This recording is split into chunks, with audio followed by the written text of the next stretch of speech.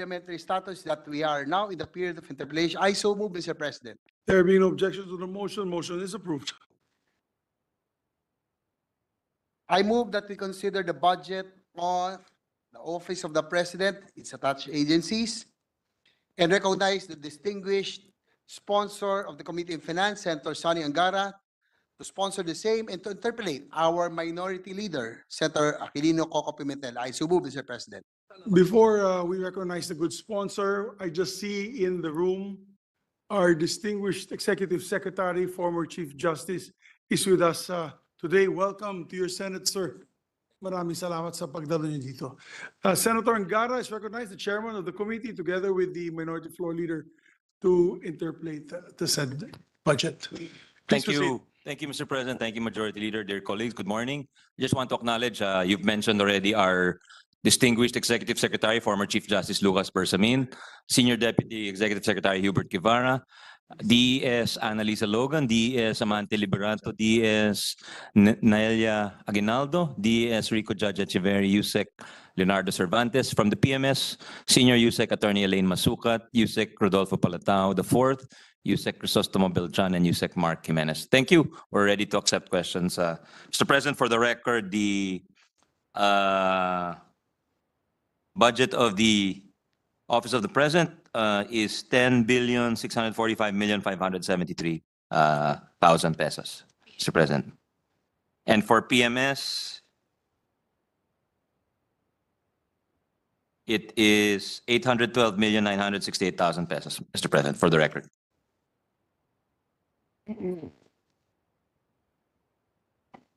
I believe first on the list is our distinguished minority floor leader, Senator Aquilino Coco Pimentel III. You may proceed, sir. Thank you.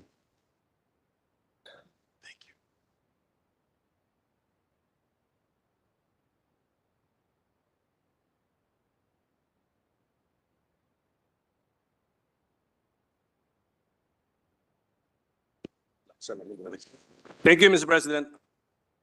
Good morning to everyone. With the permission of our sponsor, Mr. President. Yes, certainly. Good morning, distinguished minority leader.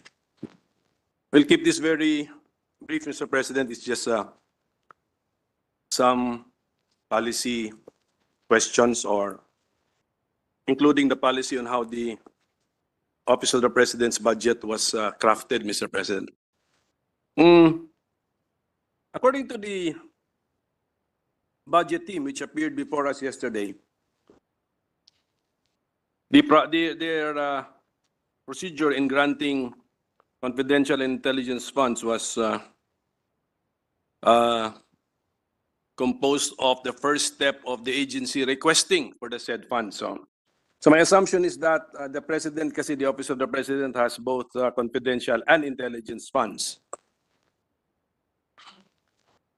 Pagdating po dun sa confidential expenses, according to the joint circular, which is being used as the authority governing the grant and the use of confidential intelligence funds, confidential expenses refer to those expenses pertaining or related to surveillance activities in civilian government agencies that are intended to support the mandate or operations of the agency.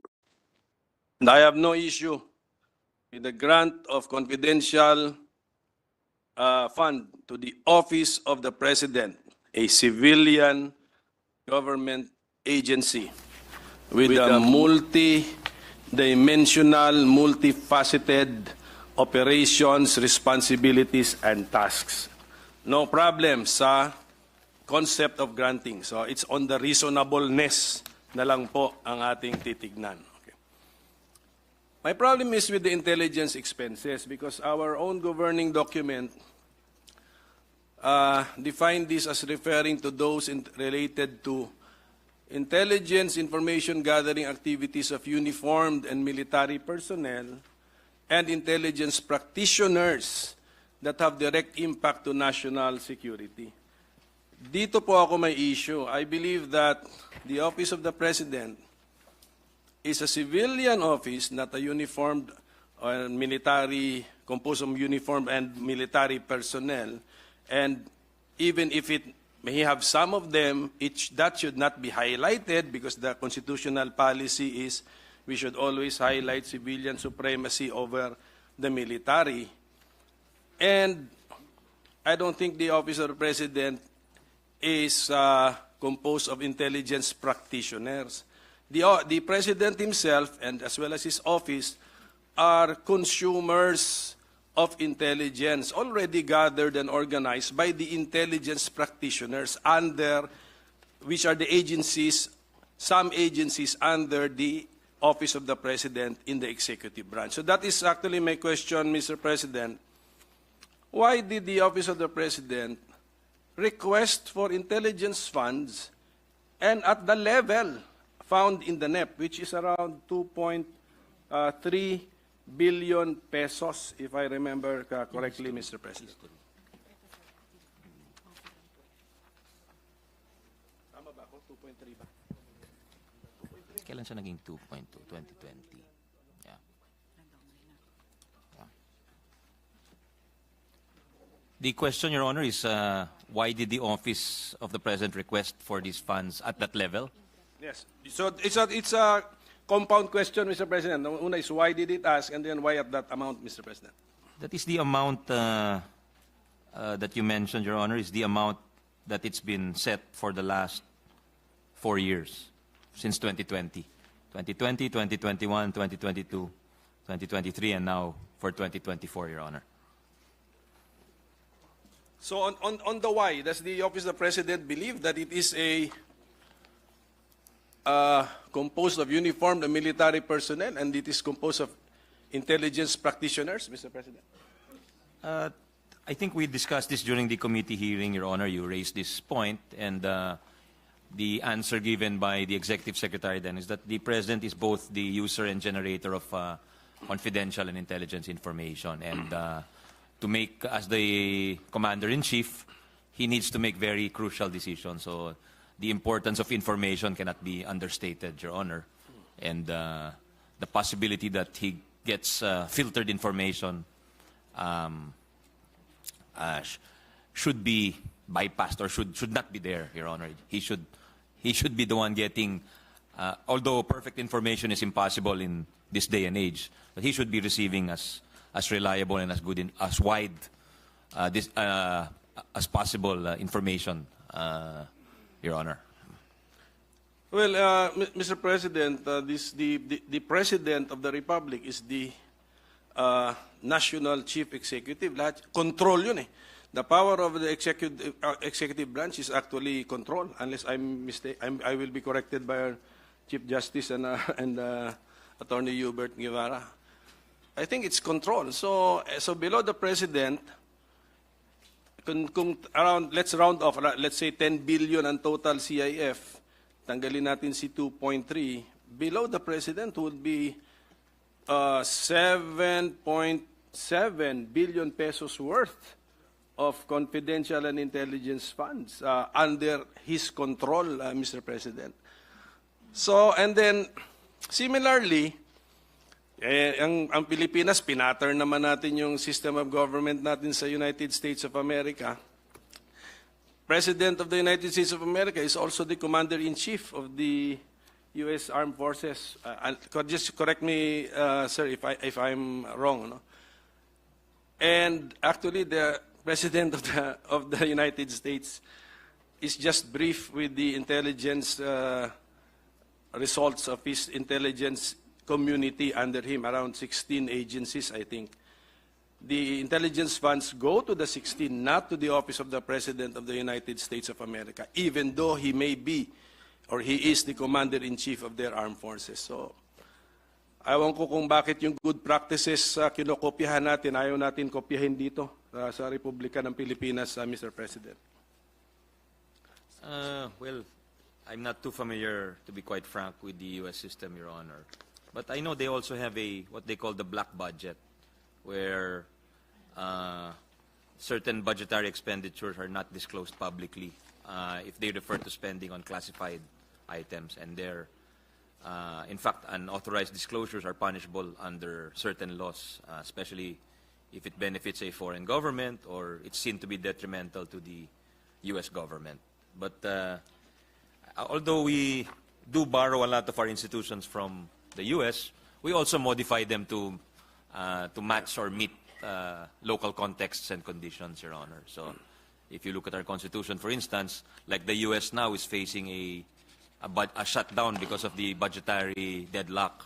So hindi mangyayari ho yun sa atin because we have our own innovation, we have the reenacted budget.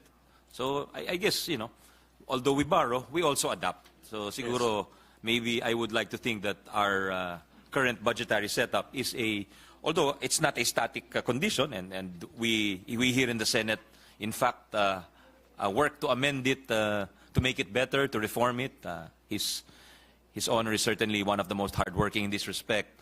So I think it's a response to how the actual experience, sabi nga ni Justice Holmes, diba? It's not only logic but experience which shapes the lawmaking process, Your Honor.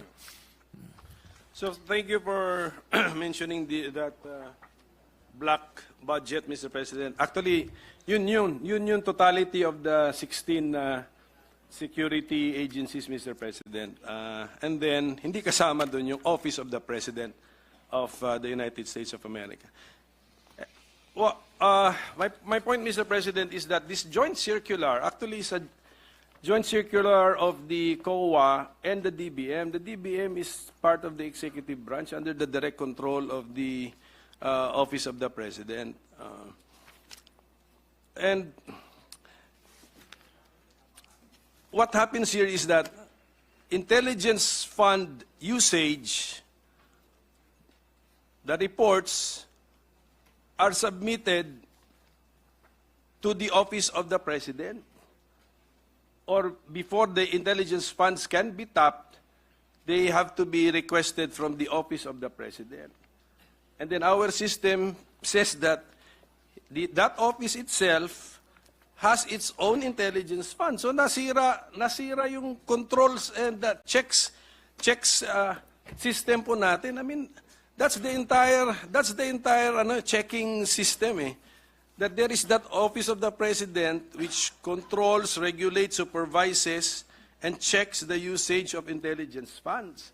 And yet, mismong siya ay binibigyan ng intelligence funds, so he reports to himself, Mr. President.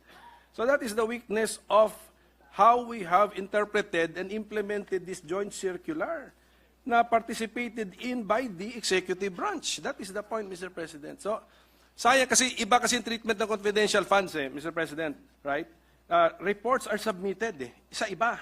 So even if the Office of the President has confidential funds, magsasubmit siya na report on the usage of the confidential funds sa sarili niyang office, sa COA, sa Senate President's Office, sa Office of the House Speaker. Ang rules sa intelligence fund, iba. And yet, granted siya, and then he submits a report to himself. Bagsak, sirang-sira ang concept of checks and balances and controls, Mr. President. And unfortunately nga, this joint circular was participated in by the executive branch. So sana they should look at the rationale behind the rules, yung how it was divided. Kaya nga tayo nagdi-divide, although overlapping din yung gastos dyan Overlapping, magastos mo, same activity, mag-charge mo sa confidential and sa intelligence fund. Actually, may similarity po So that's my point, Mr. President. So I hope that the Office of the President, if I could appeal to their siguro strict legal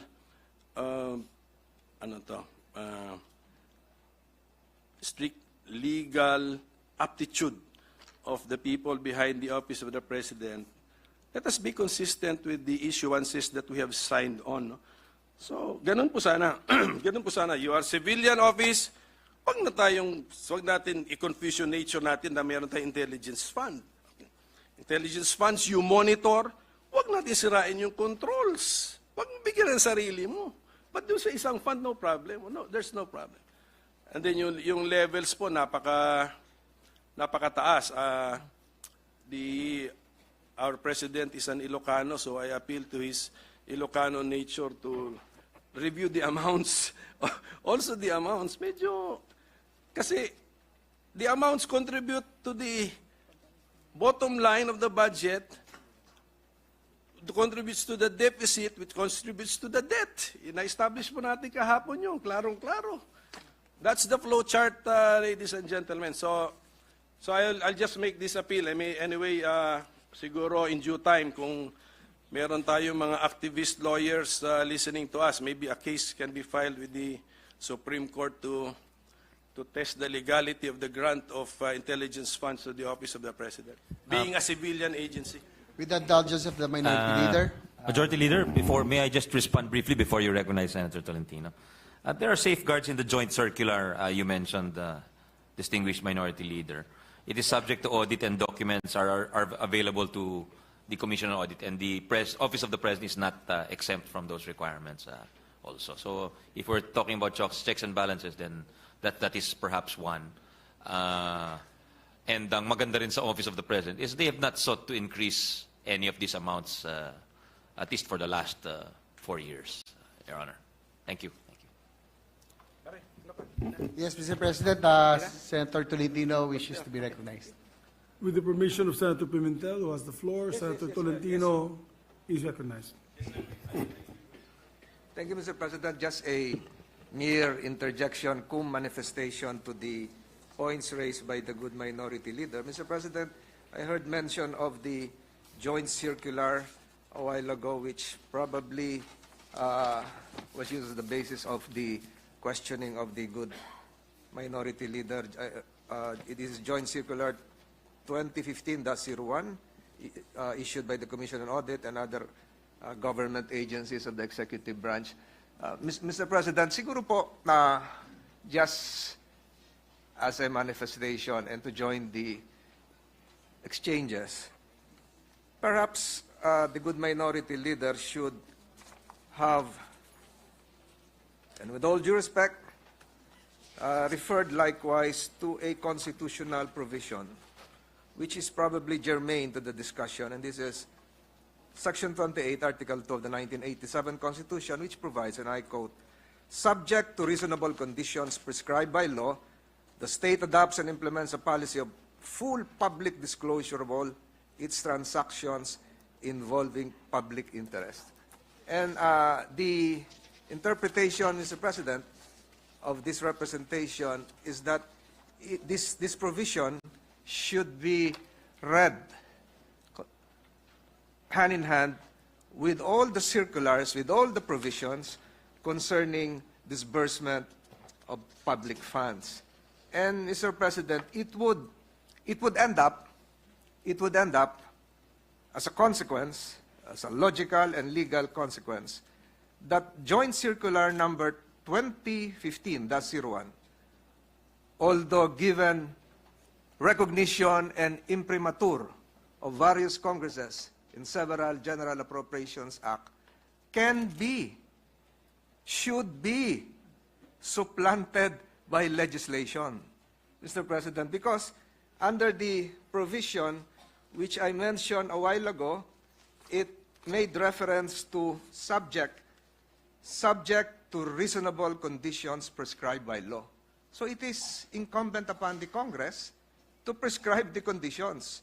So what I'm saying is that, Mr. President, the Congress, the Senate, can and should amend the joint circular, because the joint circular, as perceived by this representation, is not by virtue of a valid delegation of legislative power. We cannot abdicate, Mr. President. This is power over the purse.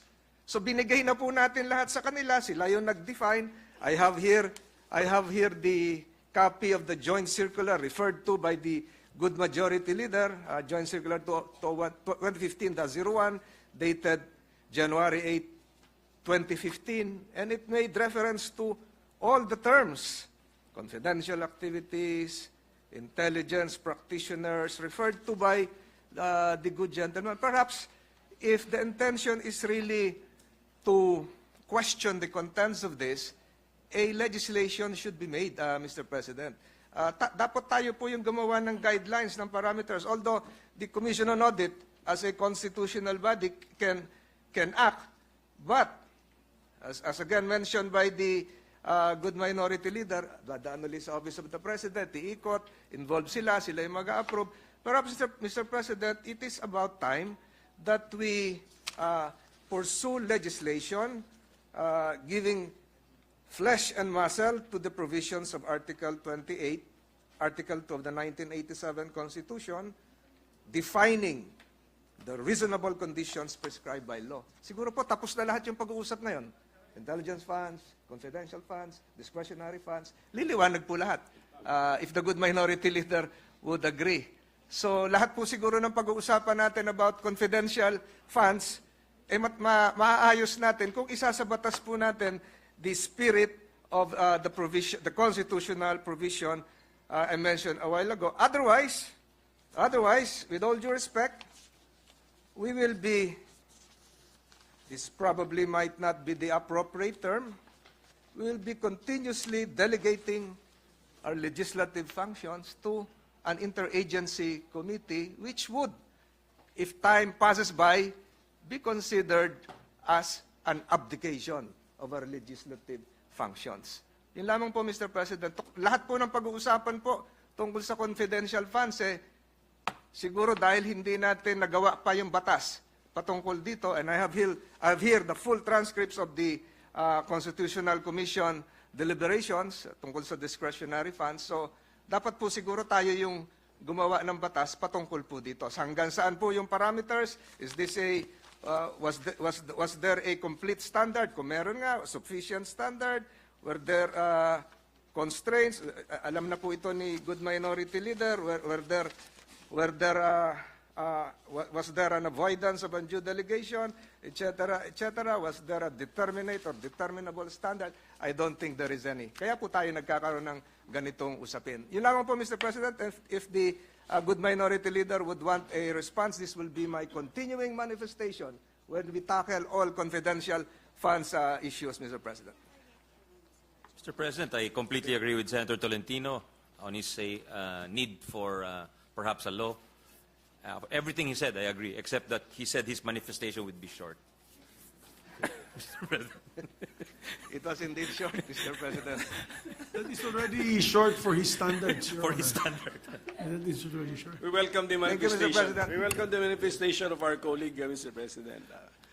We are open here in the Senate. Mr. Senate President, we welcome interventions from our colleagues.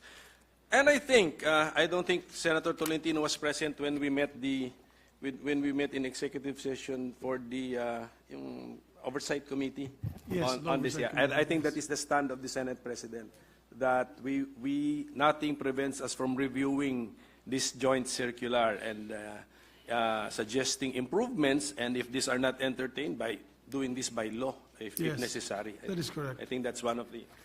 That will be actually one of the recommendations, Your Honor, Yes, of our committee.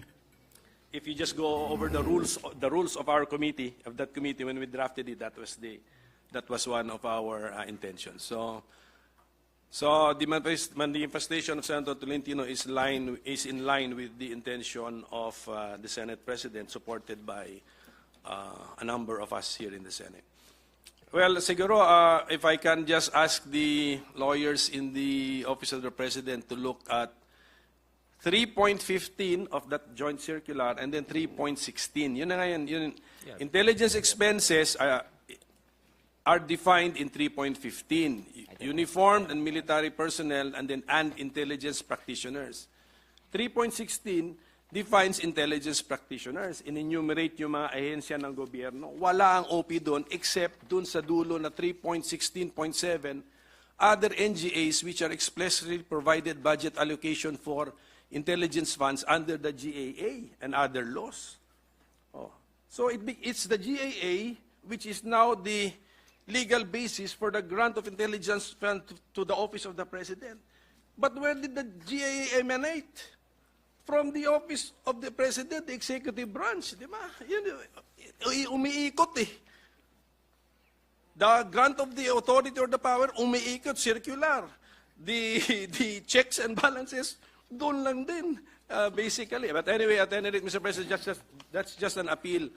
So that, because one of the issues, of course, during budget season would be the ballooning debt of the country. So, kung saan tayo makahanap, makakat, especially kung questionable naman yung legal basis, alisin na po natin. Or kahit na clear yung legal basis, but yung amount masyado naman pong unreasonable na, we should also cut.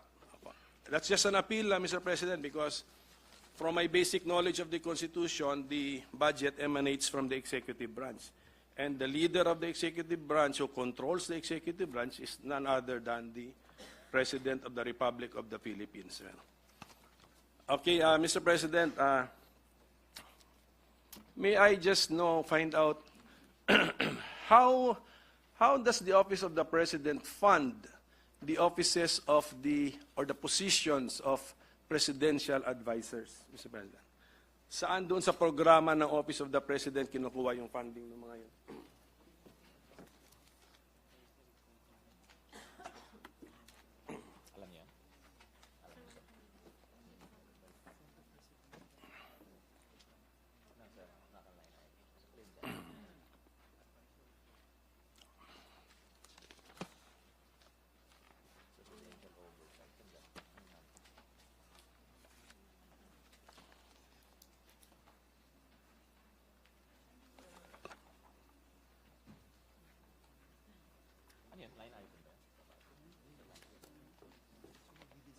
There's a line item, I'm informed, Your Honor, on the Presidential Advisory Program, and that's the source for the funding of the presidential advisors, Your Honor.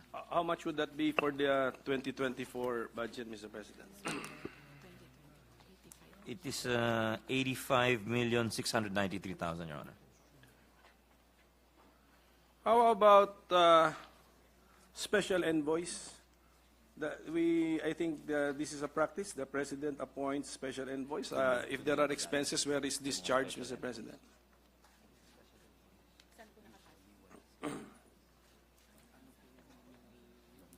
I was told that special envoys are usually just nominal titles or titular figures with no actual salary. Yes. I remember when my father was special envoy to the EU, he received only a 1 peso salary. Your Honor. No incidental expenses incurred by the special envoy chargeable to None. government? None, Your Honor. And so that I will not be confused, Mr. President, ito pong budget natin for the maybe salaries and expenses, related expenses of the presidential advisors is found in the OP or in the budget of the PMS, Mr. President? OP siya. This is the OP, Your Honor. Yeah. Okay. Who spent for the ad campaign, We Give the World Our Best, which was seen in the London buses, Mr. President?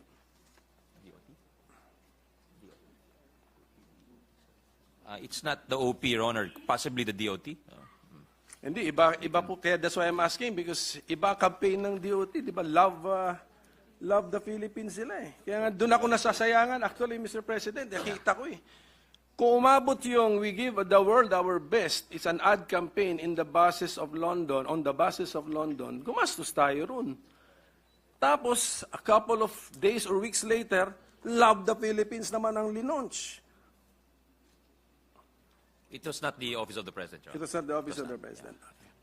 So it was not a certain presidential advisor. Kung ganun. Kung meron man, it was not official funds, malamang ho. Baka initiative niya personally, di ba? Maaring ganun. But So, definitely... may we know if the Office of the President or anyone in the Office of the No, I'm President just is even speculating. aware of that Yeah. ad campaign?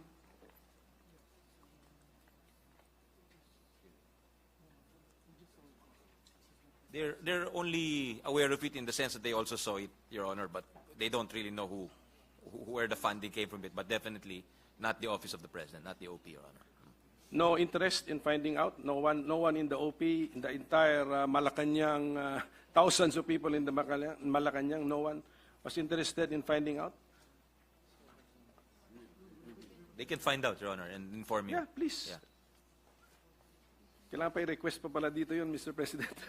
Hindi rin nila alam, Mr. President. Well, walang kusa, walang interest, wala tayong interest sa what's happening. That's an ad campaign. It mentions our country. Sa London, wala. Nobody lifted the finger to find out. Background information, wala. No one. Okay, sige. Anyway, Mr. It President. was still during the time of Paul Soriano, Director Paul Soriano, Your Honor. That's what I'm told. So, baka siya nakakaalam ho. We will ask. Wala na ba siya ngayon? Wala na po. Wala. Wala na. Pero dapat ang mga institutions natin o agencies, may mga institutional memory naman. I mean, di ba? Pag-alis ng tao, wala nang may alam. What's happening to our government agencies, Mr. President? Wala tayong memory. So, okay, so si Papa Larry Gadon, nandiyan pa? Still with the government? I was hoping to meet him here and He's a presidential advisor. He's the presidential advisor for poverty alleviation, Your Honor. kaya nga I would have wanted to listen to his plans. Ano bang plano? I mean, that's a big challenge, Mr. President. Anyway. So how much are we supporting that poverty alleviation office? the salary for secretary. How about staffing? Ilan ang staff niya? So wala pa siyang staff. So wala pa siyang. He receives a salary, Your Honor, but as of the moment, I think he has proposed a staff, but that is not reflected yet in the budget proposal because nung na-propose na nila yung budget for the Office of the President, hindi pa na-take up yung staffing niya. But siguro may space naman dun, Mr. President, to accommodate. Kasi ang bigat nung I mean, that's poverty alleviation po ang mandate niya. So, let's give him all the support that is necessary, Mr. President. In-appoint po siya eh. Yeah, they said they can find from their MOE possible assistance to his office, Your Honor. Kasi ang questions ko sa mga agencies is paano kayo nararamdaman ng taong bayan eh. Ganun eh. So, ganun din. Baka kung mag-appear siya sa Senate, tatanungin ko siya. Hindi pa kita nararamdaman na Papa, Larry. Wala. He's Papa because he's presidential advisor on poverty alleviation. I see. That's it. Thank you. What did you have in mind? What did you have in mind, Mr.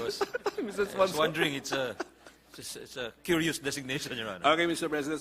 So ito na lang po, we have to address this kasi kumakalat sa you appoint special envoys, but has Malacanang appointed a certain Michael Ma as a special envoy of the President? Is he anything? Is he a presidential advisor? He was a special envoy, but no longer, Your Honor. Once upon a time. So can I get the period of time that he was special envoy? We will furnish, Your Honor. We're just waiting for the information. Could you, if it's all right with you, we'll await the information. Sige, they may have been, surprised with the questions. Sige, ganun na lang po siguro. Just give me the. So it is true that once upon a time, Malacanang designated a certain Michael Ma as the President's special envoy to the People's Republic of China, if I'm not mistaken. Yes, that's correct, Your Honor. Okay. That may have been true once upon a time, but no longer true today. Yes, sir. Okay, so, Yes, Your Honor. so I think, Mr. President, thank you. That would be all. Kasi we need to clarify these things. Actually, kayo rin ang nasisiraan. So if you don't clarify, if you allow these allegations or chismis siya before, but it turns out hindi pala siya chismis because it had some factual basis. It had some factual basis. Okay. So, thank you for the forthrightness of the truthfulness and the honesty of our resource persons, Mr. President. Thank you also for their understanding and patience. Thank you to the distinguished minority leader. I was also honest and forthright in my answers. Not just the resource persons, Your Honor. Yes, I'd like to. I'm just kidding, Your Honor. Before I recognize the majority floor leader, I'd like to put on record as well that all the CIF of these agencies, confidential intelligence funds, are submitted by report to the Office of the Senate President together with the Office of the Speaker of the House.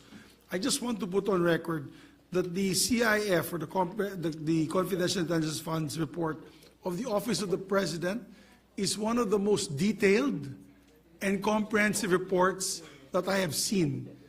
It is the most detailed among all the other agencies, Your Honor. And I think, I'm not sure if you were there in that meeting, Senator Angara, but it was about 2 books detailing each and every Yes. disbursement. And the nice thing about it, it's a complete report wherein this fund of this amount was disbursed, for example, Tipster, Yes. for anti-drug program, and which led to an apprehension, Yes. which led to a filing of a case, Yes. and actually the case is ongoing. So napaka-detalyado ng report. I must commend. I confirm that, Mr. President. I Yes. was there. Senator Minority Leader Pimentel was there. I think Senator Risa was also there, if I'm not mistaken.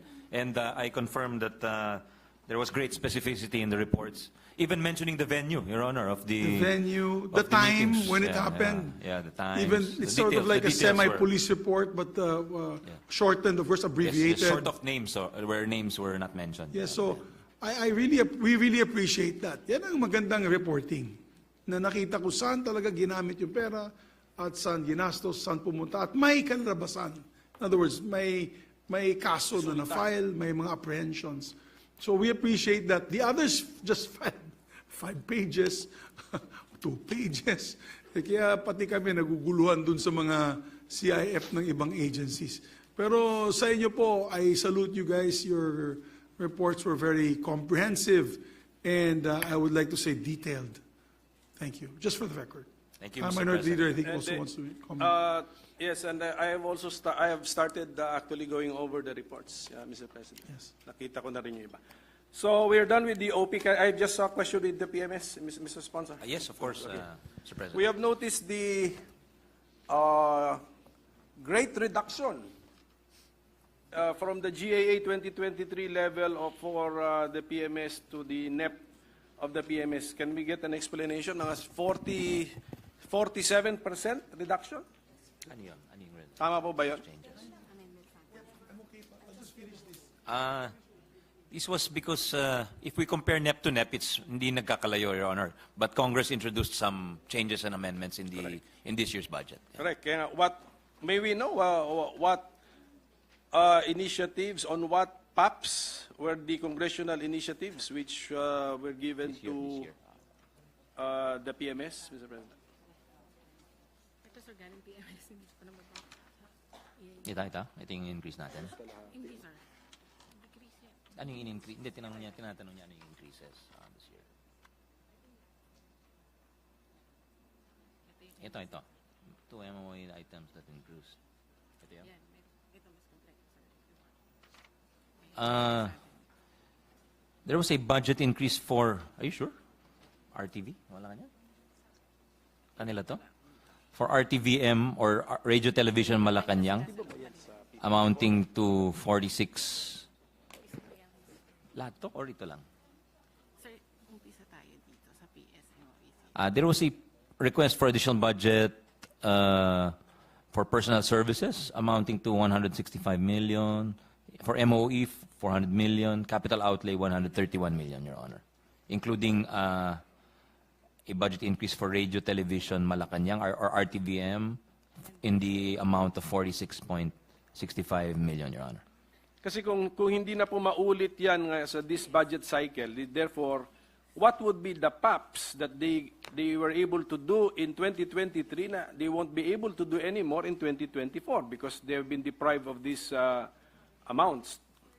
Mr. President, ano ba pinakamahalagang aktibidades doon? A lot of the travel, Your Honor. Foreign travel, yeah. Oh, how come we did not anticipate this in the NEP?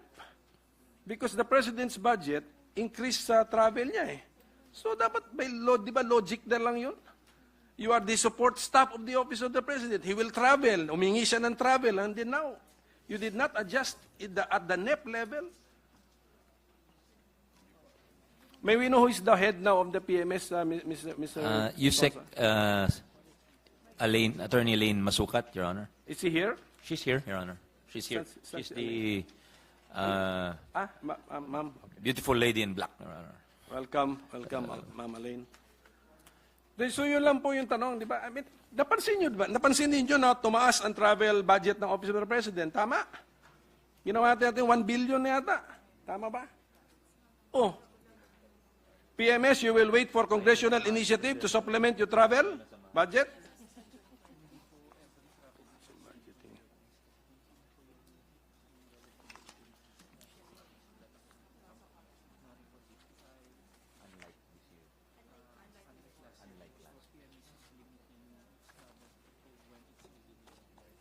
Well, PMS is not always accompanying the President, Your Honor, unlike previous year. So they're only on a as needed basis, Your Honor. It's usually, going forward, it will usually just be the agencies that are really needed for those travels, Your Honor. Yeah, but for 2023, they asked for it and they got it. And then halos half of your budget kasi congressional initiatives. But at any rate, I just want them to know that this has been observed. I mean, so Yeah. for 2024, are you asking for some congressional initiatives also? Just like you did for this year? As of now, nothing yet, Your Honor, but nothing prevents us from adding to their budget if necessary. Well, they just justified that it is not necessary anymore, Mr. President. Sinabi na po natin yung sponsor that they will no longer travel with the President. So good. Is that office led by an Ilocano, Mr. President? Huh? Are you an Ilocana, ma'am? No, That's the trait that we want in budgeting, Mr. President. So for that, congratulations for that. So thank you once again, Mr. Sponsor. And Thank you very much, distinguished minority leader. Mr. President, there being no other reservation for interpellation, I move that we close the period of interpellation and consider the budget of the Office of the President, the Presidential Management Staff, and as well as other agencies to be deemed submitted for the body's consideration. I so move, Mr. President. There being no objection to the motion, the budget of the President's Office, OP, and other executive offices like the Presidential Management Staff is hereby deemed submitted. Congratulations to the men and women of the OP and PMS. May I ask for a minute suspension?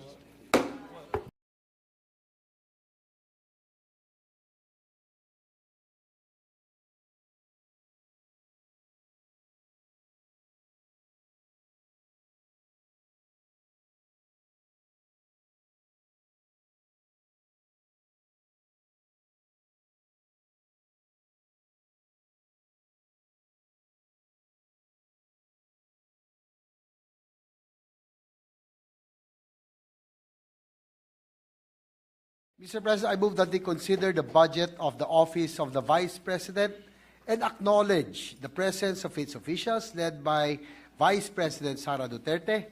We now recognize the distinguished Chair of the Committee on Finance, Senator Sonny Angara, to sponsor the same and to interpellate our Deputy Minority Leader, Senator Risa Ontiveros. I move that they be recognized. Yes, before I recognize the gentleman and lady, I would just like to, of course, welcome to the Senate our distinguished Vice President Sara Duterte, may silingan in Mindanao. Ma'am, mayong buntag, ma'am. And to the whole family of the DepEd community, good morning to you all. So we'd like to recognize a distinguished sponsor, Senator Sonny Angara, and to interpolate a distinguished colleague, Senator Risa Ontiveros. Thank you, Mr. President. Thank you, Majority Leader. We're ready to receive questions. But just for the record, the budget for the Office of the Vice President is 1,874,019,000 pesos. Thank you, Mr. President. Salamat kaayo, Mr. President. Magandang umaga pong muli, good chair, and to the OVP, maayong buntag. Mr. President, good chair, in 2022, the confidential funds of the Office of the Vice President were augmented by 125 million pesos from the Office of the President. Now, during the proceedings at the House of Representatives, it was stated that the OVP submitted on January 17, 2023, a liquidation report covering these funds. Currently, the Commission on Audit is auditing the use of this 125 million and has committed to finish by the 15th of this month. Sayang hindi lang umabot dito sa ating plenary interpellation. Pero, Mr. President, good chair, ano na po yung status ng audit na ito? I'm not sure, ma'am, but maybe we can ask the Commission on Audit when they come before us next week. When they Will do, Opo, that Mr. they would be Chair. in a best position to answer, Your Honor. Mr. President. The chair is not in receipt of any initial findings of the COA. No, Your Honor. Thank you, Mr. President, good chair. Now, that said fund transfer or augmentation is being challenged as a longtime senator and as our Committee on Finance chair. Ano po tingin nyo, Mr. President, good chair? Anong tingin ng good chair ang pwedeng maging pinaka-prudent na policy kaugnay ng augmentation ng isang budget category na hindi na-allocate naman ng funds in the first place? Dapat bang i-regulate ang ganitong practice o kaya ipagbawal pa natin ng Kongreso? Thank you, Your Honor, Senator Risa, our Vice Chair and Deputy Minority Leader. Your Honor, what I was told is this was not an augmentation because an augmentation has a very technical meaning in budgetary terms. What I was told is this is a release from the contingent fund, thus not subject to the rules set forth in laws and jurisprudence, which pertain specifically to augmentation of savings, which are authorized to be done by the Senate President, by the Chief Justice, and other officials who are permitted explicitly by the Constitution. Salamat, good chair. Conceding for the moment na at least sa ngayon, hindi subject or hindi pa subject sa rules at procedures ng augmentation at pinag-dedebatihan pa nga, di ba, kung augmentation nga ba yung nangyari or ibang proseso. Still, kung hindi pa yung rules at procedures ng augmentation, such a move of big money from the most important office of government to the second most important office of government, syempre, kailangan siyang ngayon sana o eventually, sooner than later, mag-govern ng mga rules at saka procedures. So, kapag nabuo na or mabubuo na yung rules at procedures na iyon, ano, Mr. President, ang tingin ng good chair na dapat maging prudent policy tungkol sa ganyang klasing augmentation man yan o release man yan, basta paglipat ng malaking pondo mula sa importanteng opisina papunta sa importanteng opisina. Hindi ba dapat ma-regulate yung ganitong practice? Or even, given kung gaano kalabo yung kasalukuyang rules at procedures at given kung paano naging kontrobersyal itong mismong paglipat ng mismong perang ito, hindi kaya dapat ipagbawal ng Kongreso? Sa akin, ma'am, medyo specific na ho yung nasa batas ho natin ngayon, kasama na po yung mga desisyon ng Korte Suprema, specifically yung Araulio decision. Dahil doon, nakalagay doon na kung ano yung mga patakaran sa paglilipat ho ng pondo. And again, I'm referring to the transfer or not transfer rather, but the augmentation of budgetary items, meaning specifically savings. At doon, pag yan ang pinag-uusapan, yung kategoryang yan, meron ho talagang mga very specific rules doon sa, bukod sa konstitusyon or sa ligang batas, meron din ho nakalagay ho sa mga desisyon. So yung bawal po yung cross-border transfers, kailangan existing po yung budgetary item bago ma-augment siya ng ibang pondo galing sa savings. Ito pong nangyari dito sa OVP, ito po ay release mula sa contingent fund ho, which for 2022 was 13 billion pesos and it's still the same amount to this day. At ito pong contingent fund ay sumasagot sa mga pangangailangan po ng gobyerno at lahat po, iba po ang patakaran dito. Hindi po itong dahil hindi nga ito augmentation ng savings, iba po ang patakaran pagdating ho sa pag-release or paglabas ng pera mula sa contingent fund, Your Honor. Salamat, Mr. President. Good sponsor. Kaya nga, interesante at tingin ko rin po importante yung sinimula nating pag-usapan kahapon na simula dun sa kasalukuyang special provision tungkol sa contingent fund na nagpapayag at nagbabawal din sa mga specific kinds of releases. Nagbabawal halimbawa sa paggamit ng contingent fund para sa motor vehicles. Kaya po binuksan ko na rin kahapon, Mr. President, good sponsor, yung posibleng at the proper time pag-amyenda na ipagbawal din mula sa contingent fund ang pag-augment or ang pag-release o paglipat patungo sa CIF ng ibang opisina. At kaya lalo din, Mr. President, good sponsor, yung diskusyon nga natin ay magiging very timely at the appropriate time. Siguro, Mr. President, good sponsor, yung susunod na punto ko, pwede po bang mag-provide ang good share ng mga kahit general details kung paano yung 125 million na iyon ay ginastos, no? Considering yung said amount ay inexpend sa loob ng 11 araw. Malay natin, may election dito, best practices ng OVP na yung ibang mga ahensya gamit ito pwedeng pagandahin yung kanilang absorptive capacity considering na yung underspending gaya ng sinimula nating pag-usapan kahapon, major problem pa rin, no? Tulad sa ating diskusyon sa interpellation kahapon.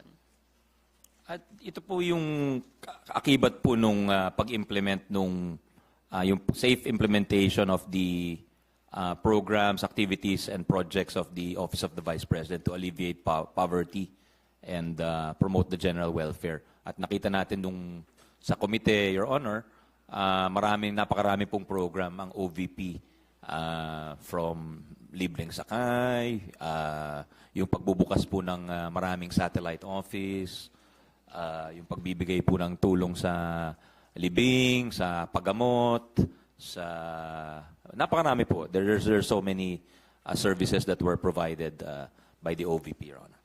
So ibig sabihin, Mr. President, good sponsor, yung 125 million ginastos sa 11 araw o on average mga 11.3 million a day ay ginamit lahat yan para lang ligtas na maimplementa ang mga libreng sakay o paghahanda para magbukas ng satellite offices o magpalibing, magpagamot na itong lahat yung pagsisiguro ng kaligtasan nito, yan ay umabot sa on average 11.3 million pesos a day, Mr. President? Yung 11 days, yun po yung period of disbursement ng pera ho. But if you include the period for obligation, it was actually 19 days. And if we look at the services performed or the use of the funds, goes beyond actually the 11 or whether there's 11 days or 19 days. 19 days pertaining to the period from when the SARA was issued, which allows the agency to obligate the funds to the day it's finally paid for, where the services or any contracts are paid for, and thus the cash is considered disbursed.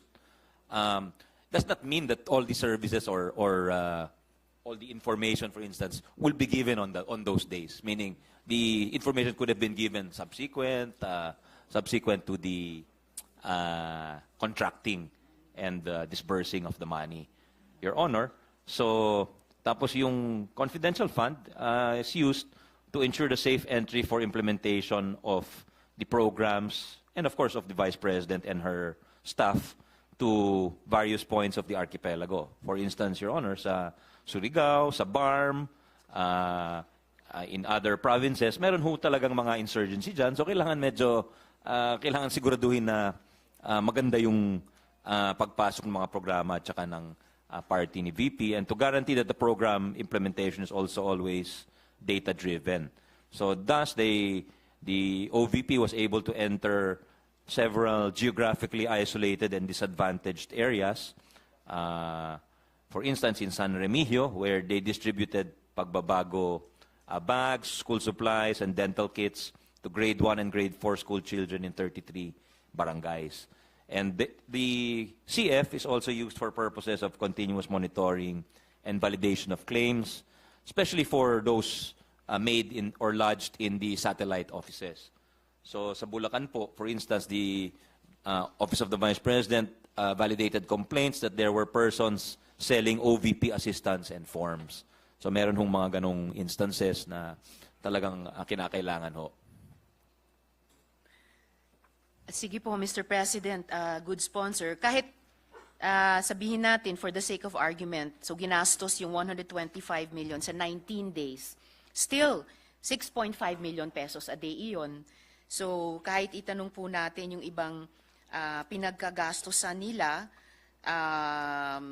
information, different provinces or regions, lalo na yung mga apektado pa rin ng insurgency, sigurado naman hindi lang yung OVP security ang nag-secure ng OVP, whether the head of office or the personnel or the implementers ng mga programa, pero yung AFP at PNP on the ground. Well and good, data-driven, dapat yung mga programa. In GIDA areas, ito po ay termino din ng Department of Health. So, malamang sa hindi or posible nakikipag-ugnayan ng OVP dun sa mga programa, activities at proyektong iyon sa DOH. Hindi kaya yung mga bags, school supplies at dental kits ay tumatawid na sa budget naman ng DepEd na concurrently hinihead ng Vice President. So, claims, various provinces, validation of complaints. Again, still, even with this listing, palagay ko lamang po, Mr. President, good sponsor, reasonable pa rin itanong kung bakit posibleng umabot sa 11.3 million pesos a day ang gastos. And in any case po, just for the sake of thinking aloud, hindi po ba pwedeng i-convert yung mga worthwhile programs sa mga ito into line items sa budget? Mr. President. Your Honor, actually the funds were requested as early as August 2022, but the SARO, or the authority to obligate and disburse the money, was only given in December. So talagang, kumbaga, obligado rin silang gastusin yung pera, Your Honor. Kasi kung hindi, di ba, we have a modified cash-based budgeting.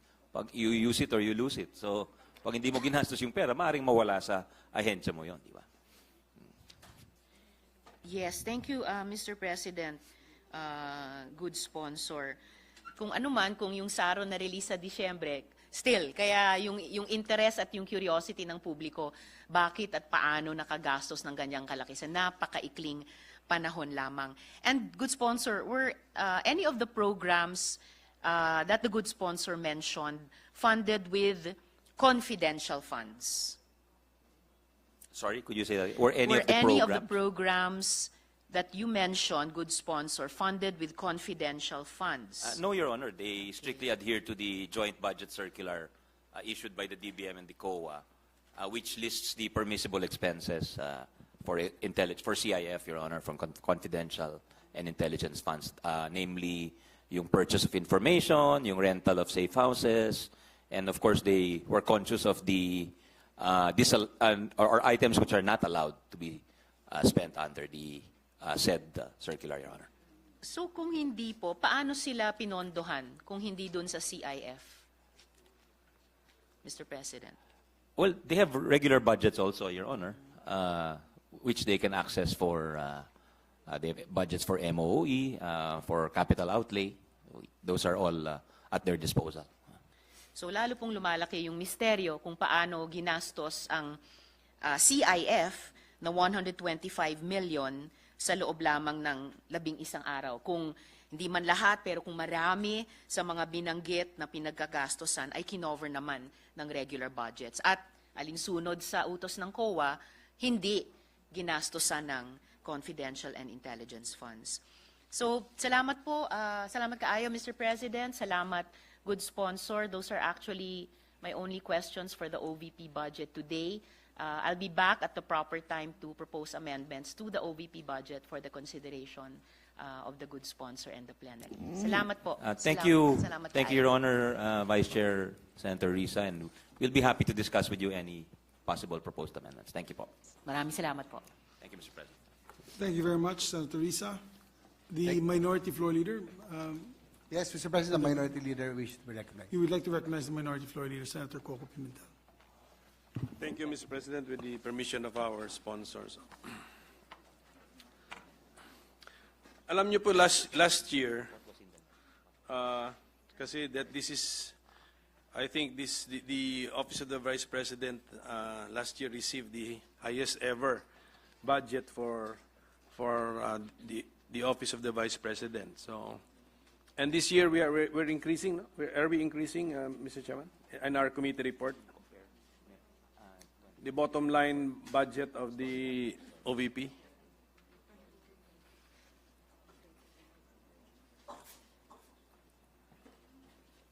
For 2024, it's increased by 30.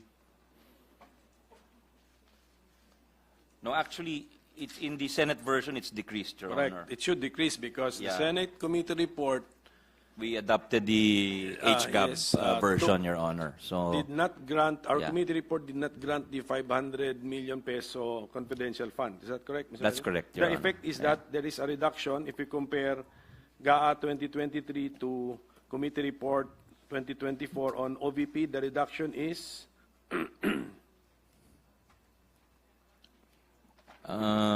500. But it's the figure of 2.343 billion minus 1.874 billion, Your Honor. So if the staff would calculate, please. Only Senator Bongo can do these calculations without a calculator. Anyway, yes, we get the idea, Mr. President. Hindi pala reflected to sa ating summary because we were comparing it with the House version. Apo. It is less by 469 million, Your Honor. Okay, sige. So that means we remove 500 and some other items increase siguro most likely, Mr. Chairman, if you can tell us which ones. Kasi by 30 million may nag-increase. It may be the automatic appropriations. Sa sweldo.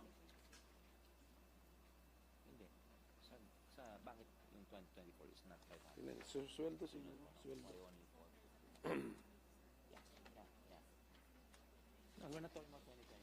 We're talking about 2024. Why is it only 469 when tinanggal natin yung 500?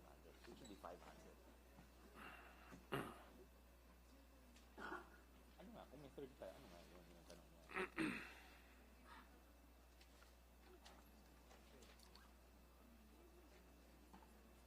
You get it? Because if we do 500, it should be less by 500. Yeah, yeah.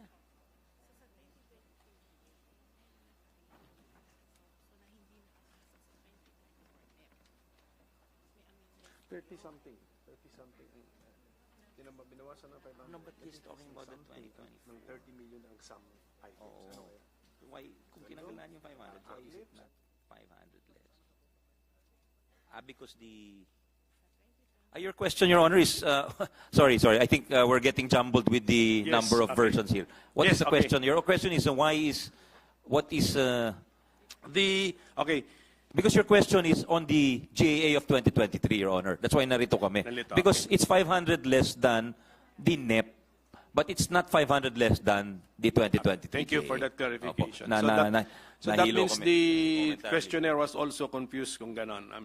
Pero that's the statement from the sponsor. NEP compared to our committee report, the budget, NEP 2024 Kung NEP, NEP, 500, opo. it's a clean 500 million. Yes, so yes. we know Yes, where we got that from. Okay, so Because your question was about Yes, the okay, 2023 klaro na GAA. po. Kaya Yes, na-confuse kami momentarily. So I am amending my question and I'm now getting the correct answer. Hindi po ba the budget, itong pag-appear ng agencies is the time for them to make some appeals? If the Congress is entertaining cuts in their budget, this is the time for them to make an appeal. If they want a restoration, augmentation, or anything changes in their budget. So, if we can ask the Office of the Vice President, the Vice President herself is here, Mr. President. Is she making an appeal for the restoration of the 500 million confidential fund to her budget, Mr. President?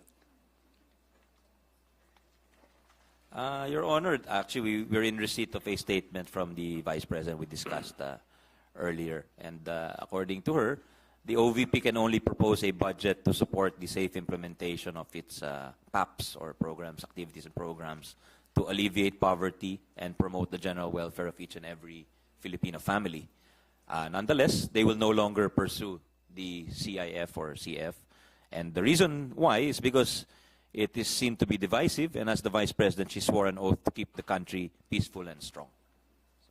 So just as I commended the Office of the Ombudsman, the Department of Migrant Workers, and the other agencies which willingly gave up their CIF or the CF or did not even ask for these funds, given this latest manifestation by the Vice President, I commend her, Mr. President, for now categorically stating to this House that it's not a deferral to our wisdom.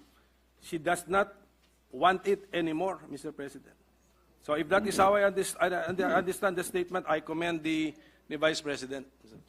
Senator Tolentino. Senator Tolentino is asked to be recognized. Senator Tolentino. Thank you, Mr. President. Just a quick manifestation cum intervention again, and to remind this committee that I made a continuing manifestation a while ago relative to the existence of the joint circular emanating from COA and various agencies, and the possible remedial legislative measure that would enable Congress to comply with the reasonable conditions provided for under the Constitution. Mr. President, perhaps the minority leader, with all due respect, should be reminded that budget proposals coming from the House, going to the Senate may propose or concur with amendments. That would be the operative words coming from the Constitution itself. So it's no longer lodged with the Office of the Vice President, but the decision should come from this chamber, Mr. President, just to manifest that constitutional provision. But we agree that there was a nod, a concurrence coming from the head of the office itself. Thank you, Mr. Thank President. you for that reminder, Mr. President. Although the Constitution is on my desk, I don't think I need reminding anymore, Mr. President. But at any rate, that's the purpose of the budget hearings, di ba? That's the purpose that we make them appear, to get their opinion. Because if we flood them with funds, sabihin nila, hindi na namin kaya din yan. I mean, we should get their reaction or their inputs, Mr. President. So, I think that settles it, Mr. President. That's a statement of the Vice President. Tama? That is the And she is statement. here, so okay na yun. So that settles everything, Mr. President. Yes, hopefully, Your Honor. So again, just as kinommend ko yung ibang ahensya ng gobyerno, with that manifestation, I commend the Vice President and the Office of the Vice President. Although last year, because of siyempre the budget was the highest ever for an Office of a Vice President. And then I looked at the programs. Sabi ko nga, parang duplication of some programs of the other agencies of the government. So, the Office of the Vice President would have to put up the structures, the necessary to implement the programs. Kunyari, medical assistance, parang parang DSW din eh. Educational assistance, parang DSW din, may program din yan. So, siguro, my question now is, kumusta po yung inyong budget utilization for all of those programs na nabanggit natin last year, like Libreng Sakay, I think you have a Kalusugan food truck, you have a Pagbabago campaign, 1 million learners and trees, You have a RISE program, Relief for Individuals in Crisis and Emergencies yun. And then you have a Medical and Burial Assistance program. You have a Magnegosyo Taday, that's your livelihood assistance program. And ito bago, parang bago, you can be VP. I don't think I heard this last year, but I may be wrong. But kumusta po yun? Because yun yung worry ko eh. We have hundreds of millions for each program, and then they look similar to existing government programs of other agencies. Ang problema, we have to now set up the structure to execute and implement the said programs. The obligation rate of the Office of the Vice President, Your Honor, is 73% as of September 30. Obligation is 73%. Okay, that's obligation. That means the funds are now, anong tawag mo doon? Obligated. So ano na siya dyan? Earmark na siya for a certain expenditure. Yes, and the disbursement rate yes. is 84%, Your Honor. 80, of ano po to? Compare it to appropriations? Over Allotments. over amounts obligated, Your Honor. 84% of the amounts obligated. And then the 70 plus of the obligation rate is over Obligations allotments? over allotments, Your Honor. Allotments. And then the how much of the appropriations have been allotted or released, di ba? Ganun yun? That's the term. Allotted means released. Fully released, Your Honor. Fully released. Okay, sorry. Okay po. And then itong ano kasi the Office of the Vice President has been I think has in its plans the construction of an the physical office of the Vice President. And is it correct that there is an entry in the unprogrammed funds of 2 billion in connection with what is this the construction of the OVP? Is that the building or the acquisition of the land, Mr. President? Tama ba ako? May 2 billion. It's for the land, Your Honor, but I think they're still under negotiations. There's still talks ongoing as to, so there's nothing final or nothing contracted out as of yet, Your Honor. Yes, but it is correct to say that in the 2024 budget, there is a 2 billion entry or item in under unprogrammed appropriations. Tama That is po ba correct, yan? Your Honor. It's for land acquisition of the Office Land of the- acquisition, Your Honor. So if there have been negotiations, so may kausap na. So where is the intended location of the Office of the Vice President? May we know, Mr. President? They're talking to a few, Your Honor. So Not just talaga- one, not just one. So it's still open. So in different areas of the country ito. So we cannot even say if it's in Luzon, Visayas, or Mindanao. Just in NCR, Your Honor. It's in NCR. Okay, thank you. Thank you for that, Mr. President.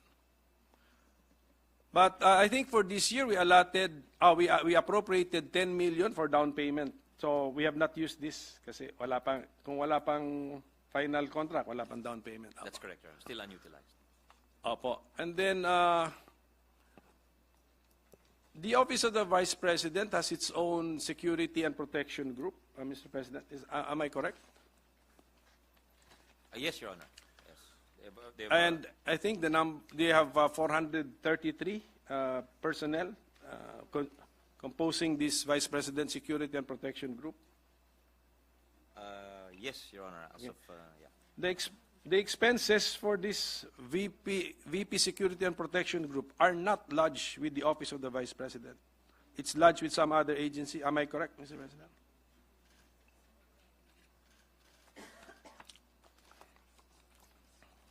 There is a special duty allowance which is for the security personnel, which is charged to the OVP budget, Your Honor. Which item under, maybe you know under what item, and then what is the total amount for that item, or is it charged against a program? Yes, we're just finding out which program, Your Honor. It's charged to the OVP budget.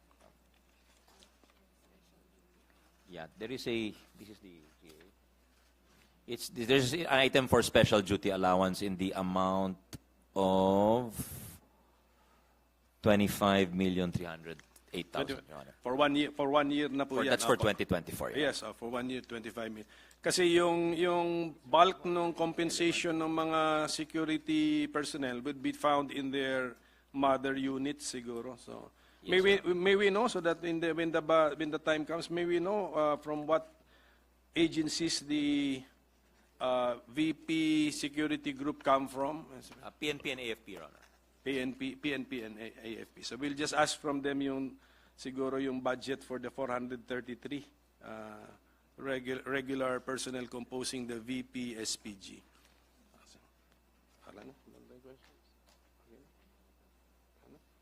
Okay, so I think, Mr. President, yun na lang po. It's good that the OVP can still efficiently execute their programs, their planned programs, Mr. President. So pero yung pagbabago yata, the plan is a million bags. You want to distribute 1 million bags. That's the long-term plan. What is this for the entire 6-year term? Is that the plan? Yes, Your Honor. A million bags. Okay, so at any rate, Mr. President, of course, I also realize we need to give the Office of the Vice President some flexibility in the budget process and some flexibility in thinking of or coming up with programs or PAPs which will make the office more relevant and somehow directly and or indirectly help the constituents of the OVP. So thank you for the patience of our OVP family, and thank you to our sponsor for his forthrightness this time, Mr. President. Maraming salamat po. Thank you, distinguished Minority Leader, for your kind words for the OVP and also for the sponsor. Thank you. Thank you very much, Majority Leader. Mr. President, there being no other reservation for interpellation, I move that we close the period of interpellation and consider the budget of the Office of the Vice President to be deemed submitted for the body's consideration. I so move, Mr. President. There being no objection to the motion of the Majority Floor Leader, the Office of the Vice President is deemed submitted. Congratulations.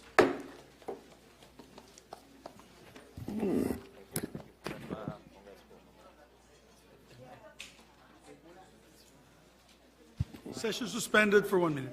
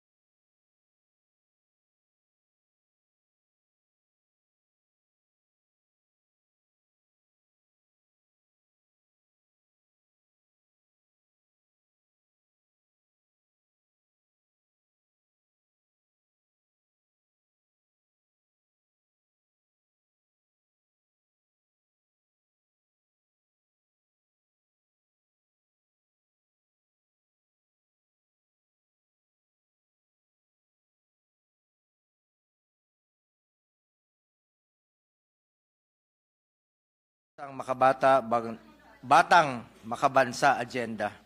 This program definitely marks a crucial moment in our nation's educational landscape, and I believe it will play a crucial role in addressing the challenges that we face in our education system. The Matatag program is truly a testament to the visionary leadership of the Vice President and the Secretary of the Department of Education. With this, Mr. President, I would also like to express my support for the increase in the budget of basic education facilities, which was allotted with an additional of 10 billion or a 44% increase from this year's allocation. Importante po ito para matugunan ang kakulangan sa mga classroom, lalo na ngayong balik na tayo sa face-to-face na po ang mga estudyante at mga guro. Marapat lamang po na mabigyan ng pansin at solusyon ang mga problema ang kinakaharap ng ating mga estudyante dahil sa kanila nakasalalay ang kinabukasan po ng ating bansa.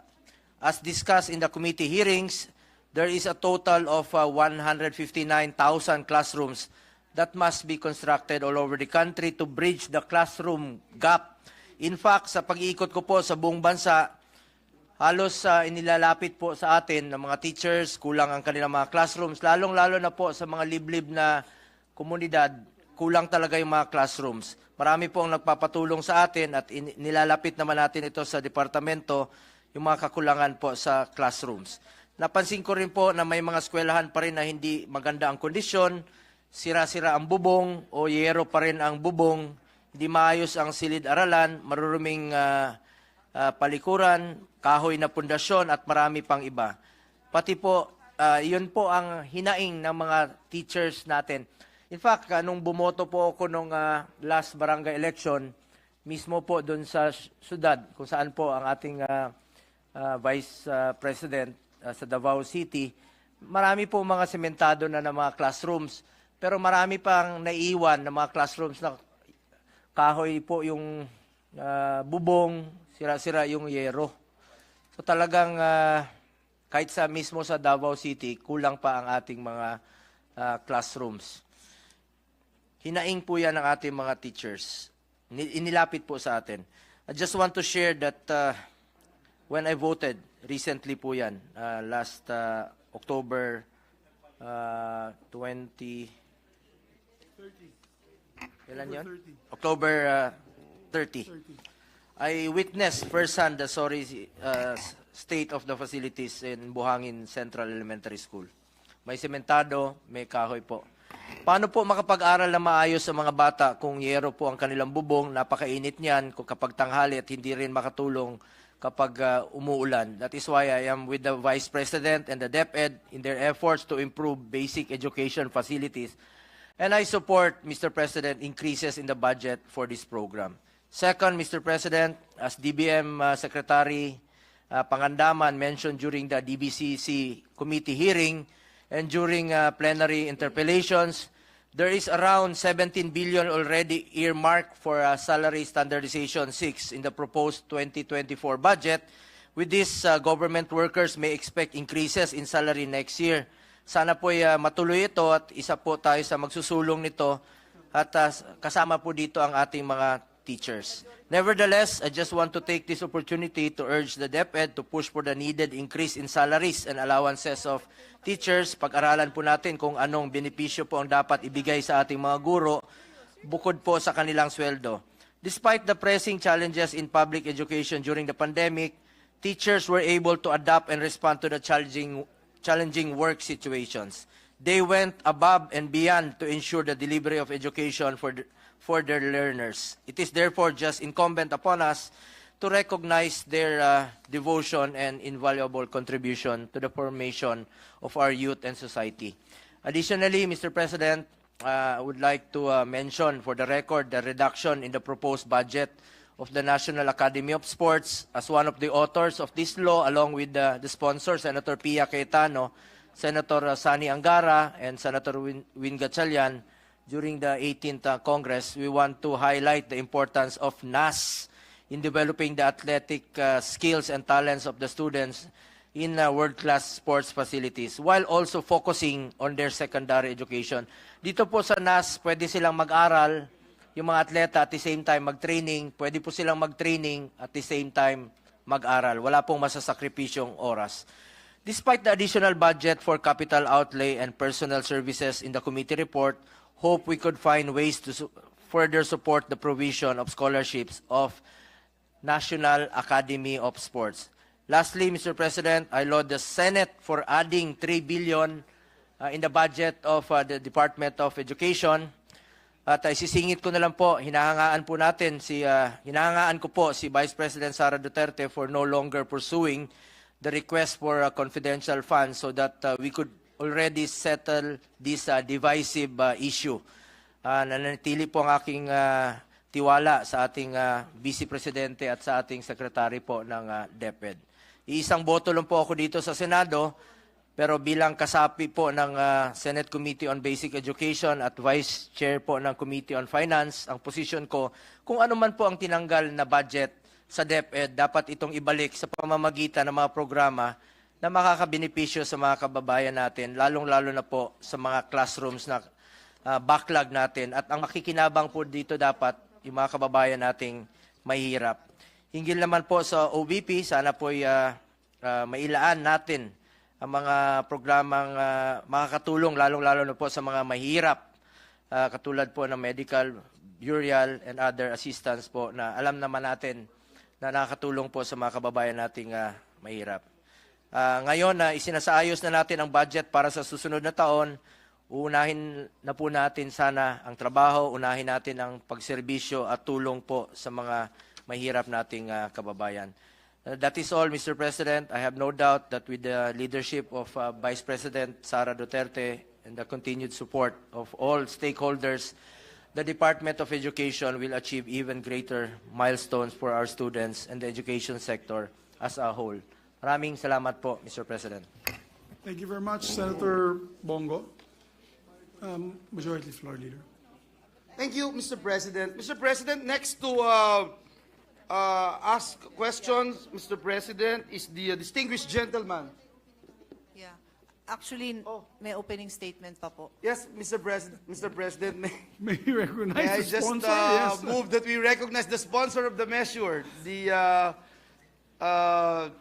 Senior Vice Chairperson of the Senate Committee on Finance, Senator Pia Cayetano. So moved, Senator Mr. President. Cayetano is recognized. Thank you. Just to put on record, Mr. President, the budget. I'm ready to sponsor the budget of the Department of Education, the Office of the Secretary, with a total new appropriations of 715,839,092,000 pesos. Also, the Early Childhood Care and Development Council with a total new appropriations of 290,166,000 pesos. The National Academy of Sports with a total new appropriation of 230,587,000 pesos. The National Book Development Board with a total new appropriation of 178,471,000 pesos. The National Council for Children's Television with a total new appropriation of 82,080,000 pesos. The National Museum of the Philippines with a total new appropriation of 1,364,202,000 pesos. And the Philippine High School for the Arts with a total new appropriation of 98,241,000 pesos. With this, Your Honor, I'm ready to accept questions from our colleagues. Thank you very much, our dear sponsor, Majority Floor Leader, who are next in line to propound some questions. Majority Leader. Mr. President, first to ask questions on the budget of the Department of Education is no less than the distinguished gentleman from the great province of Isabela and the Davao region, no other than Senator Raffy Tulfo. I move that he be recognized. Our distinguished colleague from Isabela and Davao, no other than Senator Raffy Tulfo, is recognized. Thank you, Mr. President. Thank you, Senator Pia Cayetano. Mr. President, I would like to put it on record that I fully support the 715 billion pesos or more, the budget of DepEd for 2024. I don't have any problem with that whatsoever. However, just like before during the committee hearing, I just had some few concerns, and those concerns weren't really answered because for the lack of time, and I was informed that I need to produce certain documents to justify some things that I did mention during that particular hearing. Ang concern ko lang po talaga, for the longest time, May I just, before the gentleman proceeds, the Senate version is now 718.08 okay, billion pesos. 718. Let's make it 719. No, we have to be accurate on it. Okay, sige. 718.08 billion. Like I said, I don't have any problem whatsoever pagdating po sa budget ngayon for 2024 para sa Thank you. DepEd. Wala po tayong question dyan. Regardless, kahit na po medyo kumulang, wala pa rin po akong problema. Thank you. Para maging klaro po tayo. Ang problema ko, ang issue ko lang po kasi, for so many years po, sa programa ko sa Wanted sa radyo, palagi po ako nakakatanggap ng reklamo mula sa mga magulang ng mga estudyante sa elementary at high school na karamihan sa kanila ay mga mag-aaral, mga magulang na mag-aaral ng mga security guard, kasambahay, factory worker, na sila po ay naobliga mag-contribute na required ng eskwelahan through PTA para sa iba't ibang mga pangangailangan tulad ng electric fan, tulad ng jobos, tulad ng bond paper, tulad ng pambayad para sa sweldo ng security guard, sweldo ng janitor, para sa utility bills, etc., etc., etc., na hindi po dapat dahil meron man po talaga budget ang DepEd dyan through the MOOE. Now, paano po nakukolekta itong perang ito? Para magkaroon po tayo ng idea lahat. Ang nangyari po ay dinadaan sa PTA, Parents Teachers Association. Now, pag start po ng school year, nagpapatawag po ang PTA ng General Assembly. At pagdating po dun sa General Assembly, magbobotohan sila muna ng mga officers. Right after na maboto po yung officers, ang next agenda agad ay maghahanap sila ng proyekto, kailangan nila mag-identify ng proyekto para sa eskwelahan. At ano po yung mga proyektong yon? Yun po yung mga gastusin na akin pong binanggit. Okay. Now, I want to put a stop to it. I really do. As much as possible during my watch as a senator of the Republic. Pero napagsabihan po ako noon na kung gusto ko pong baguhin yung pulisiya ng pangolekta to PTA, gumawa po ako ng batas. Now, I don't have to dahil nakita ko na po, very clear na sa akin, na meron naman pala talagang batas. Kaya lang, yung batas na yun ay hindi na-implement. Republic Act 4206 noong 1965 na enact yan, which prohibits collection and even voluntary or otherwise from elementary schools sa public schools, except for Red Cross, except for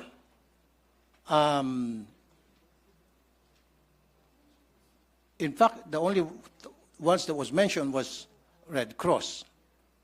Now, noong 1969, RA 5546 was enacted para ma-amend yung 4206. Dito po sa 5546, mas lalo naging malawak po yung prohibition sa collection. Maybe the good sponsor might want to react doon po sa dalawang batas na akin pong nabanggit. Thank you. Hello? Can you hear me? Yes, ma'am. Okay. Thank you, Mr. President. No, here. Change. Mr. President, the concern of the gentleman was raised during the hearing. And the Vice President Secretary of DepEd responded by mentioning Department Order number 49 series of 2022, which is a no-fee, no collection policy. Tama ba yan? No fee, no collection policy, which they are strictly implementing. And it was further discussed during that hearing that there is the PTA in almost every school that does their own fundraising efforts. And it being a parent-initiated organization, they are allowed to do that. So, in connection with the law that His Honor pointed out, that is exactly consistent with the department order of the department. But the Which is department a no order poli- cannot if I may- supersede. if I may just right, continue, Your Honor. Okay. So the department order has the very same policy. No fee, no collection. The department and all their subordinates, meaning the teachers, are not allowed to initiate or to tolerate these collection efforts. But this does not prevent the parents from having their own fundraising. This system has been practiced for decades. Ayan, finally lumakas. This system has been practiced for decades, and it has been a private initiative of the parents that has allowed many projects to see the light. No? Anything from gate, fencing, gardening, events. It's a PTA initiative, and I think that's why it was mentioned that if there is a desire to change that policy, there must be a law, because currently the DepEd order is consistent with the existing law mentioned by His Honor.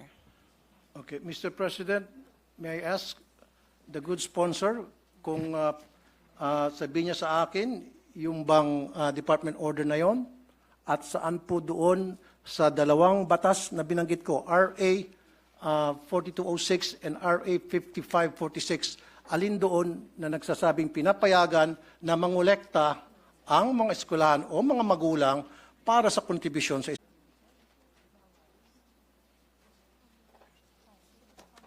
Maybe I can help the good sponsor para mas mapabilis tayo rito, if she will allow me to. Your Honor, if His Honor Mr. President, if His Honor can give me a minute to just review, and then I will be happy to yield the floor, of course, anytime. Sure, session suspended for a minute.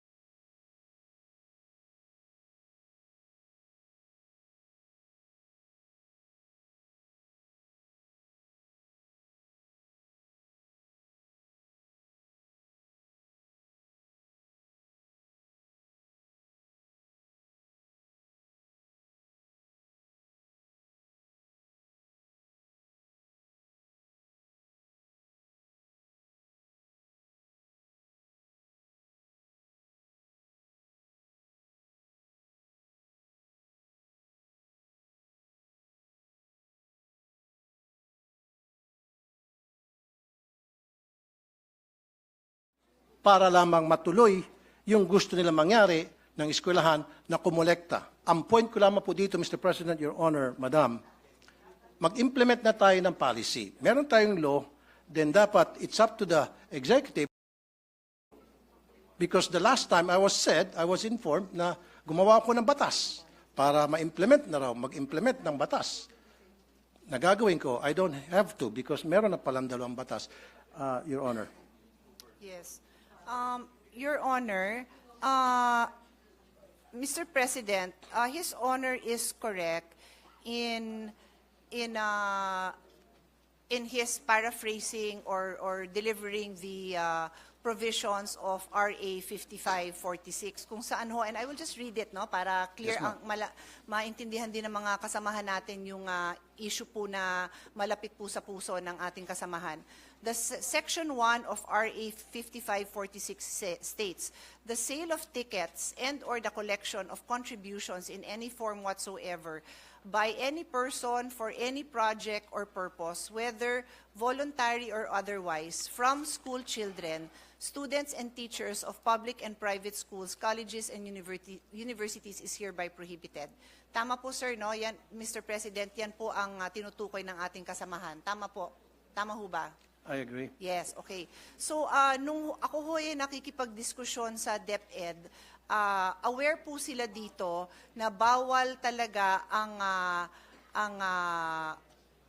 collections of contributions in any form from school children, students, and teachers. And that is why in their Department Order number 49 series of 2022, known as the Promotion of Professionalism in the Implementation and Delivery of Basic Education Programs and Services, prohibits DepEd officials and employees from seeking contribution, support, solicitation of any kind or any kind of intervention from non-DepEd entities.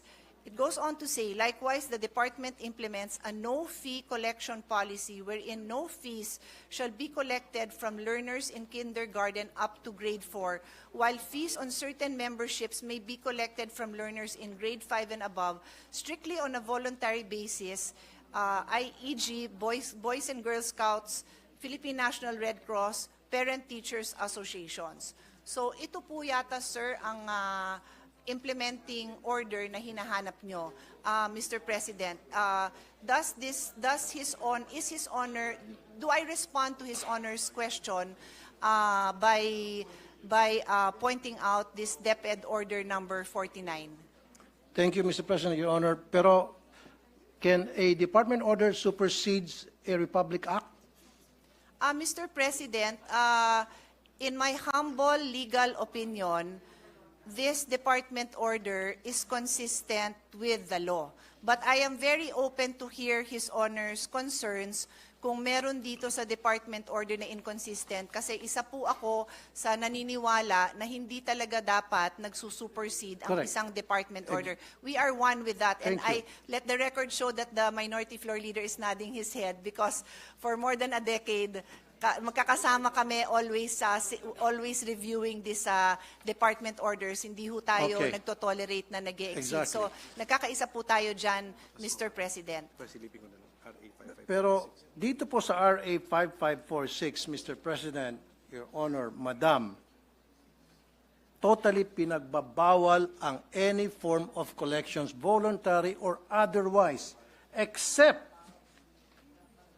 Red Cross, Girl Scout, Boy Scout, and then donors for the support of Barrio High School. And I have a definition of Barrio High School with me. Never did this RA mention about PTA. Yes, Your Honor. We noted that the mention of PTA is now in that department order. Upon further review and discussion with the DepEd, we are now looking at the entirety of RA 5546, wherein it states,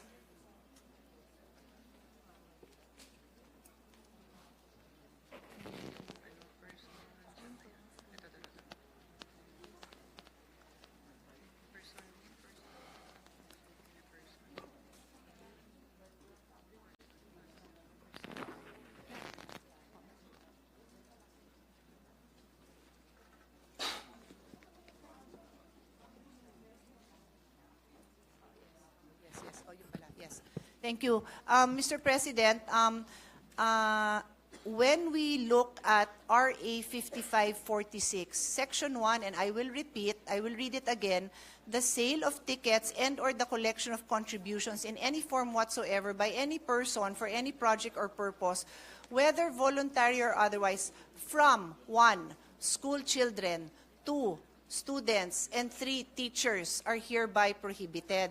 So in the case of the PTA, Your Honor, what has been the policy of DepEd since 1969, just to be clear, it is not the policy of this administration alone, but since 1969, no, minana nila ang policy, is that there is a total ban on collection from the children, the school children, the students, and other teachers. But they recognize PTA as a separate entity that on their own have their own rules and guidelines, and may on their own come up with fundraisings that are voluntary in nature. Fundraisings. Okay. Well, Can you- just to be clear, Your Honor, Okay. that is my own choice of words, That's Mr. your own choice of President, words. yung fundraising. No? I Okay. use it generically po, Madam, Mr. President. meron ba diyang batas na kung saan, batas tayo, dinidefine ang meaning and function ng PTA? Alam niyo po ba yun? Dito na meron? sa RA 5546, wala hong banggit Wala. ng PTA. Tama. Wala Pero po. I will ask DepEd if there are No, any don't other... ask DepEd. Ako na you pong don't bahala. need to know. Okay. Ako nang bahala. Yes, Mr. President. PD 603, December 10, 1974, dinefine ang meaning ng PTA. At nowhere here na nagsasabi ang PTA pwedeng mangolekta. Ang sinasabi rito, ang PTA isang programa, samahan, na para tulungan ng mga estudyante sa kanilang academic performance. Kung ano mga problema ng estudyante, anong problema ng mga magulang at teachers tungkol sa estudyante to enhance their participation sa eskwelahan, yun po yung purpose. Look at PD 603, ma'am. I'll give you a minute. PD 603, December 10, 1974. It is a forum being provided by the law para yung mga magulang at ng mga estudyante at guro ay magkaroon ng pagkakataon mapag-usapan yung welfare ng mga estudyante. Yung pong pinakabuod. Never doon sa PD na yan did mention na pwedeng mangolekta ang PTA ng contribution o collection para sa mga proyekto ng anumang mga proyekto sa isang eskwelahan.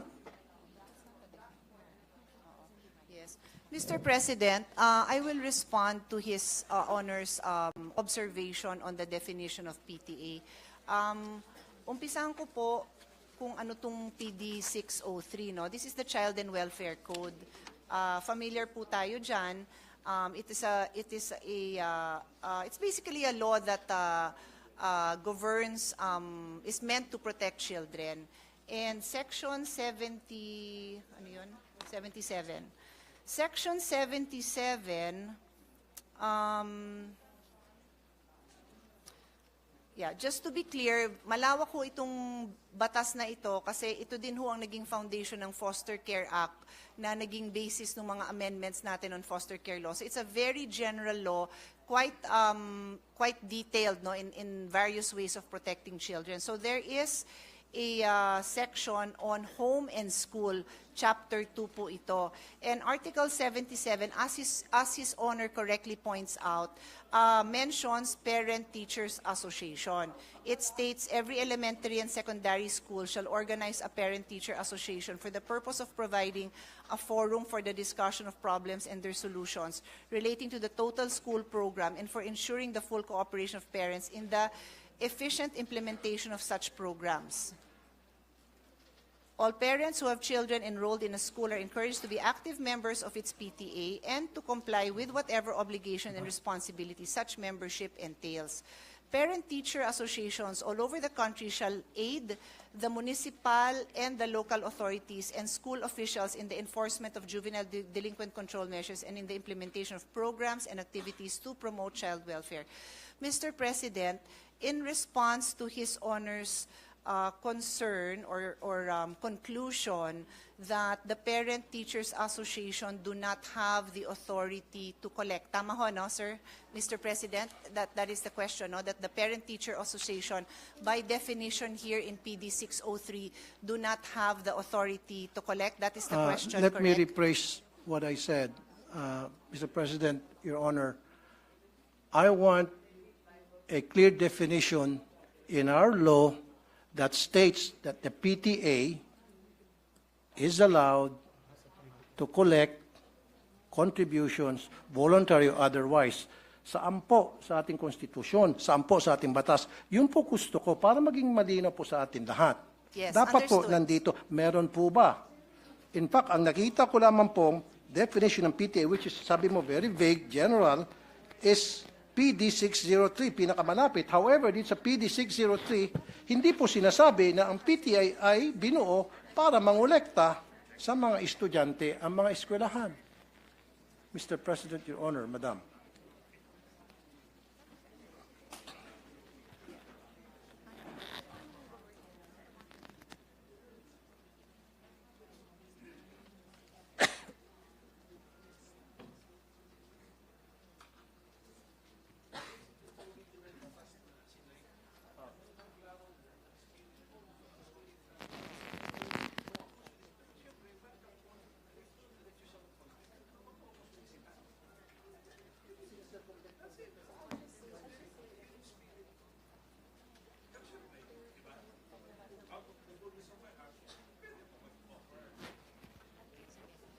Mr. President, I just needed to confer with DepEd if tama po ang intindi ko. So in Article 77 of PD 603, which I had just read into the record, as I said, it states there that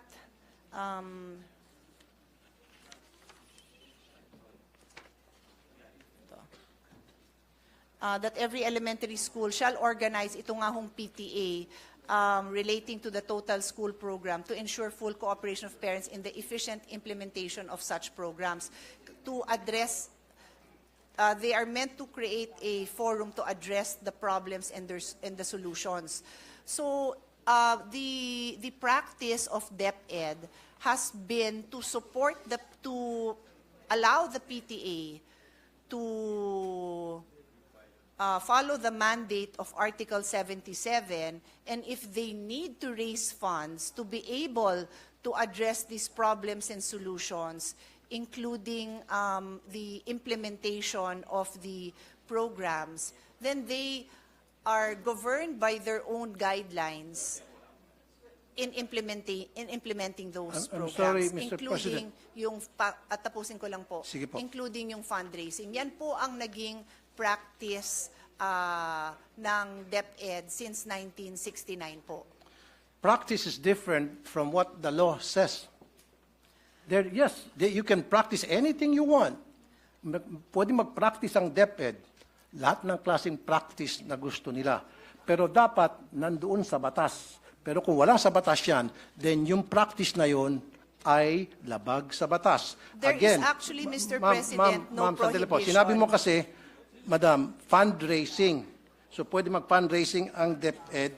It's been a practice through the DepEd, magkakaroon silang fundraising under PD 603. Pero, Mr. President, Your Honor, sa PD 603, wala talaga ako makita rito, kahit na letter by letter, tinitingnan ko, wala talaga nagsabi rito na pwede mag-fundraising, na pwedeng humingi ng contribution, humingi ng tinatawag na voluntary contribution. Wala talaga. So it seems to me na yung DepEd ay gumagawa-gawa ng sarili nila ng guidelines sa isang batas. Gumagawa sila ng sarili nilang IRR. Mr. President, I'll go back to what the Republic Act states. It prohibits collection and contribution from students. And so the policy of DepEd has been to allow the PTAs to follow their own guidelines wherein contributions among the parents are allowed. So to be clear, just to be clear, Mr. President, importante po na maliwanag yung pagsagot ko sa napakamahalagang tanong ng ating kasamahan. Bawal talaga ang pagkolekta sa estudyante, and that is being honored by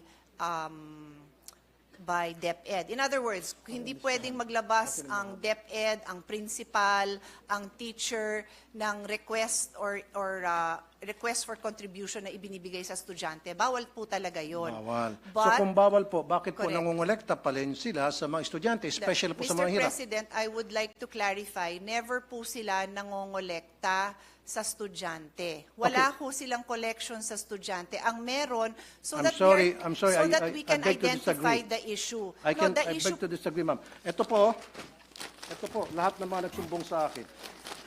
Sir, the These are issue, the I don't These think, are the list of parents na nagsumbong sa akin, iba't ibang eskwelahan sa buong Pilipinas, na kung saan sila po ay sapilitang kinukolektahan ng mga electric fan at kung ano pang mga gamit sa eskwelahan, na meron man pong budget sa MOE ang DepEd for those things. yes. Mr. President, first of all, may I request that that list is Yes, submitted I'll be so more than that happy to we give it to can you. give it to DepEd, kasi I believe they have committed in the hearing pa lang na any violation po, iimbestigahan naman po nila. They made that commitment po.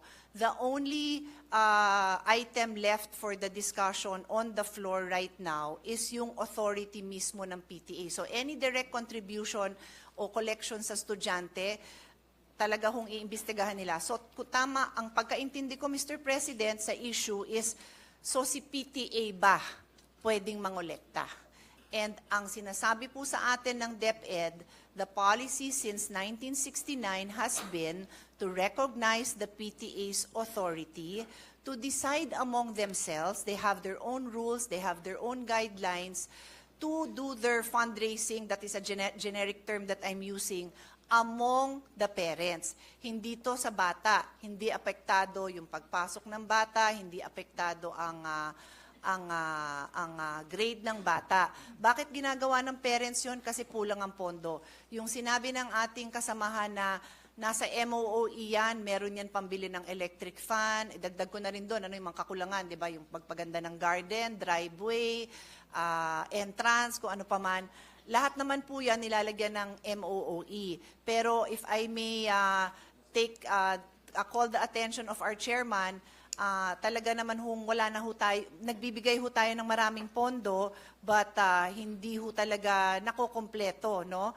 In fact, ako na magsasabi, because baka may magtanong, yung mga repairs, no? Pagpalagay mo ng may electric fan dun sa loob ng classroom, o di kaya yung picture na pinakita ni Senator Bongo, medyo bumagsak yung kisame, lahat po yun falls under repairs of basic facilities. Pero natanggalan po yan ng pondo, na ilipat po sa ibang pondo yan, hindi ho ng Senado. So may mga issue pong ganyan. I think, I want to assure our colleague that hanggat makakaya, sinusuportahan ng ating chairman yung ating recommendation to increase the MOOE. So that basic principle, I think everyone in the Senate supports his honor, na mapondohan sana ng lahat na yan. So, remaining na lang po yan, kung ano ho, hanggang saan ang kakayahan ng PTA to among themselves decide to fundraise parent to parent. I cannot add to my answer kasi yan po ang policy. Hindi ko naman ho kayo bobolahin, Mr. President, na iba yung policy. Yan po ang policy na ginagamit po nila. So kung may recommendations, suggestions ang ating kasamahan, this representation is happy to relay at nandito naman ang DepEd para pakinggan ang mga suggestion ng ating kasamahan. Thank you, Mr. President. Thank you, the good sponsor, Honorable Congresswoman Pia Cayetano, Senator Pia Cayetano, sorry. Thank you. Pero gusto ko lang pong balikan, Mr. President, Your Honor, yung sinabi mo, it's been a long time practice. Tama? Policy po. Policy, okay, sige. I stand corrected. It's been a long time policy na pinapractice sa DepEd for so many years na ilan sa atin hindi pa niya pinapanganak dito. Of course, ako pinanganak na ako dyan. Pero dapat a policy should be dictated by the law. So is there a law na kung saan sinasang-ayunan ng policy na sinasabi nyo matagal na pinapractice ng mga taga-DepEd? Dapat lahat ng mga bagay na ginagawa sa ating mga eskwelahan, lalo sa DepEd, na who's receiving a lots and lots of budget by the billions, dapat nandoon nakasaad sa batas. Hindi Yes. pwede po silang gagawa-gawa ng sarili ng policy na wala po sa batas. Dapat lahat po ng polisiya nandoon po. Mr. President, may I respond to that statement?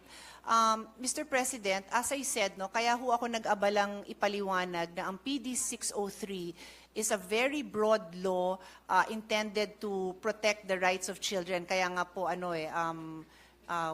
Child and Youth Welfare Code ang pangalan nito. And there is just one chapter on home and school, which is only 2 articles. So, dito po sa articles na to, at binasa ko naman on record, yung pag-create ho ng PTA, wala na hong detalye yon.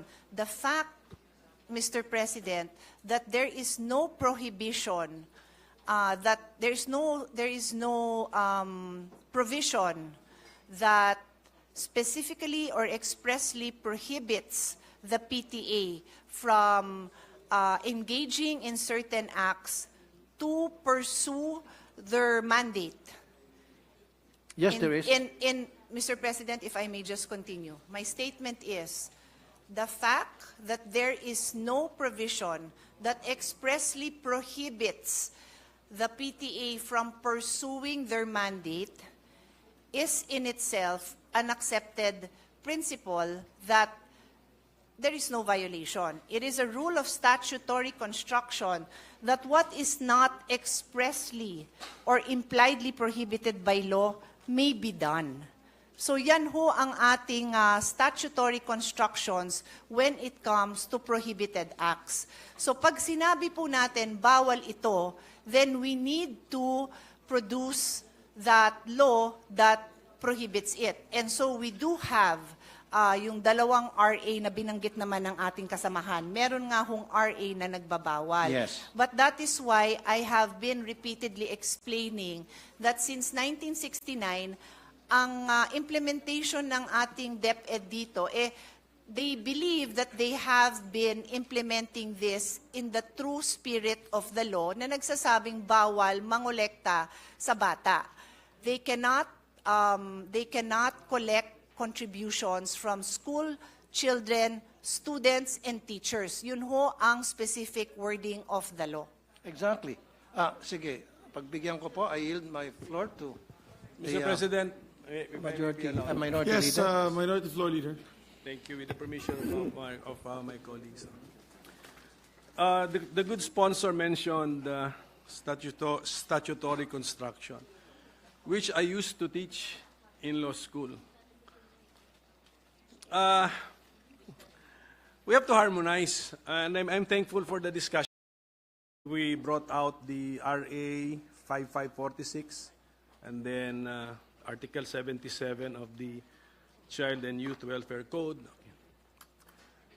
Kung makikita po natin, yung RA, bawal mangolekta sa bata. Okay.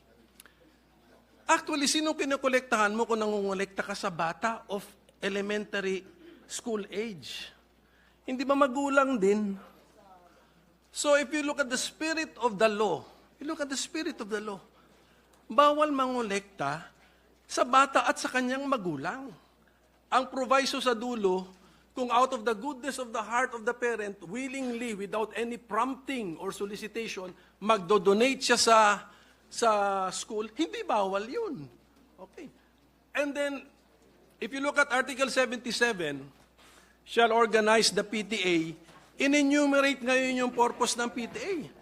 Wala po dun because it should solicit funds to financially help the school. Wala rin po dun sa Article 77 yun. So if we harmonize the two provisions, not only looking at the letter, but also looking at the spirit, I would tend to agree with the point of our interpellator, Senator Tulfo, na bawal. And if there is a department order na may interpret na pwede for the PTA to prompt or solicit or to ask contributions from the parents, let's review this department order because in my humble opinion, it violates the law, Mr. President. So thank you for the time, sir. Thank you, Minority Leader. With the indulgence of our colleagues, may we recognize, Mr. President, our Senate President Pro Temp for her interjection? With the Our indulgence. distinguished Senate President Pro Tempore, Senator Lauren Legarda is recognized. Thank you, Mr. President. May I humbly suggest that since the GAA is the most important piece of legislation, it may be applicable only for the next 12 months, however, but you can keep on making it a special or a general provision.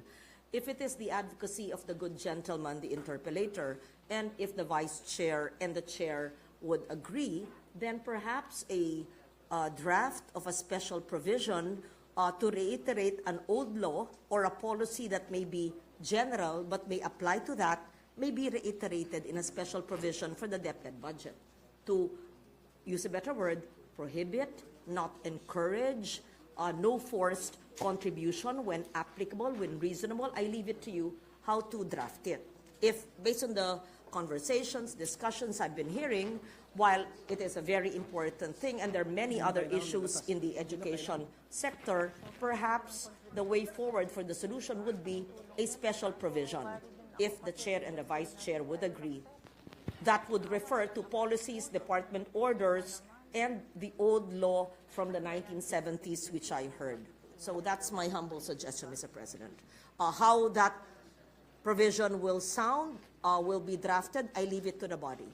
But it may prohibit or not, at least not encourage the contribution, especially from the poor families. Libre na nga ang matrikula, pero kung yung hinihingi ng contribution ay higit pa sa libreng matrikula, kawawa rin naman. So pwede natin gawin parte yan ng ating batas na ginagawa. Thank you, Mr. President. Yeah, thank you, Senator Lauren Legarda. In fact, if I may quote Yusek Poa, sabi niya nung last hearing, doon naman po sa overall efforts, as you know, school-based feeding program is actually one of the ways na hindi napapansin, pero ito po yung ways to prevent yung ating mga dropouts, unquote. And I agree. And that's very commending. Pero it defeats the purpose na para hindi po magkaroon ng dropout, para ma-entice yung mga magulang na mga mahirap, na mga estudyante, mga mahirap na magulang na may mga estudyante, na papasukin sa eskwelahan ng kanilang mga estudyante dahil wala nang makain sa bahay.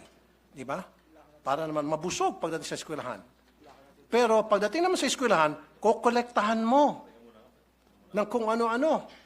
Then, yung iba pa nga sa kanila, yung mga sumbong sa akin, Sir, naglalakad na nga lang po ako, 2 kilometro, kasama pong aking tito. Wala po akong pampamasahe. Pudpud na nga po yung aking tsinela, sapatos. Pagdating doon sa school, ine-expect kami po ay magbigay ng para sa electric fan. Ito pa po, para sa kalaman ng marami. Kuminsan, pinapahiya pa po yung mga estudyante. Nagkakaroon po ng group chat.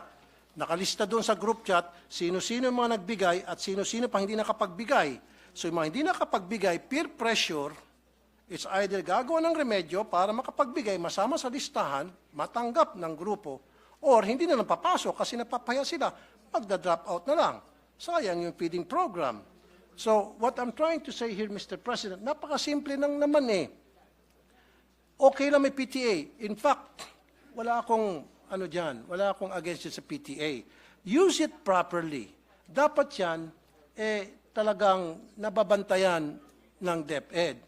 Dapat yung PTA, gamitin lamang yan para pag-usapan po yung pong mga problema ng mga estudyante at mga guro para tingnan at i-monitor yung mga activities ng mga estudyante, yung kanilang academic performance. And this is the truth.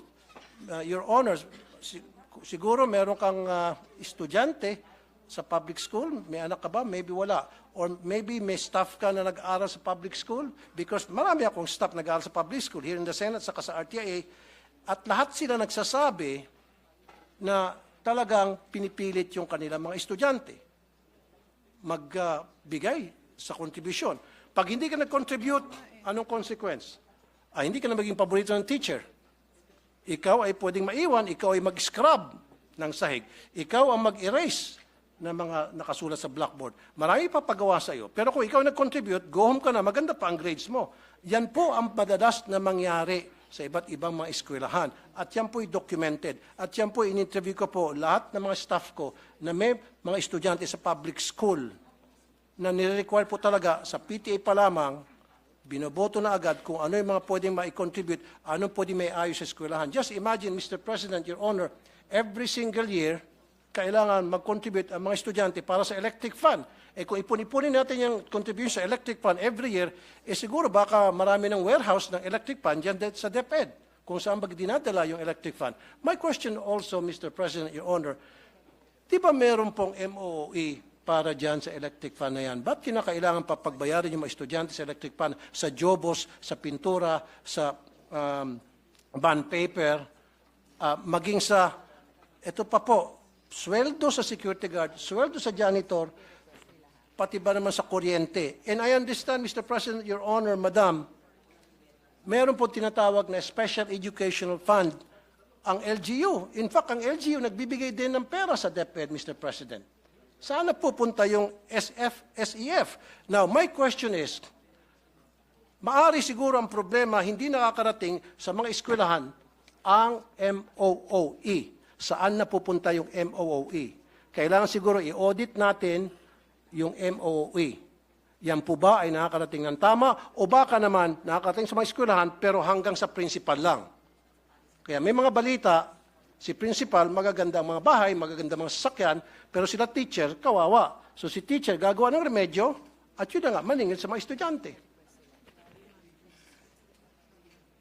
Kaya nga po, sabi pa nga ng mga nakakausap ko po, doon sa mga listahan, I think we interviewed more than 100. Sabi, kaya nga po kami pumunta sa public school dahil wala po kami pambayad sa private school. Sila po ay mga tricycle driver, pedicab driver, labandera, kasambahay, factory worker, na mga underpaid, na maliliit lamang sweldo. Salamat nga, sinabi ni Secretary Yusek Poa, and I commend you for saying that, yung programa nyo yan, na merong feeding program para hindi na po tumaas pa yung cases ng dropout para ma-entice yung mga magulang na papuntahin sa eskwela ng kanilang estudyante dahil meron ng pagkain. Gutom kasi sila, kaya hindi sila pumapasok, pero kung bigyan mo ng pagkain, papasok na sila. However, pagdating naman sa school, yung libreng pagkain, parang siningil mo lang dahil pagbabayarin mo para sa kung ano ng contribution. Sir, ano po yung tanong nyo?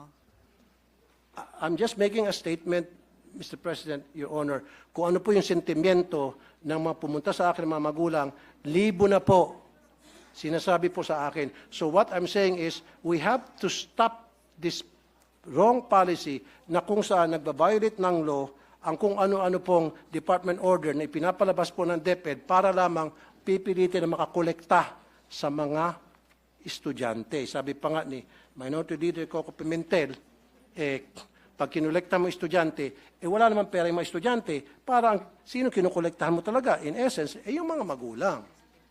So, for me, change that policy, wag na ho tayo mangolekta, zero collection na talaga, voluntary or otherwise, tulad na nakalagay sa batas.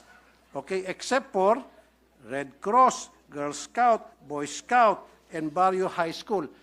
Let's stick to what the law says.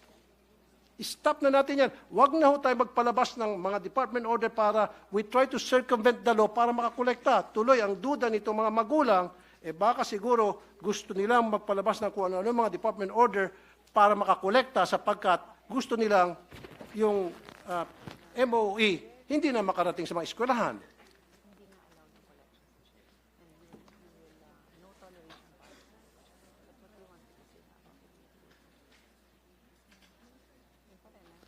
Now, may I add, Mr. President, Your Honor, kung sasabihin nyo lang sa akin ngayon na kayo po ay mag-issue ng department order telling all schools under DepEd, let's stick to 5546, period. And I will sit down. Otherwise, kapag hindi, magpipilit kayo, abutin tayo dito hanggang madaling araw. And I will not stop because I know I'm right. Mr. President, just a short response. The policy of DepEd is very clear. They have a no toleration policy on the collection from students. So, itong huling mga nabanggit ng ating kasamahan na yung mga estudyante, nagko-collect, paulit-ulit din na sinasabi sa akin ni Vice President, DepEd Secretary na no, they will not tolerate that and they commit to investigate that. Thank you. So clear po tayo dyan. On that note, may I ask for a minute suspension, Mr. President? Thank you. Session suspended for 1 minute.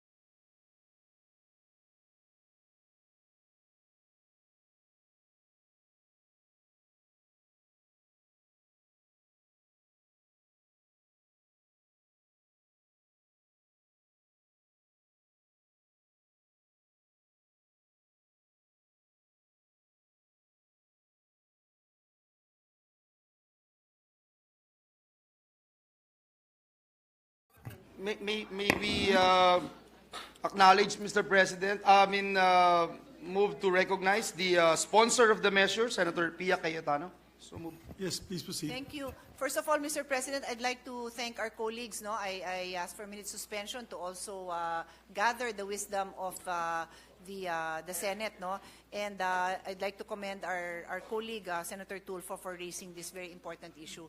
We also took the opportunity to ask DepEd what actions, if any, have they taken upon receipt of similar complaints, and they confirmed that upon receipt of similar complaints, they have received similar complaints, and they have actually suspended airing PTAs. So on that note, Your Honor, they are prepared to issue a department order strengthening the law.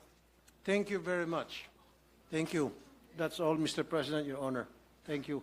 On behalf of the thousands and thousands and thousands of parents who have students in public elementary school, would like to thank DepEd and the sponsor na magpapalabas na po kayong department order para to strengthen the law. At pag nagkaroon ng violation, magkakaroon po silang sanction. Yun lang po talaga ang gusto ko mangyari para matuwa na po yung maraming mga magulang. Thank you very much, Mr. Maraming President. salamat. I Thank rest you my very case. much. Thank you very much, Senator Tulfo, Majority Leader. Yes, Mr. President, we thank the gentleman from Isabela and Davao for raising that very important issue, Mr. President, and we also thank our sponsor for giving us a bird's eye view of what will happen in the coming months, Mr. President. Mr. President, next to interpellate, for his short interpellation, may I move that we recognize our Deputy Majority Leader, Senator J.B. Ejercito. So move, Mr. President.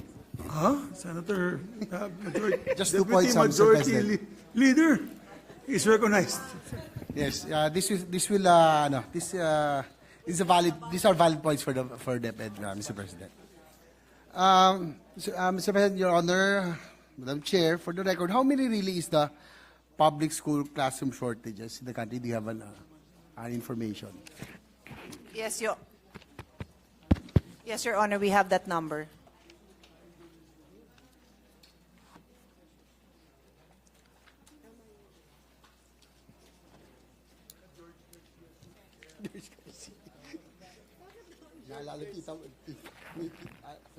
So, Mr. President,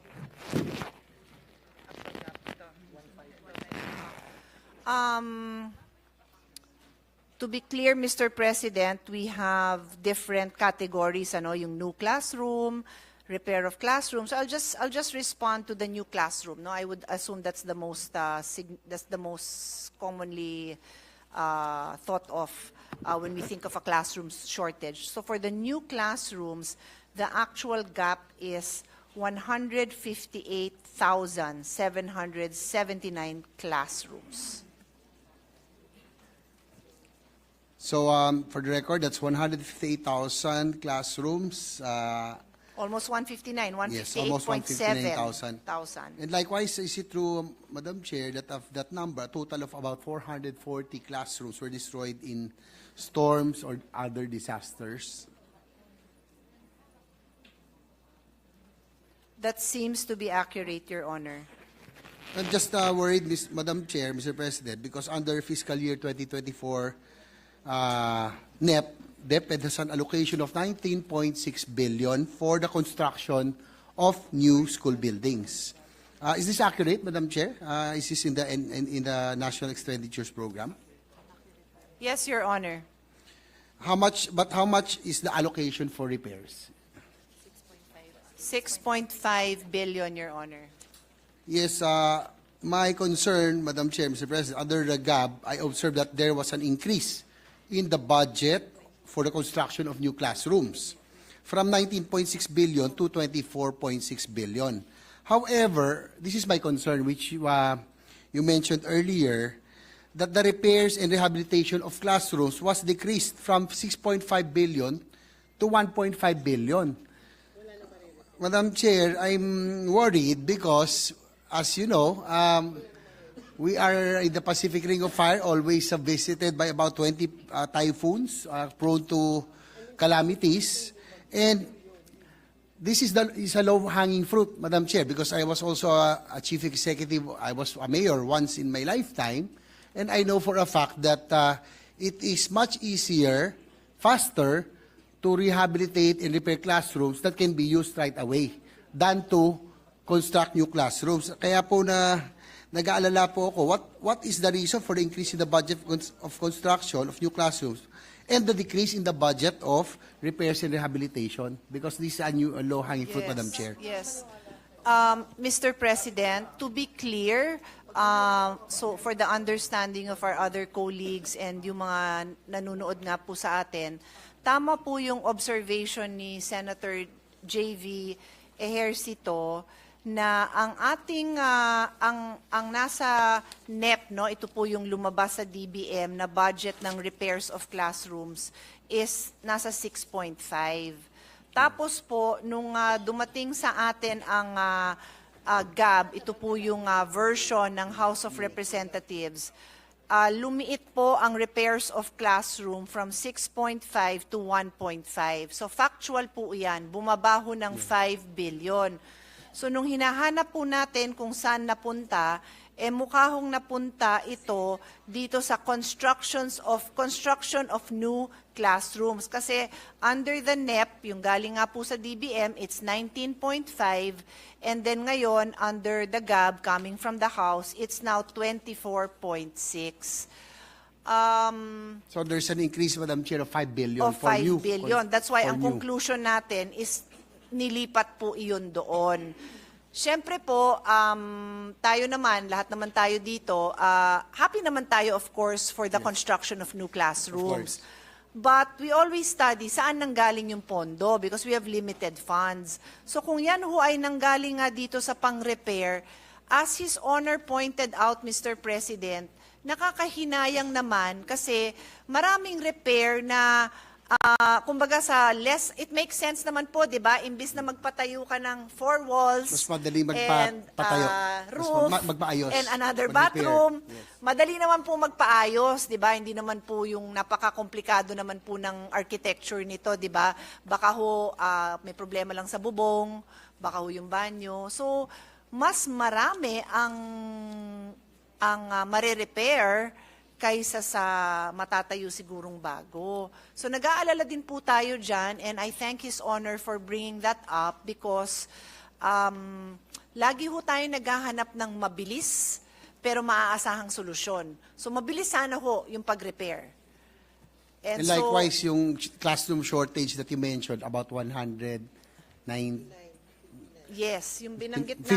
59,000, I think it will be faster for us to be able to utilize classrooms that can be repaired Yes. or rehabilitated than to construct new ones. Yes, and we had the opportunity to discuss this issue with the Secretary and kinonfirm po niya na kailangan din nila yung pondong yan para po sa repairs. Anyway, I also have information, Madam Chair, Mr. President, that 24.6 billion allocated under the GAB, but only 9.8 billion from the allocation is left to the discretion of DepEd. Is this accurate, ma'am? Because if this is so, from what I know, if it's DepEd, this will be needs, based on needs, Your Honor. Yeah. So again, I'll repeat the numbers, no. Nasa 24 billion ang budget ng DepEd for the new construction. Pero nung dumating ho sa atin ang galing sa House, na-identify nila ang roughly 10 billion or 14.8 billion. Therefore, parang ang naiwan na lang na budget for DepEd to construct schools that they believe are priorities is less than 10? Less than 10 billion. Is that accurate? Less than 10 billion. So, we have also discussed this with DepEd because, syempre po, Mr. President, we look to the agencies we look to their wisdom for the implementation of their programs. We assume that they are the institution that knows the state of education of the whole country. Kung hindi naman ho issue ang funding, syempre lahat patatayuan natin bukas na bukas, lahat. Wala naman hong issue sa kagustuhan natin na lahat ng barangay magkaroon ng sariling eskwelahan. But given the shortage, I have to assume that alam ng DepEd kung sino yung kailangan bigyan. For example, may malaking syudad na maluwag pa naman ang ibang classroom, so pwede sigurong yung isa munang syudad ang bigyan, di ba ho, Mr. President? So katulad din yun na naging mayor, I'm sure may time na mag-share muna ang barangay, di ba, ng facilities. Then later, saka sila magkakanya-kanya. So, as chairman of the budget of DepEd, I do hope that with the wisdom of the Senate, no, we can assist DepEd in having a bigger say on the distribution of those schools, because we just really want to ensure, Mr. President, na makakarating sa bawat barangay ng Pilipinas, lalo na yung mga nangangailangan talaga, ang classrooms na kailangan sa lugar nila, Mr. President. Before I end, Madam Chair, Mr. President, if example, the 24 billion, for example, can the DepEd be able to utilize this, yung 24 billion, to be able to build new classrooms? Mr. President, sorry, can you please repeat? For example, we will be able to give the DepEd the discretion to have new construction, the new school buildings or classrooms. Can they be able to utilize? Kaya po naman muna nila. Yes, Mr. President, itong 24 billion na pinapag-usapan natin, kumbaga nasala na yan, kasi from the past experience of this representation, we always discuss with them to ensure na kaya nilang ma-utilize yung budget, kasi ayaw ho ng DBM na nakatenga lang po yung pondo doon. Mr. President, pwede ko lang hubang idagdag dun sa sinabi ko, DepEd has their prioritization for new constructions. It's important that we put this on record. Galing po ito kasi meron po tayong EDCOM kung saan we are constantly in coordination with DepEd and other sectors. So ito po yung prioritization ng DepEd. Schools with learners having classes in makeshift or open spaces and other alternative learning spaces. Number 2, schools with remaining classroom requirements short. Kumbaga may school na, dadagdagan na lang. 3, replacement of school buildings totally damaged by typhoons and other calamities structurally. 4, schools located geographically isolated, disadvantaged, and conflict areas, it's otherwise known as GIDCA, with high incident of poverty. 5, schools damaged by calamities that are not included in the QRF, the Quick Response Fund, and schools with no program construction for the past 5 years. So ito ho yung set of priorities ng DepEd, and as their sponsor, the sponsor of their budget, nais ko din naman po na masunod itong priorities. Thank you, Madam Chair, Mr. President. Likewise, I would like to reiterate that we're hoping that the budget, the allocation for repairs and rehabilitation will be restored, no?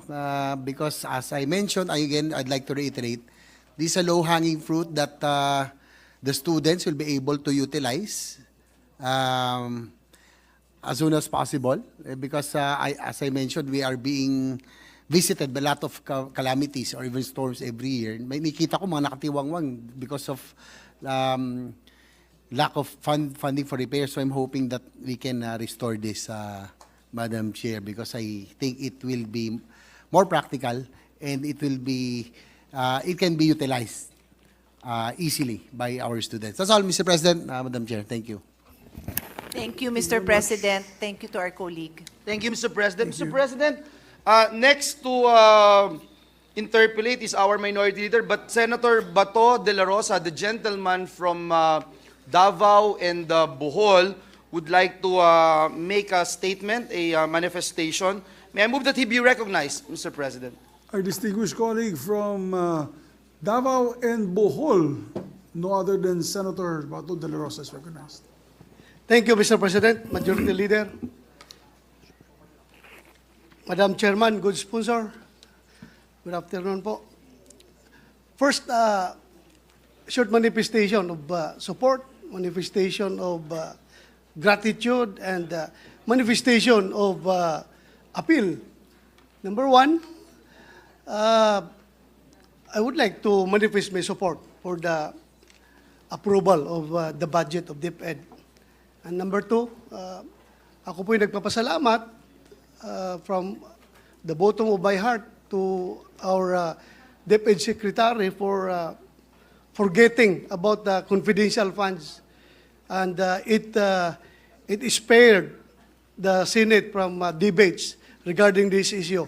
Maraming salamat po. At number three, I would like to appeal to DepEd na sana to remind always their teachers about the legal doctrine of locus parentis, which emphasized the legal responsibilities of the teacher who are entrusted by the parents doon sa kanilang mga anak.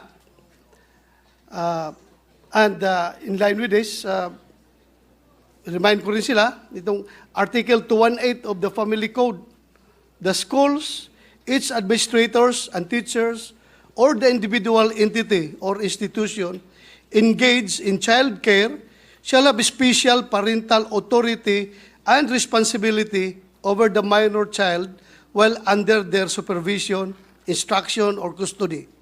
Authority and responsibility shall apply to all authorized activities, whether inside or outside the premises of the school, entity, or institution.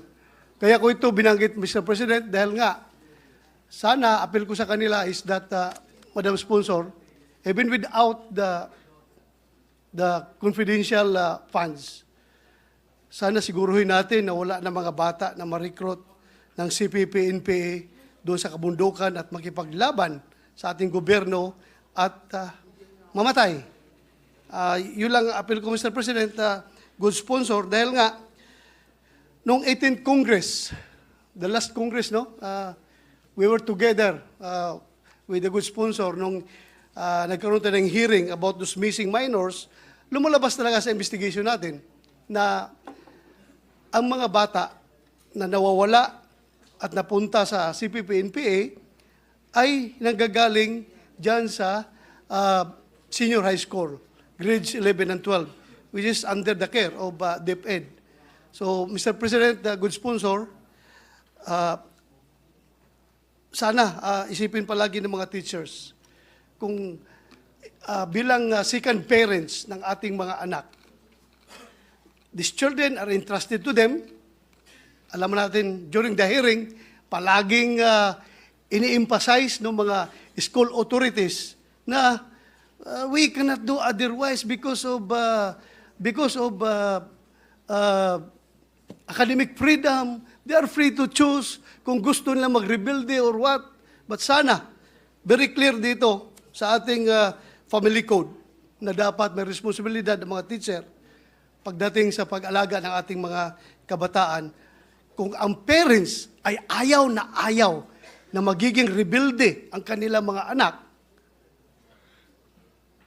you, being the second parents, ay dapat gano'n din ang paningin natin sa mga bata na dapat hindi ito ma-recruit ng CPP-NP, hindi ma-radicalized, hindi ma-recruit, hindi aakyat sa bundok, mag-armas, lumaban sa ating gobyerno at mamatay na walang kasaysayan yung kanilang buhay.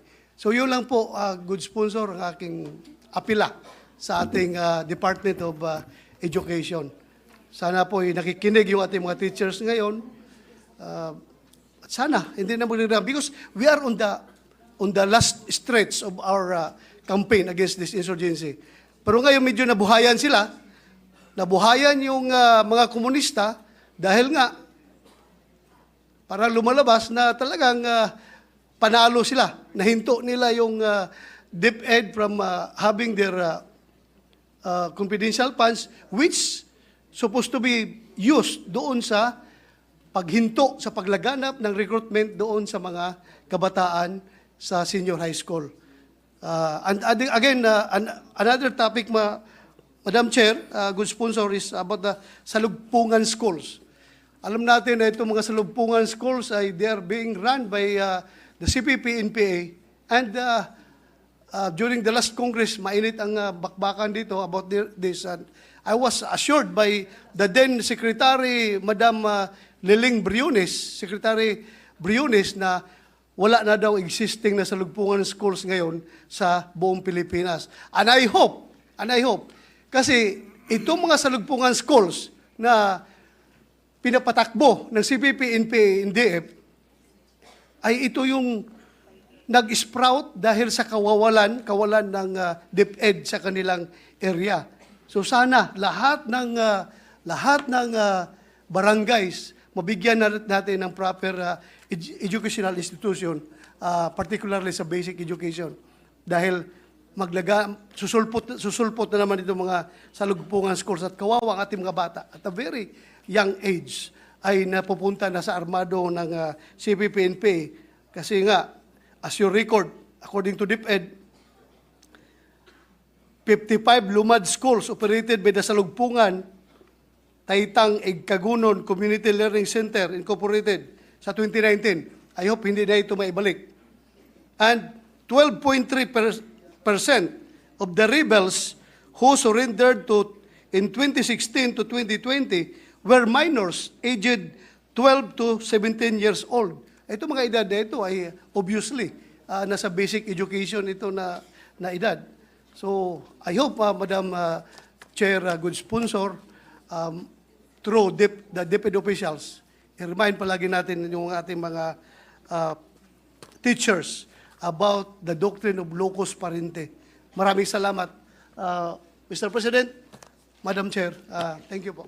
Salamat. Yes, just like to add that we support the efforts of Senator Bato and all the government agencies to reduce the insurgency in our country. But I would like to ask Senator Bato de la Rosa, did you accept the Vice President's invitation for you to climb Mount Apo? Well, Mr. I think there was a President, challenge. Well, Mr. Meron President, yatang Mount Apo challenge. because of my eagerness to accept her challenge, na-overtrain ako, Mr. President. Nagkaroon ako ng injury dahil every morning nag-treadmill ako for more than 1 hour. Kaya ito ngayon, back to zero na naman ang preparation ko. But kahit na halos kalahati lang yung edad ng ating DepEd Secretary sa akin, lalabanan ko siya sa akyatan kahit saang bundok dito sa Pilipinas. Basta bigyan mo lang ako ng Bawal tamang helicopter, preparation. Senator Bato. Lakad talaga. Lakad talaga ito, Mr. President. Lakad talaga. Sige. Thank you. All right, Thank you, Mr. President. Thank you, Senator Bato. Thank you. Thank you, Mr. President. Mr. President, next to make a very short manifestation is the distinguished gentleman from the province of Cavite, Senator Francis Tolentino. I move that he be recognized. My Mr. distinguished colleague, Senator Francis Tolentino, is recognized. Thank you, Mr. President. I totally associate myself with the manifestation of our dear colleague, Senator De La Rosa, especially as to the locus parenti doctrine. And I fully know that the DepEd family is doing the best efforts to address the concerns, especially in areas far from the urban centers. And Mr. President, the good sponsor knows fully well that I'm multitasking. I'm also preparing my lesson plans for today. I have a class within 2 hours. I'm also a teacher. So again, that locus parenti doctrine do not fully explain in the GAA or even in existing laws, aside from those mentioned by the good gentleman from Davao, is still the correct concept. The DepEd, the teachers, should be the parents of the students. Yun lang po, Mr. President, at dagang salamat. Mr. President, thank you. Senator Jinggoy Estrada would like to ask just one question, Mr. President. So will give way to his one question. I move that he be recognized, Mr. President. Thank you, Mr. President. Thank you. Our distinguished colleague from San Juan is recognized. If the sponsor will yield to just one question. Thank you, Mr. President. Thank you, Your Honor. Your Honor, during the last election, the BSK, Barangay SK election, there were reports that I have received. In fact, I have a video here showing that teachers, some of the teachers in one of the cities here in Metro Manila, have been accused of cheating. And I also have a picture here that a teacher read some ballots, read some official ballots with the stub of the upper part still attached to the official ballot. And that should have been a spoiled ballot, Mr. President. Mr. President, my question is, what are the possible sanctions that can be imposed against erring school teachers who have been caught cheating during elections? Kasi dito, sa video na ito, parang merong mga sinisingit na balota ron sa loob ng ballot boxes. And if this can happen to a city here in Metro Manila, it can also happen nationwide. May I know the possible sanctions, Mr. President? Mr. President, the violation, no, of the conduct of a teacher, which would amount to a violation of election laws, would be under the jurisdiction of COMELEC. But DepEd can receive these complaints and forward it to Maybe I COMELEC. can forward the video message and the Yes, pictures. of course. Forward it. Of course. We'll forward it But to the the ultimate, Department of Education. The ultimate judge or the ones who will hear Will be this the offense COMELEC, would be not the COMELEC, DepEd. not the DepEd. All right. Because this is a major concern of my part, in my part. Maybe my colleagues here would also agree with me that cheating has no place Of course. during elections. That's why we have to have an orderly, peaceful, and clean and honest elections. That is why I am really very worried about the actions of some. I am not generalizing everybody, but some of our teachers who are still performing acts of cheating. And I can send this video to the Department of Education. Thank you, Mr. President. Thank you, Mr. President. Thank you, Senator Jinggoy. Mr. President, last but not the least, I move that we recognize our distinguished minority leader, Senator Coco Pimentel. So Our moved, Mr. distinguished President. minority floor leader, Senator Quirino Coco Pimentel III is recognized.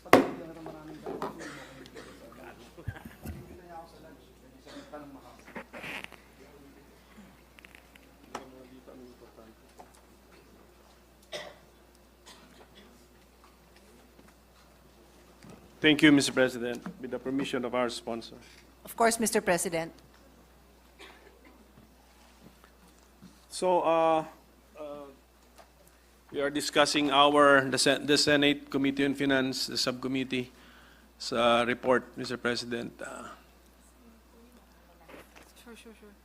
Our report increases the budget of the department, of the family, by 3.499 billion. May we know, Mr. President? 3.499, tama ba? Yes, with the Office of the Secretary getting 3 billion increase under our committee report. Yes, Mr. President. May we find out where all of this went and why? What is the question? Can you find out? The distribution of the 3.499 billion okay. increased by our committee. I think we used as the draft the House GAB, 3 billion. and then over and above the GAB level, we added 3.499 billion. So, sa 3 billion, 369. So, ito lang. Okay. So, Mr. President, the breakdown would be as follows. Support to school and learners program, that's the teaching overload pay, that's 200 million. And this is the distribution. And that 200 million is further distributed as follows: elementary, 40 million; junior high school, 60 million; senior high school, 100 million. And then there is a special hardship allowance. This is 300 million. The school voucher program, 1 billion. And then the educational human resource development program, which is the training of teachers for the Matatag curriculum, that is 1.5 billion. Tuloy ko to. Ito lang yung tinanong niya. Oo. That's for DepEd, and then there is additional 69 million for ECCD, that's the early childhood. Then there's 35.42 million for National Academy of Sports, then 25 million for NBDB, and then 20 million for NCCT, and then 350 million for NM, National Museum. For the attached agencies. Thank you, The- Mr. President. The latter one were all attached agencies, Your Honor. Thank you. So, so how does this amount of our committee report, this 718 billion, compare with the NEP level for the DepEd family, Mr. President? From the NEP, is it an increase? Yes, Mr. President. The NEP was 714.16 billion, and our Senate report came out as 718.08 billion. So tayo po ang nagtaas, ang Senado ang nagtaas actually.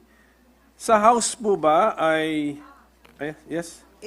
Well, I was going to answer, but it appears the follow-up question is, what did the House do? Sa House po ba ay binawasan nila ng 125, 150 million? No, Mr. President. So, ang Senate, nagtaas po tayo ng almost 4 billion. Yes. Ang House, nagtaas ng 395 million. Nagdagdag pa pala. Oo, Okay. pero pwede niyo akong tanungin kung saan napunta yun. Tumaas pa rin sa House ang GAB in spite of their announcement that they cut the confidential fund of the DepEd in the amount of 150. In Yes, spite Mr. of eliminating that amount, the House bill still increased the budget for the DepEd family. We're talking about the family muna. The family with the attached agencies. Yes, that's accurate, Mr. Okay po. President. So meaning to say that the confidential fund of the Office of the Secretary in the amount of 150 was not taken out of the DepEd family. Nandun. Yes, again, we are talking about the House. Yung Yes, sa- the House. And yung sa House. yes, I think in the Senate also. I think we are not in the Senate. We did not restore that 150, and Yes.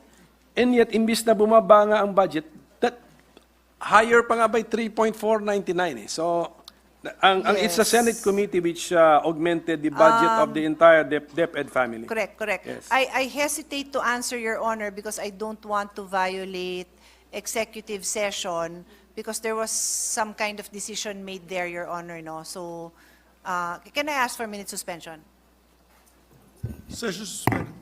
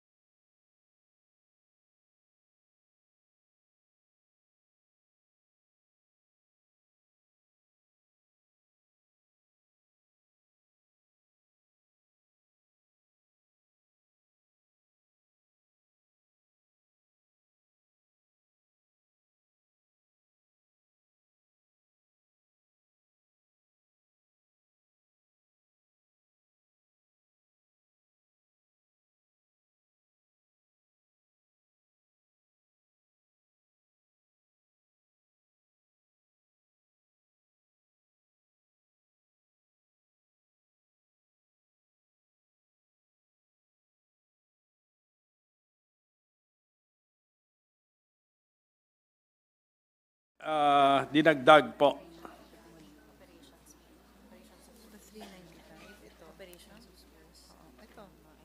So this is under operations. It's under the operation of schools, tama?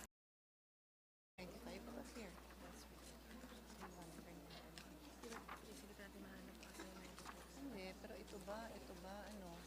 Nothing to, hindi to. Ito lang. Oh, so wala to, ha? Wala to. Okay. Tsaka may honey. Okay, ito na lang daw. Wag lang yung red, yung mga green, yung mga dagdag, yung mga plus. What is this? What does that stand for? MO. General Manager. Regional Office, MOE Division Office. New construction.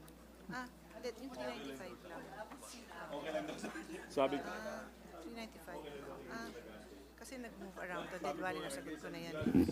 So 13, okay. Kasan yung ano?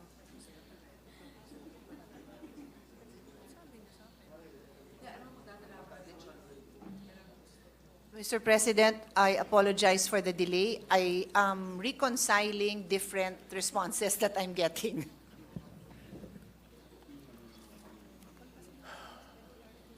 Session suspended.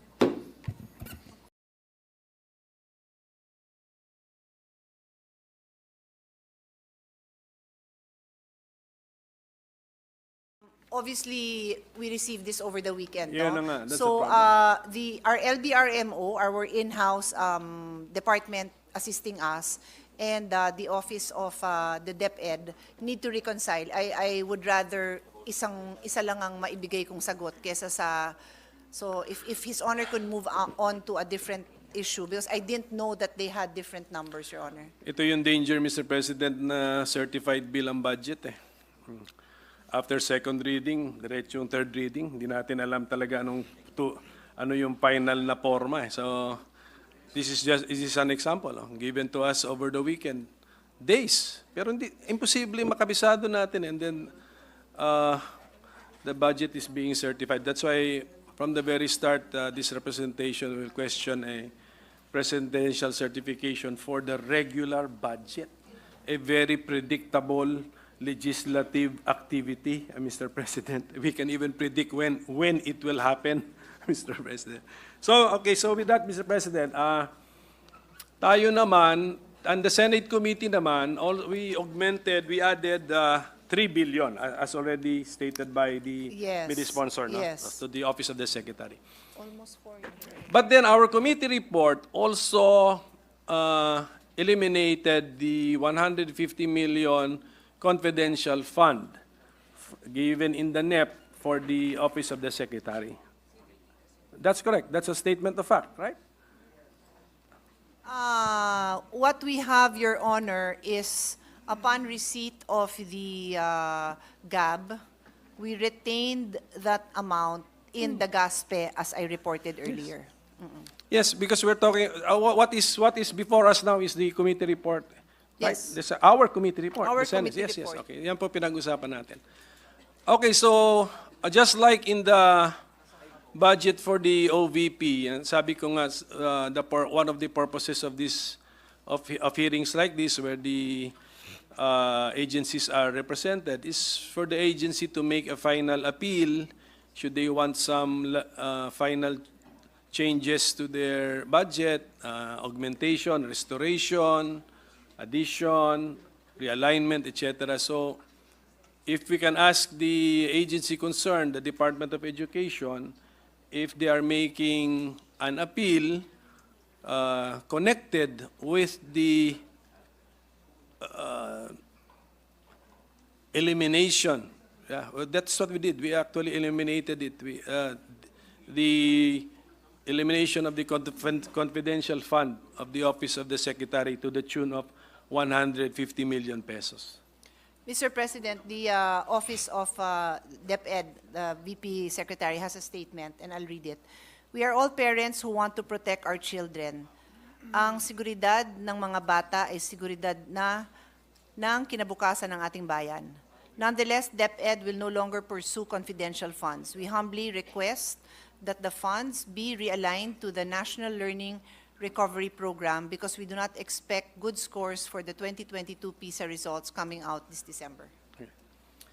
So thank you for that, Mr. President, for that manifestation. And once again, I commend our Vice President, who is the Secretary of Education, for that posture, Mr. President, for that position, Mr. President. So may we know about what is that program where the Vice President and the Secretary is requesting us to Yes. put the money Yes. of Mr. President, ito yung National Learning Recovery Program.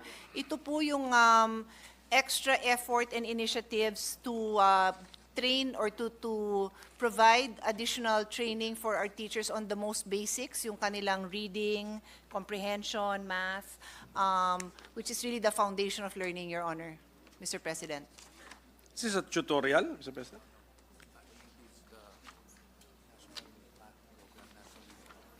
Within the regular school hours. So learning, so includes for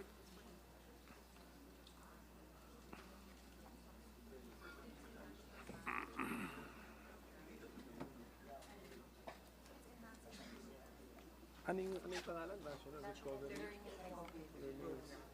National Learning. So may program, may 5 basic programs siya.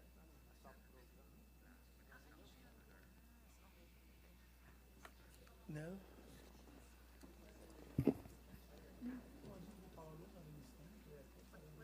Complicated ng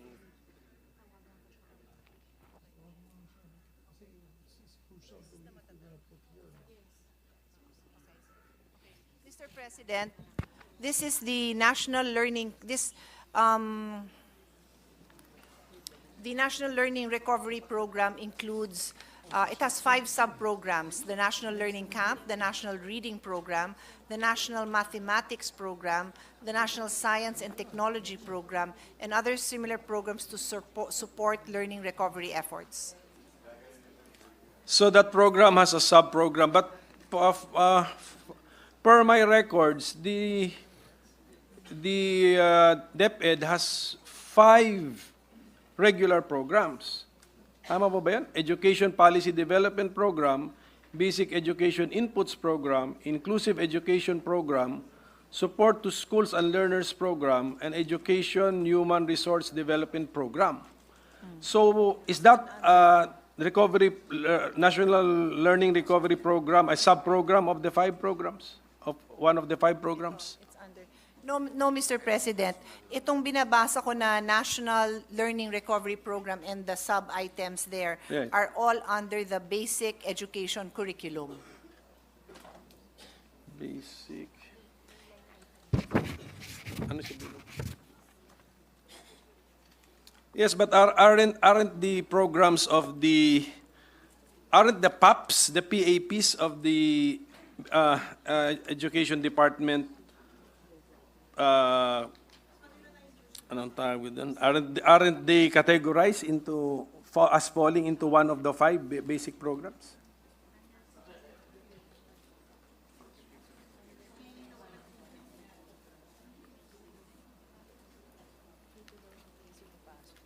According to our planning, ma'am, that falls under the education.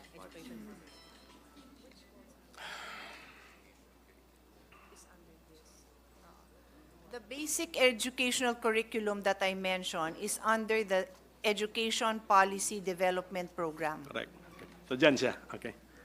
So that program has a program which has sub-programs. Yes. Okay. So good luck to all of us to understanding. So ganun po yan. Okay. I mean, we also want to understand your Yes, of course. yes, your budget. Actually, maganda nga pagka-presented the 5 big programs. For example, this Basic Education Inputs Program. Ito po yung may malaking capital outlays. So definitely, andito yung ating classroom building, classroom repair. Dito po siya. Tama po? Si Beth? Yes, Your Honor. Capital outlay is 34 billion. So, can we give us the basic division of the 34 billion? New classrooms, and then ano pa yung iba?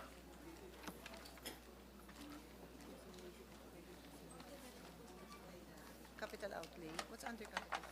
Number 6 lang? That's it? Yeah? Yung national learning, under coverage, ulat mo nga sa papel ang pangalan niya.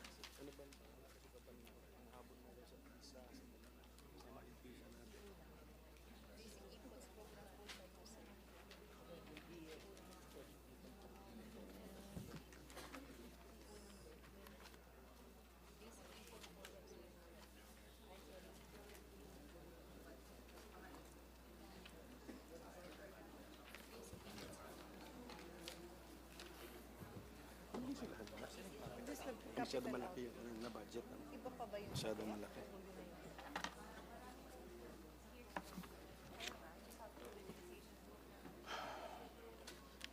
What? It's BEF. What else?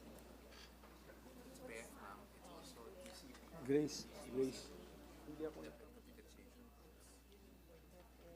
Computerization program. Is that don't I just have a list? I don't know. But the biggest is the BEF.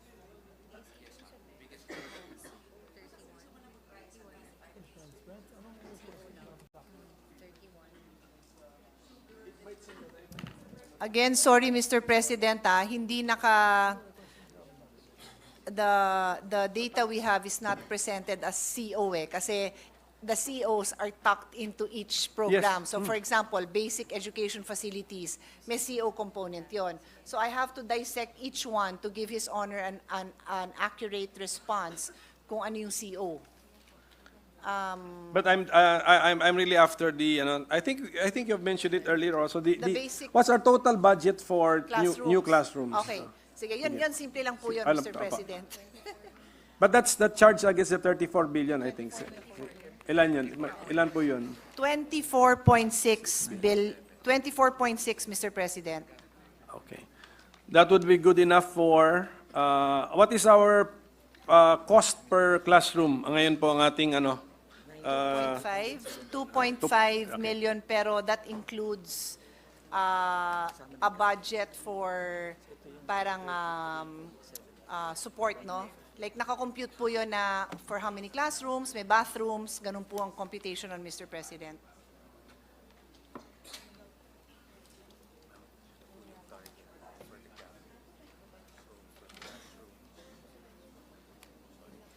It's okay. Kasi, Mr. President, last year, Okay. siyempre paulit-ulit din naman yung mga tanong natin Ginawang- kasi ginawang 10 naman. this is a regular department naman. Ang functions din niya, predictable na. Last year, when we asked about the classroom shortage, ang sagot po last year, 167,000. This year, from the earlier interpellation, ang classroom shortage po natin ay 159,000.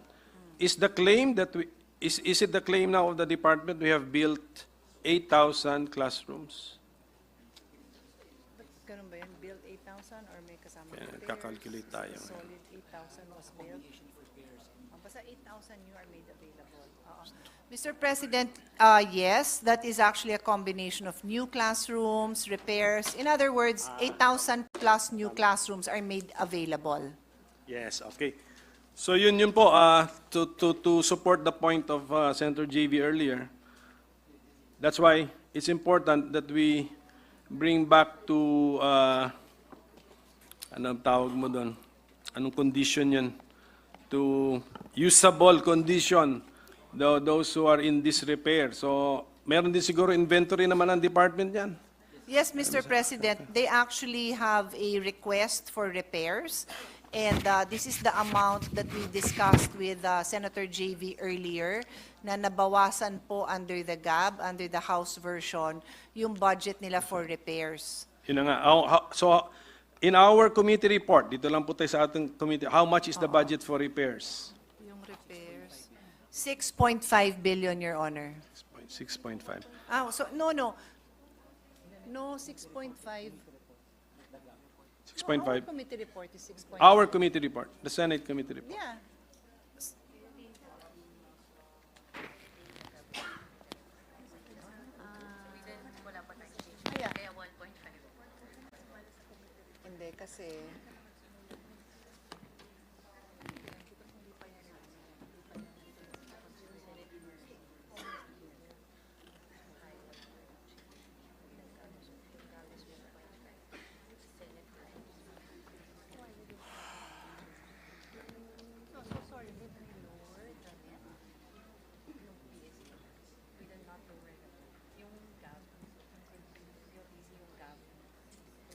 Yung mga hiring ng teacher, ano ba matatanong ko doon? Hiring ng teacher. Tapos of course yung curriculum kasi bakit meron yung curriculum na wala pa. Mr. President, let me explain.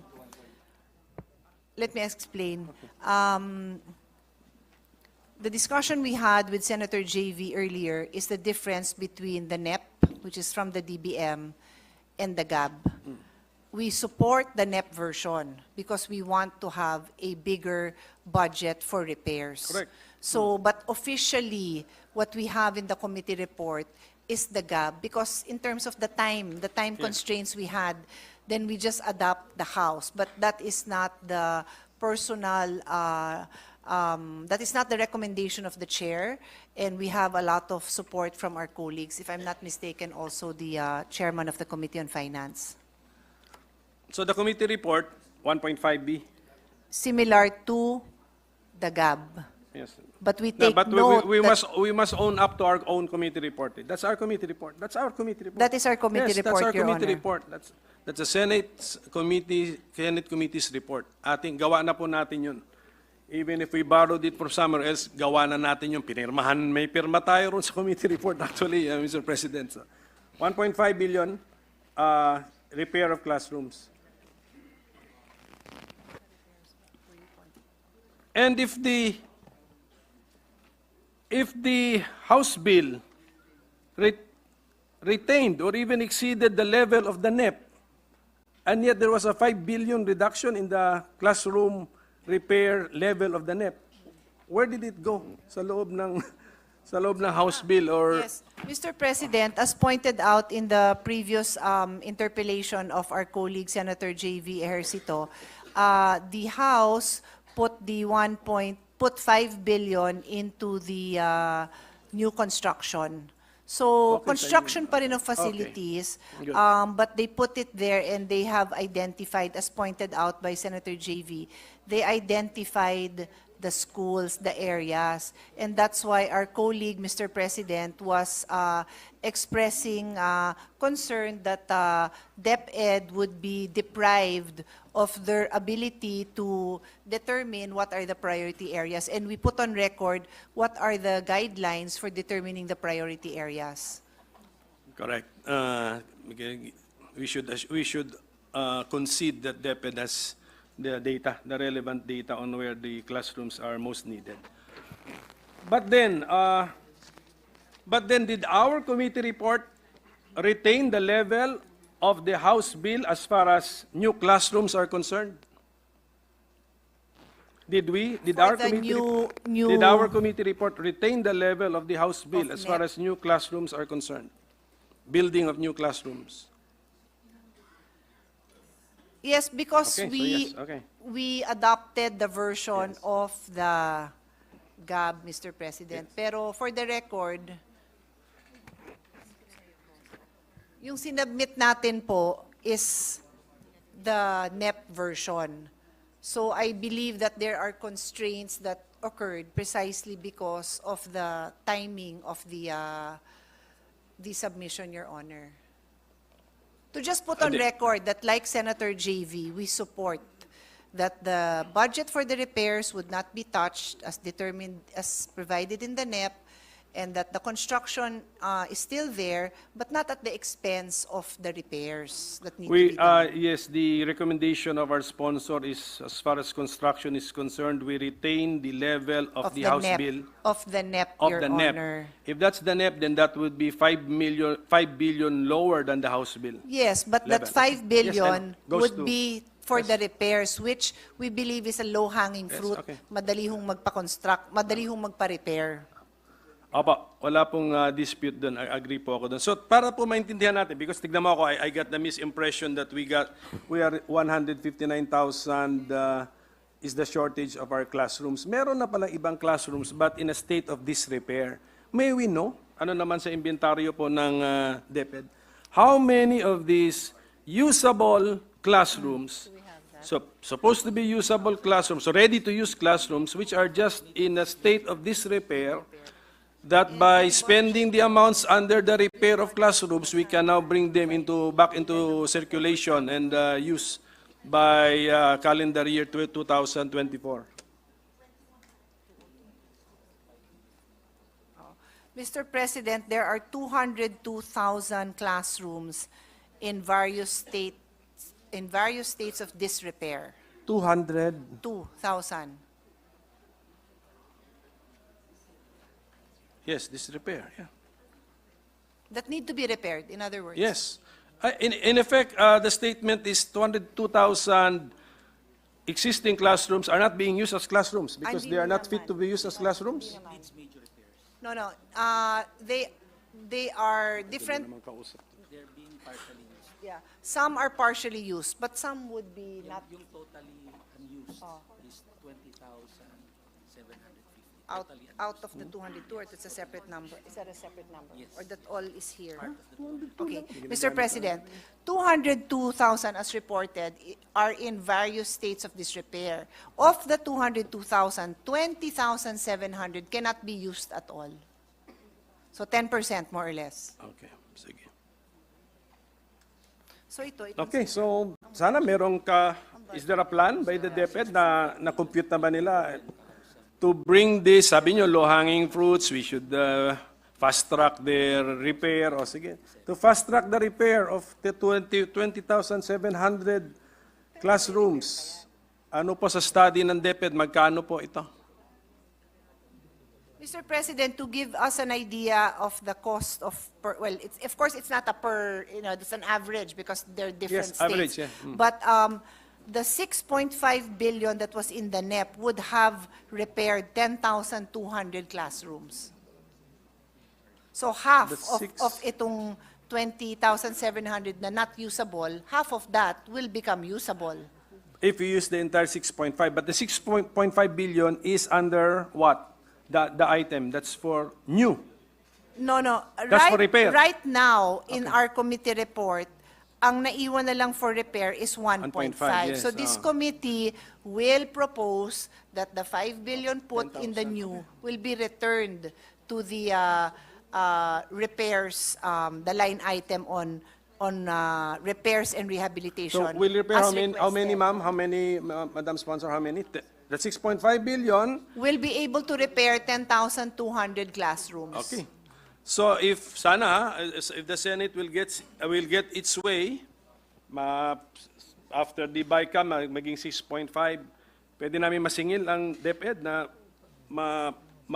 put into circulation talaga, back in circulation, 10,200 Yes. classrooms. Yes. Without hesitation, the answer of DepEd is yes. Opo. Next question. Will I just subtract that from the 159,000 shortage? No. Sige, because tama. okay. No, Because Your Honor. what? There will be what? That 159. Separate kasi po yung inventory of classrooms that need to be repaired sa new construction. Hindi po, ang sagot nyo sa akin kanina, halo na itong 159,000. Kaya nga medyo magulo eh. Okay. Ayan ang sagot sa akin kanina. So yung 159 new. Okay.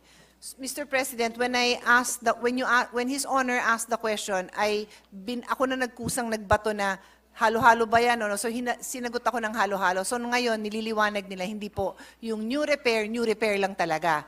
Tapos yung new construction, new construction talaga.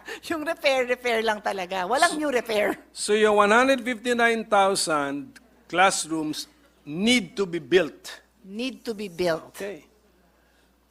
Okay, but that of course, because given the student population, but if we now reintroduce 10,200 existing classrooms not being used to be used now, dapat mamainusan din yung need natin for classrooms, tama?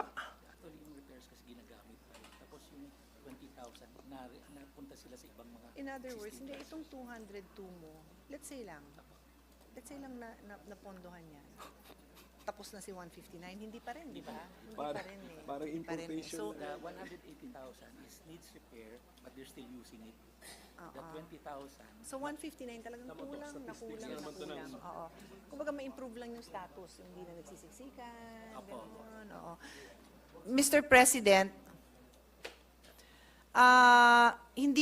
itong 202,000 schools identified for repair still need to be repaired kasi we're making do with those classroom. They're not in great form, pero napagtsatsagaan. Siguro nagko-combine sila ng classroom, hindi maganda Sige yung ba? environment doon. So, kailangan pa rin maayos to on top of the 159,000. Kailangan ayusin naman natin yung yung foundation yan built na, ang walls built na, ang ceiling. Okay. Yes, I agree with the prioritization expressed by our sponsor. And according to Senator JV, low-hanging fruit itong the repair. So you'll have our support, Madam Sponsor, if that is your proposal for the final version of the Senate budget on DepEd. Ngayon, Mr. President, yung 150 million na dadalhin natin sa National Learning Recovery Program, because I think na napag-usapan natin last year yung dismal performance po ng ating mga mag-aaral sa TIMSS, SEA, PLM, PISA surveys. What would be the expected result, Mr. President, after if we place that 150 million from confidential fund to the National Learning Recovery Program? What's now the commitment of the department that when we reassess our learners, what will happen to the test results? Yeah. Well, actually, Mr. President, to be clear, that there are test results that are expected. Is it by December? December, no? That's a date that we do not control because these are tests happening all over the world, no? The results are released. So yung results na yan, that's not the one that we expect to see improvement because these are children who were pandemic educated. Yes. So yung 150 na pinag-uusapan natin is enhancing the curriculum basically, which we hope to see results in the years to come. Hindi naman po agad-agad, hindi naman bukas, no? So, tama ba si PISA every 4 years? So, the next testing will be 2025. Would we see results by then, 2 years? I don't know. Maybe, maybe not. Me lang, as a daughter of an educator, it takes time. It takes time. Although the program is named National Learning Recovery, it's really an investment into the curriculum committee. They will use this curriculum? Is this curriculum enhancement?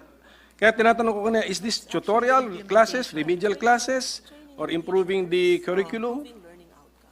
Okay. So it's both for teachers and it's both for teachers and students, Your Honor, because for the outcome that we want to present itself to us, then it also starts with the teachers, diba? So may teacher training yan, and then the outcome. So all of these two components are both part of the program. Sa budget ng DepEd, walang regular item for that?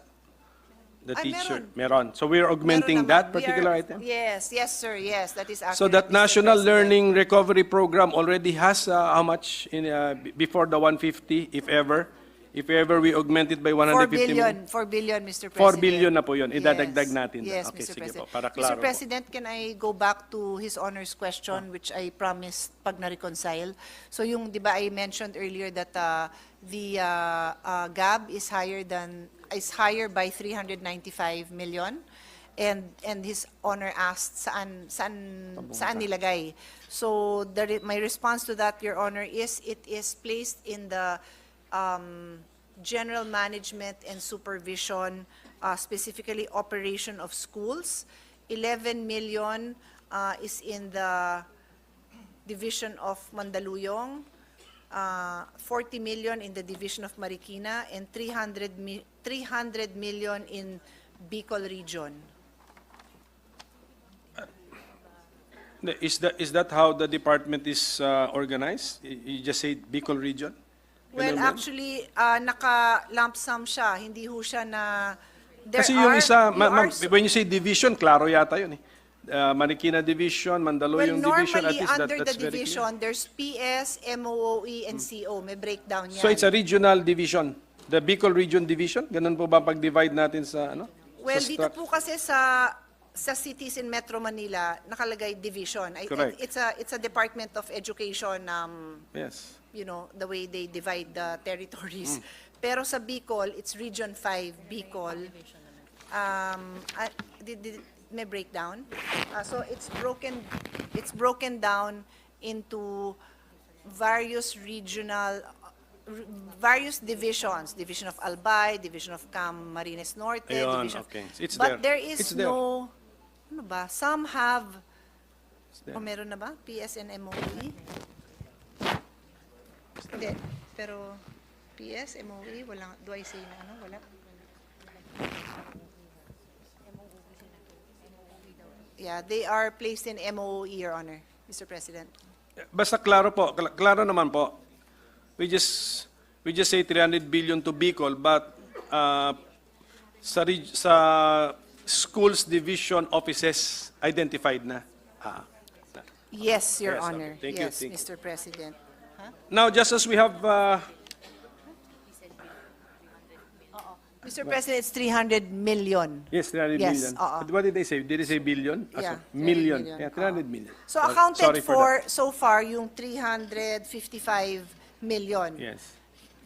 Hinahanap pa ng LBRMO natin yung balance of 40M. Sige, but thank you for the effort, Madam Chair, Mr. President. So, do we also have a shortage of teachers? Yes, Mr. Ilan President. po yun?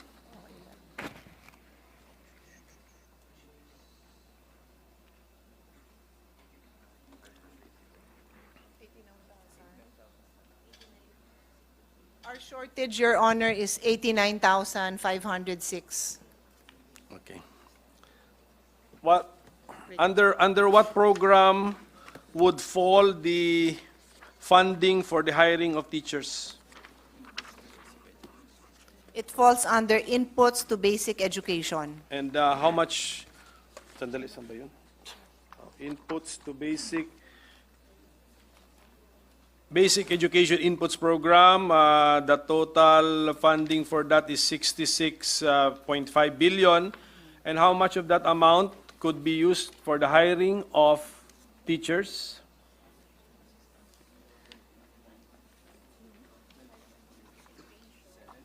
Is for hiring.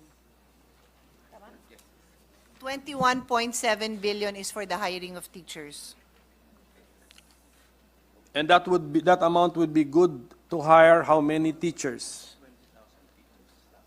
That will cover 20,000 teachers.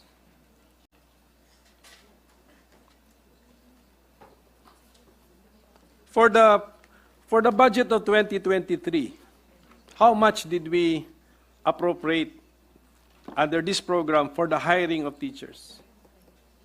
For 2023. Same. Tapos ang next question ko siguro is, were we able to achieve the target? To fill Yeah? the target. To achieve the target or?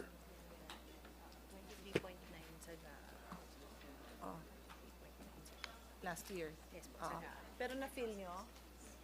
Hindi pa lahat. What, like how? Ito PSC yung field nila ng teaching, right? Is this it? Okay. Mr. President, in the 2023 GAA, the amount was 23.9 billion. And the field teaching... What was the commitment for this year? You asked for 23.9 billion pesos for the hiring of teachers. How many did you commit during the budget hearing last year? To hire 9,650 teachers. 9,000? 650 teachers. Oh, kumusta po? Pero parang malayo pa. Bakit po I mean, 23.9 billion for 9,650 teachers, and yet for next year, 21.7 billion to hire 20,000 teachers. Parang nagbago ba ang rate ng mga teachers? Parang ibang nga yung rate. Nakikita mo yung sinasabi niya. Last year, 23, i-hire mo daw 9. Ngayon, 21B, i-hire mo 20. Parang Tapos nito teacher, tatanungin ko na lang yung textbook. last this year, Iba na yun. Sa ibang, ano ko yung tatanungin natin. Sa dito muna. Pag daw tayo may tanong sa basic feeding kay Grace na daw yun. Ano pa? Ano pa yung textbook ito 30 times 12. Ano ba yung mandala? We're checking, Your Honor. Actually, di sa mga revenues nila, yung miscellaneous. Saan ba yun? Point out mo yung sa non-tax revenues nila.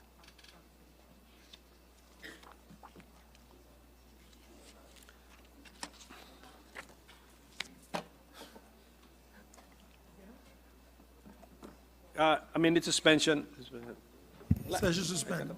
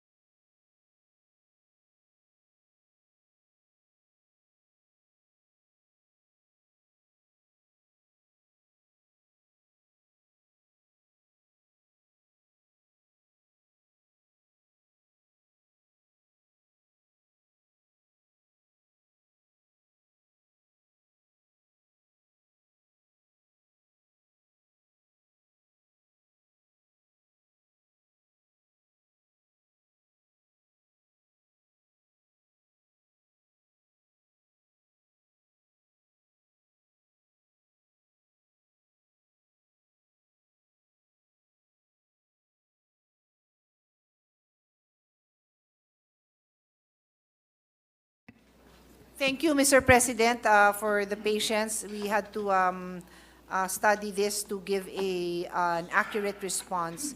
Mr. President, let me start with 2023, and then I'll go to 2024, no? So for 2023, the amount of 2.725 billion was in the GAA, and this is meant to hire 9,650 new teaching positions. As to the question of His Honor, so as of now, how many have been hired? 3,352 have been hired. And as to why only, I am already anticipating the next question. As to why only 3,352 have been hired, Yes. this is because the NOSCA, the Notice of Staffing, was only released in July. So they are ongoing as the hiring process is ongoing as we speak. And DepEd assures us that they will be able to fill roughly 96% because that is their average, that is their annual average.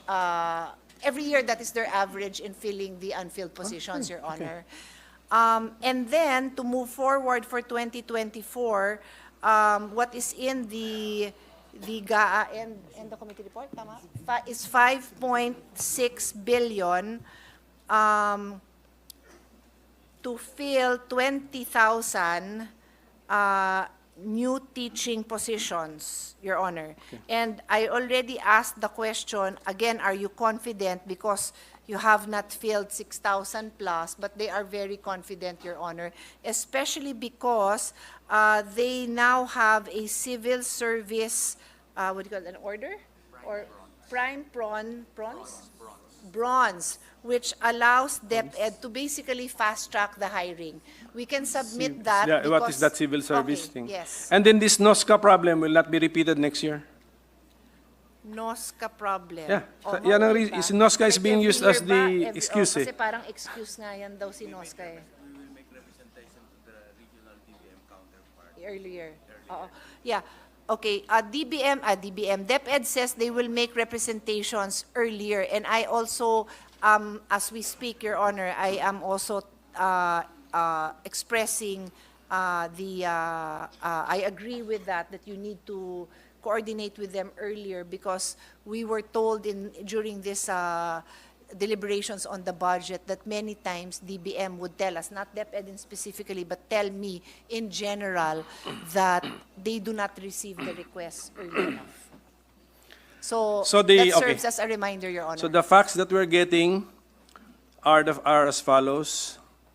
As of the moment, November 9, 2023, DepEd has hired 3,352 new teachers out of the committed 9,650 during the budget deliberations last year. Yes, Your Honor. And you claim that we will be able to comply with your commitment up to 90% by December 96% by December 31, 2023. Is that the claim of DepEd? By December. By the end of the school year, Your Honor. Okay, Mr. President. So that would be, ano na bang school year natin ngayon? What's the end of our school year?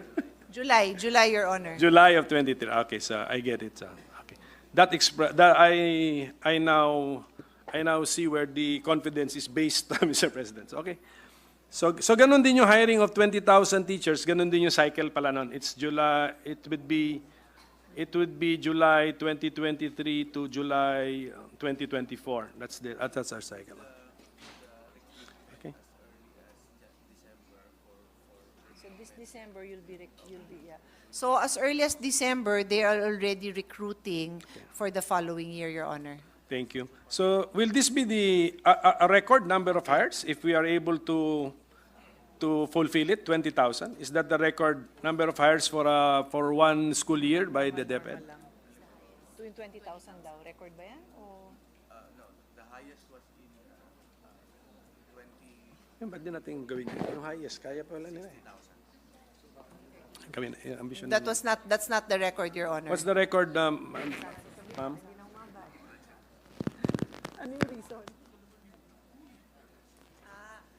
record, Your Honor, is when the senior high was implemented. Kasi nga, may mass hiring talaga. May reason pala talaga. Sige, okay yun. Yes.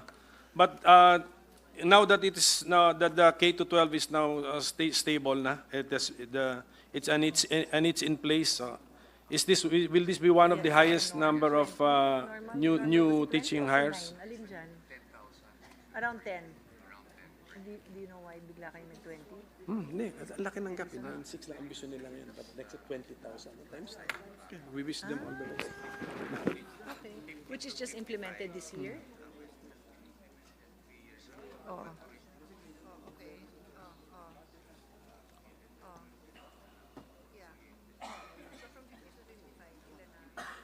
Hindi, less na. Less na. Less na. Sila, ma'am.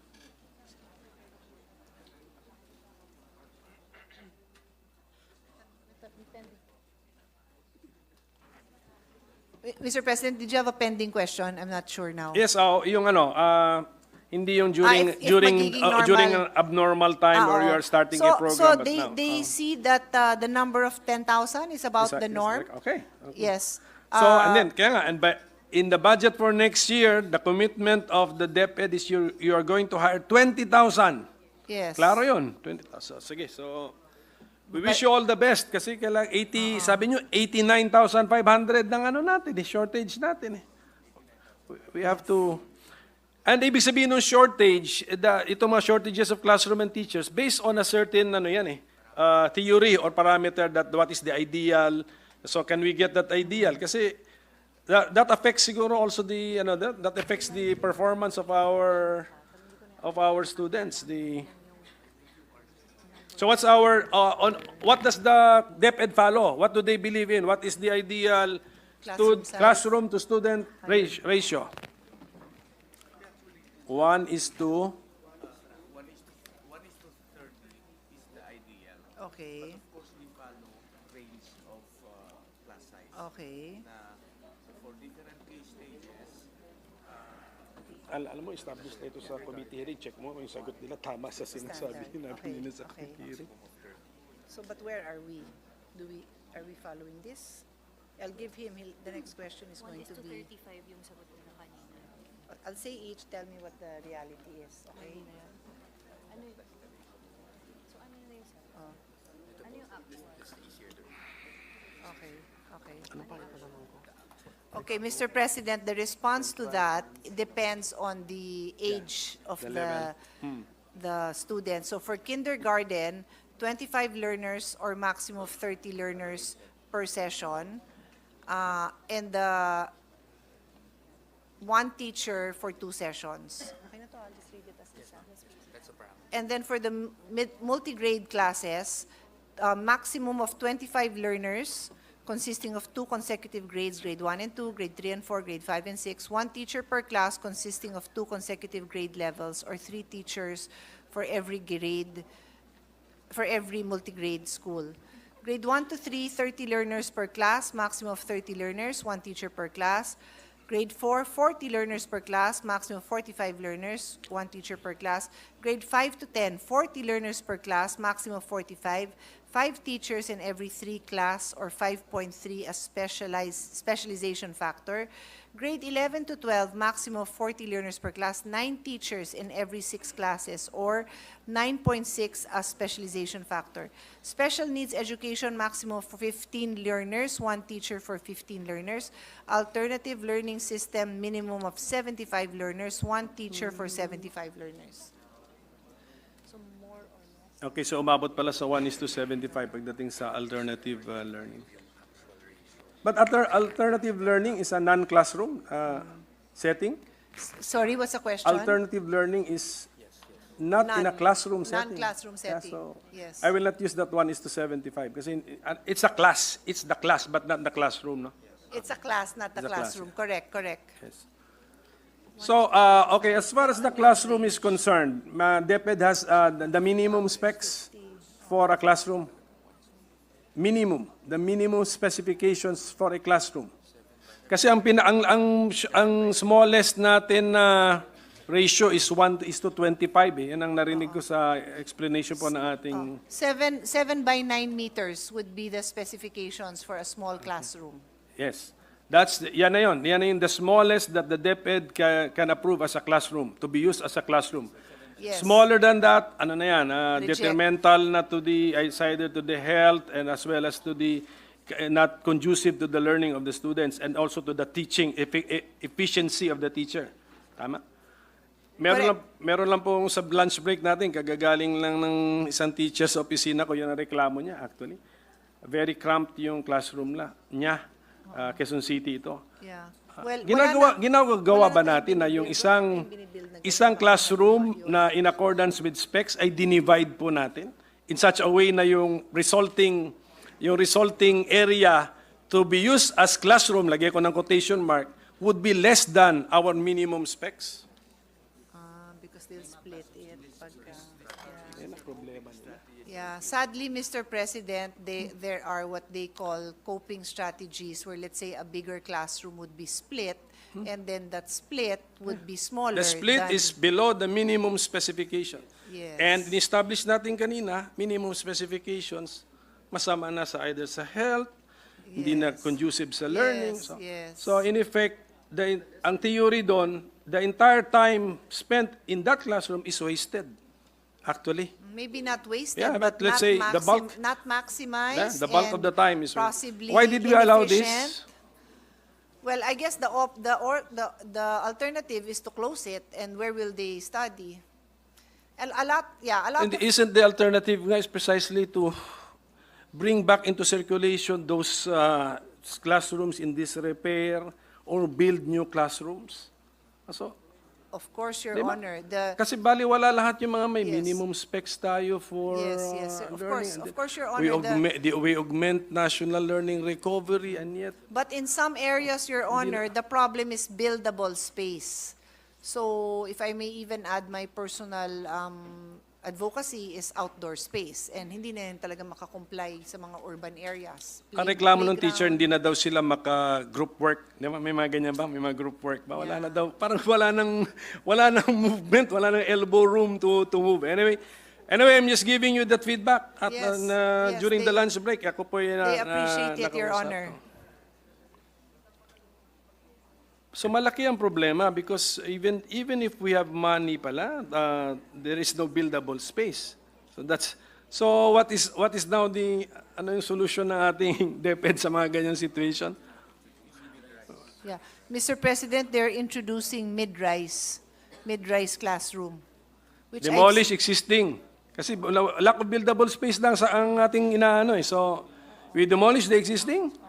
If there's buildable space, dun pa lang sa space na yon, multi-storage, Okay, no problem doon sa multi-level na. with buildable space kasi nga isabi ko nga. Well, I let's build. guess eventually they will demolish that, but it's not a priority if it's a good classroom. So Okay, so hirap talaga. Actually, tama. That's why mahirap po talaga maging Secretary of Education at saka itong Department of Education. mahirap po, naiiyak na nga sila. Mahirap po, They mahirap. appreciate your pain, that you share their We- pain, Your Honor. Yeah, we are here to help actually, Mr. President. Okay. Yes, they know that. Thank you.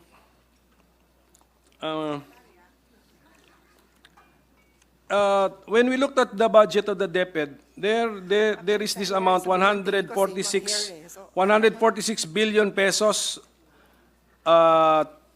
to be released by the central office. Ano po ito? Ano yan? Sorry, Your Honor, what is the question? What is the 146 billion?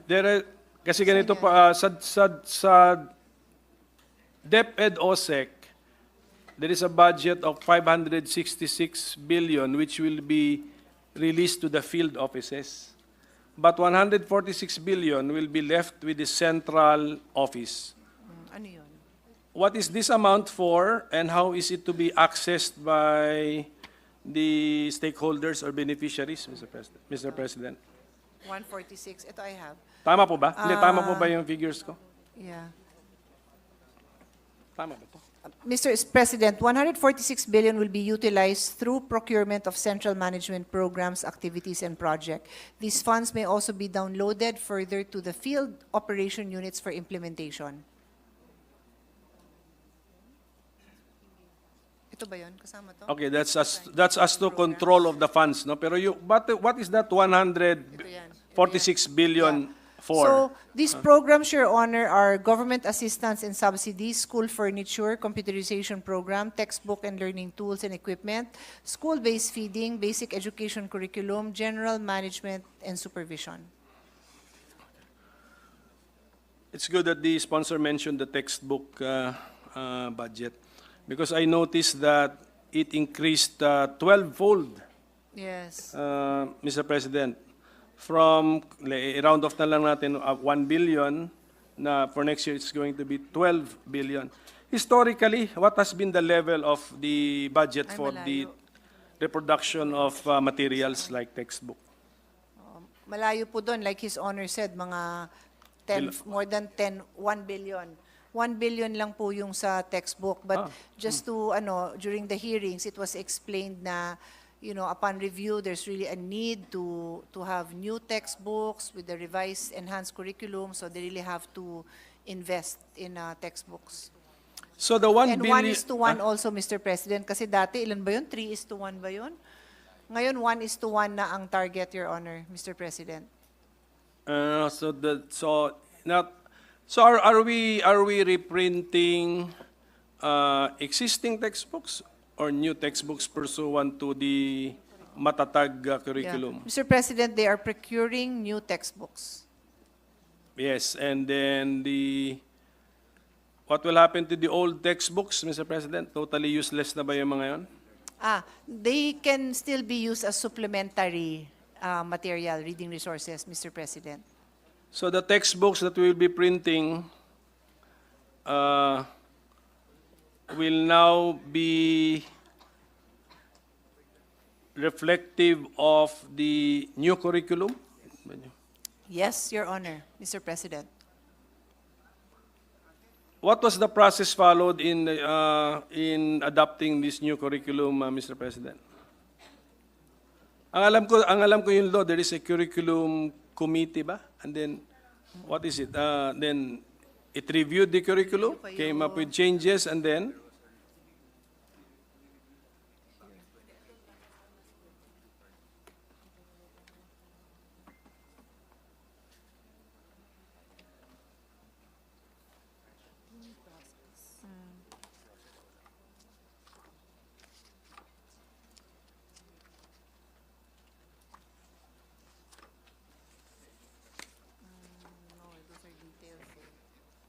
How did you go about it? Okay. Okay. Okay. Okay. Okay.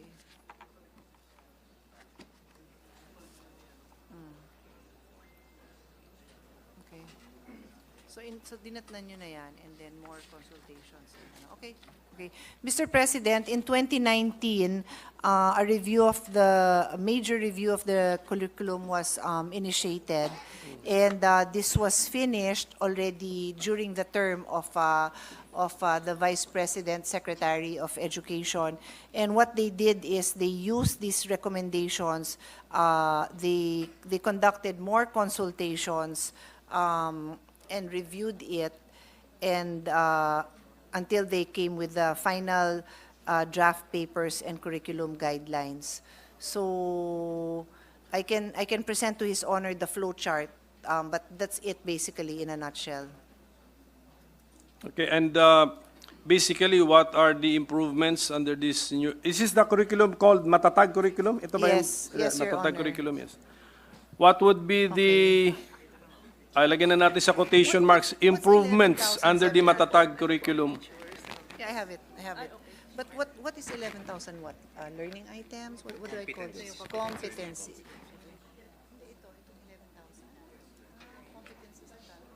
So basically, the Matatag curriculum has the following feature. It decongested the curriculum, reducing from 11,738 competencies to 3,664, focus on foundational skills, balanced cognitive demands, clearer articulation of 21st century skills, reduced learning areas, intensified value education, strengthened peace education, and on par with international standards, Your Honor, Mr. President. So has the Matatag curriculum been implemented, and since when, and as well as the scope? In all schools? Yes, Mr. President, we are in the piloting Pilot pa lang. stage. We have 7 regions participating with 5 schools per region and a total of 35 schools and a total of 385 teachers and a total of 8,294 students. Yung 12 billion in textbook printing. Kasi we budget by calendar year, pero sila the DepEd has a school year cycle.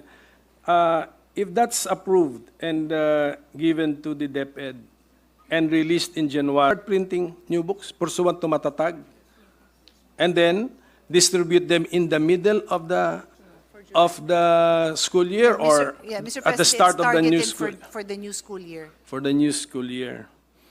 Okay, pagdating sa new school year 2024-2025, what would be the status of the Matatag curriculum? Pilot pa rin?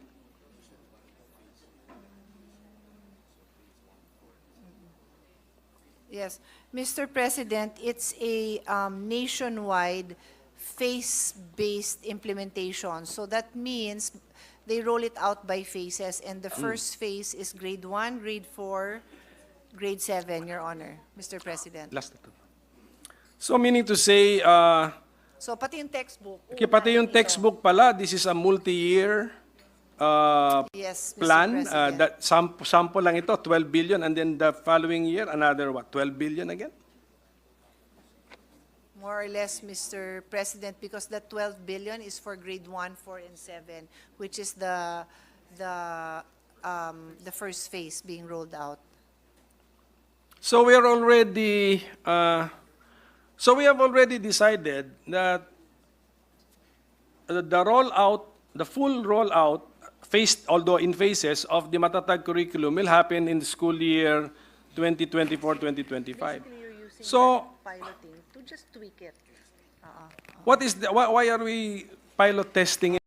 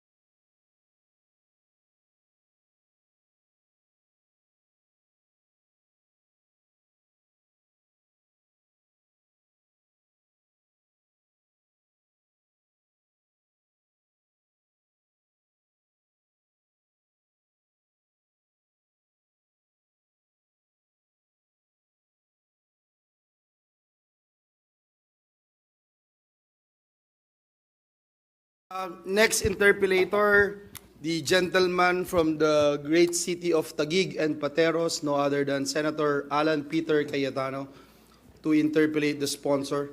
You're recognized, sir. Magandang hapon, Mr. Senate President, Mr. Majority Leader, Honorable Vice President and Secretary of DepEd family, and my dear Chairperson, Ate, may I have this opportunity to ask some clarificatory questions? Of course, please proceed. Two parts. In the first part, of course, your opinion as well as the official view of the DepEd is most welcome. And the second part, if I may ask just for factual answers from the DepEd. Let me start with a biblical principle. No? Hosea 4:6 says, "My people are destroyed from lack of knowledge." Although meron tong spiritual context, di ba, na how can you live or how can you have eternal life or exist if you don't know God? It is also a realism in this world that pag walang knowledge, you die. Di ba? Hindi mo alam na may scholarship, pwedeng mamatay na yung opportunity mo mag-aral. Hindi mo alam na may medical assistance program at walang gamot, pwede kang mamatay sa sakit, no? So I always take solace from the preamble of the 1987 Constitution, if you permit me to read it again.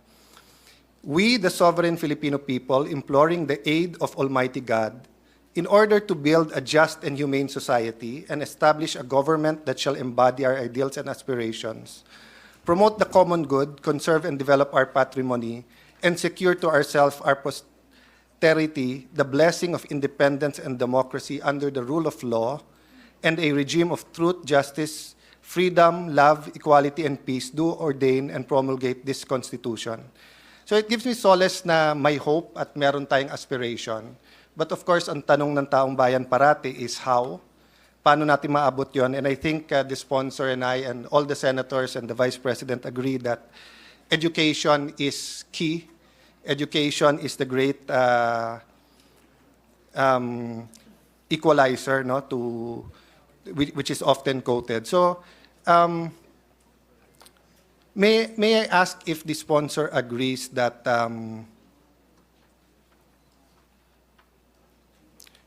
may I ask how the sponsor or the DepEd characterizes the present situation of Philippine education?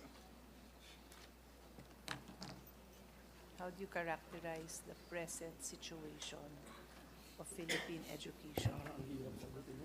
Swimming, drowning, surviving? One word na lang. Languishing. Hopeful. Hopeful, Mr. President. Hopeful. But what's our status? Are we doing well, doing bad? Are we in the top tier? Are we, paano nating ma-characterize? Would you agree with some of the statements that Philippine education is in crisis? Well, actually, Mr. President, in earlier discussions with the Vice President, Secretary, she already indicated that they're concerned about the PISA results. No? So that is recognized international standard for assessing where the students are. And she's already expressed concern. Well, for the record, I'm taking the long view. I'm not taking this last year or the term of President Marcos or the term of Vice President Duterte alone. No? I'm talking the long view from the 60s na number 2 tayo sa buong mundo, na napakalaking part ng budget natin ay sa education, pero hindi libre ang high school. And then 1986 came, the EDSA revolution, naging libre ang high school, so it became accessible, but the quality suffered, and after a few years, they were mass promoting students, and first-year high school students weren't able to read well. Fast forward, 2013, nearing our goals of the teacher, pupil, learner, classroom ratio, we decided na para maging world-class, mag-K to 12, then we're back to where we are today. No? So some people say that the educational system of the Philippines is in crisis. Will the sponsor or the DepEd agree with that or no? Yes. Yeah. And it is good to have an agreement where we are, di ba? Kasi hindi masosolve ang problema na hindi natin alam na may ganung problema. No, so I for one do appreciate that answer, because when we're in crisis, we come together and try to help each other and try to get out of that crisis. Allow me lang to pay a little bit of homage to PhilippinDailyInquirer.net and their editorial. Maikli lang to, but eto sinabi niya, ask a typical 10-year-old school student in the Philippines to read and understand a simple, age-appropriate paragraph, and there is a good chance that as many as 9 out of 10 will not be able to. This dismal level of reading comprehension among pupils puts the Philippines firmly among the poorest in the learnings in the region, according to the latest World Bank report on the quality of education in East Asia and the Pacific, with an alarming 91% learning poverty rate, even with the return of the face-to-face classes across the country. The Philippines has therefore failed to improve the same dismal ranking in 2022 study of 22 middle-income countries in the region by the Washington-based lender, and was done after a 2 years of remote or distance learning forced by the COVID-19 pandemic. In stark contrast, learning, defined by the World Bank as being unable to read and understand short age-appropriate text by the age of 11 or between grade 4 and 5 under the country's K-12 system, is high. In high-income Japan, South Korea, and Singapore, is a minuscule 3 to 4%. In Vietnam, it is just 18%, the lowest among the Southeast Asian countries in the survey. So I don't have the statistics for Thailand, but looking at, with the permission of our colleagues, all throughout the budget hearing, I'll be referring to Vietnam and Thailand in Southeast Asia, maybe sometimes Singapore. Kasi magandang may comparison tayo because children from Davao, from Taguig, from Makati, from Isabela are not only competing with each other, they're competing with children from Japan, South Korea, Myanmar, from all the countries around the world. So the next question I have is, what is the one thing? I know that there are many, many things. I know that the Secretary is working hard. Our Chairman, Win Gatchalian, and Senator P are working hard sa EDCOM. But if there is one thing that has to be fixed to put us back on the right track, what is that one thing? Of course, the other EDCOM member, Joel Villanueva. Commissioner naman din po si Senator Sani Angara, Your Honor, just to put on record. Yes. Sorry, I violated the rule ng mga politiko not to mention kung hindi mo kayang i-mention lahat. But you know my heart, brother. I admire all of you and the hard work you're doing. I just wanted, in a very short interpolation, to see if may consensus ang administration, ang Senate, ang taong bayan, kung ano ang priority or what's the... So this is a common theme I asked my staff. Of course, it's from the book, The One Thing. This is something I'll ask all departments, di ba? So kung traffic, what's the one thing to solve traffic?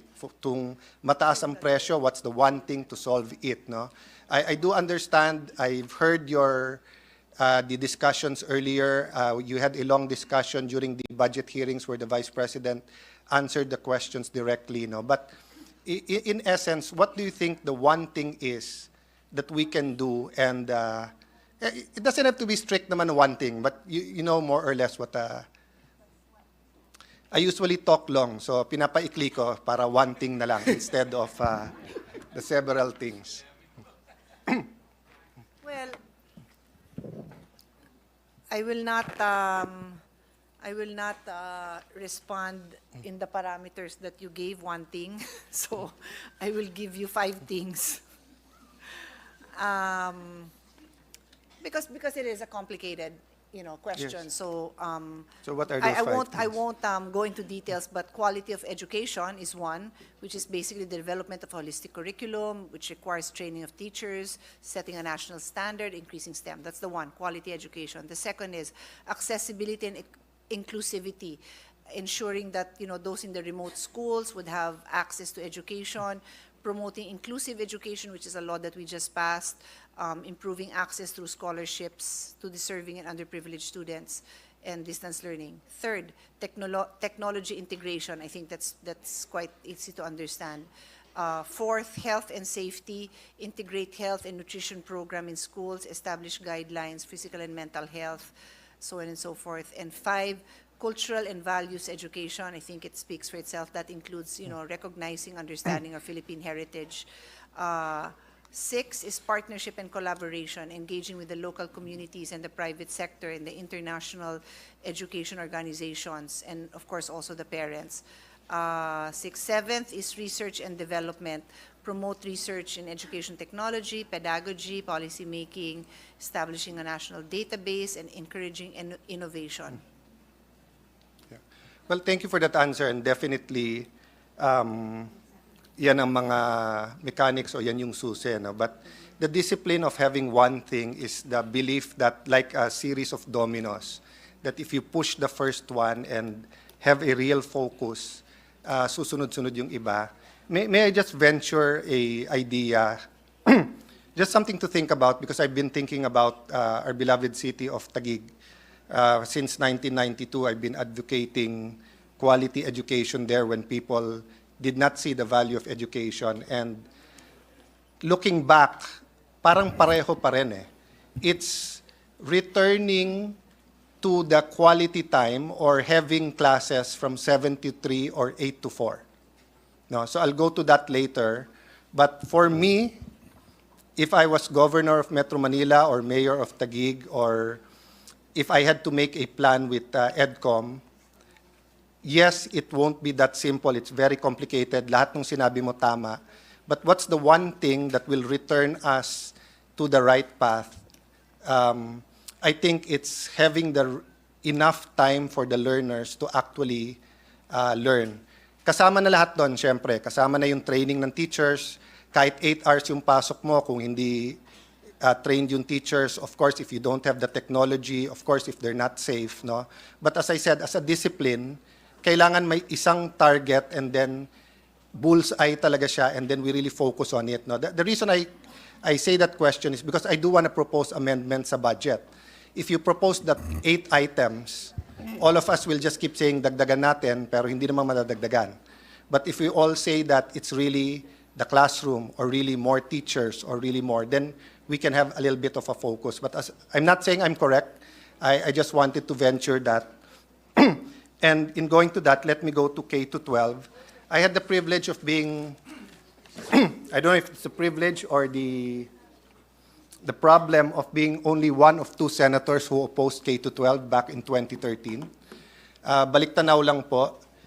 2013, the claim was halos wala na tayong shortage. So para maging world-class, sumunod na daw tayo mag K-12. And I opposed that, saying mas gusto kong naka-Volkswagen tayo na yung Volkswagen ay hindi nasisiraan, naka-aircon, maganda. Kaso sa naka-Mercedes-Benz tayo na sira-sira, na wala naman tayong pangbiling spare parts. That early, Senator Ralph Recto said that if we pass the K-12, we will need 250 billion more in the budget and 250 billion from the pockets of parents for an extra 2 years. No?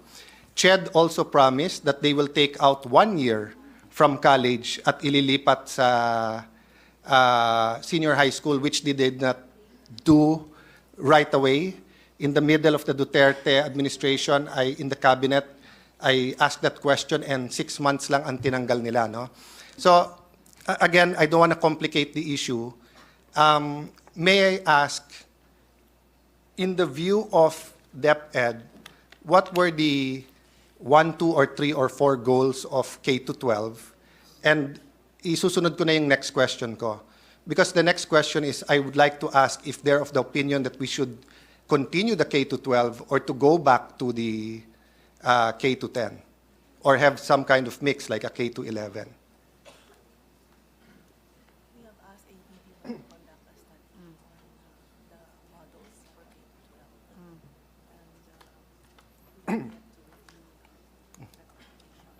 So you're sticking with the K-12.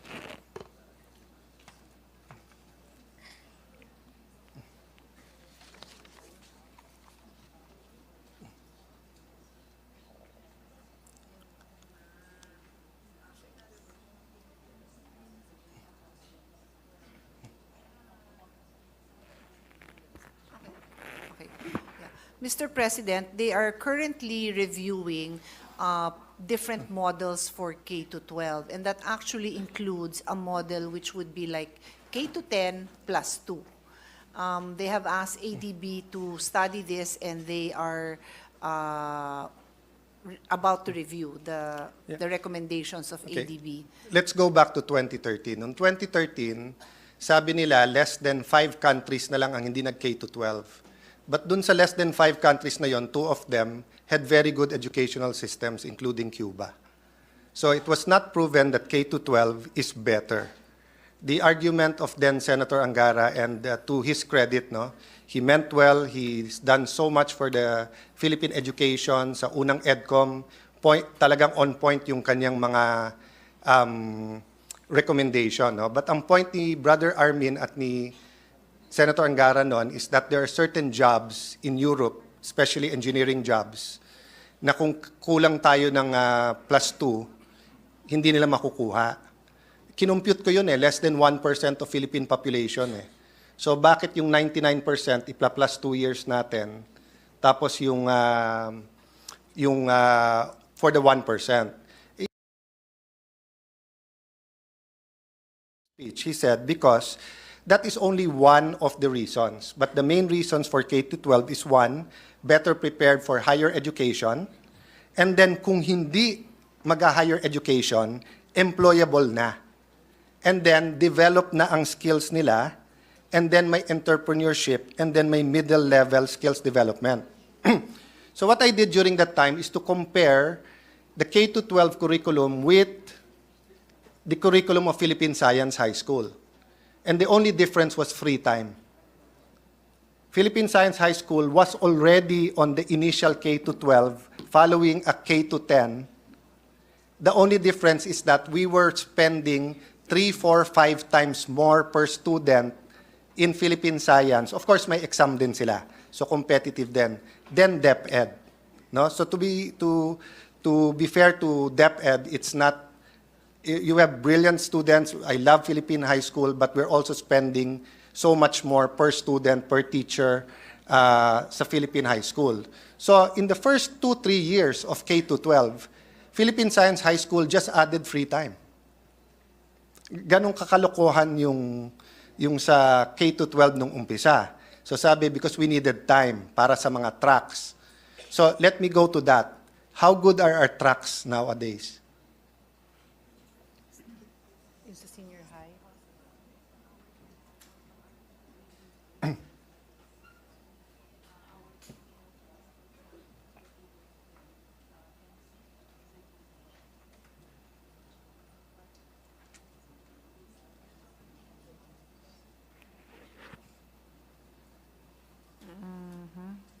Okay.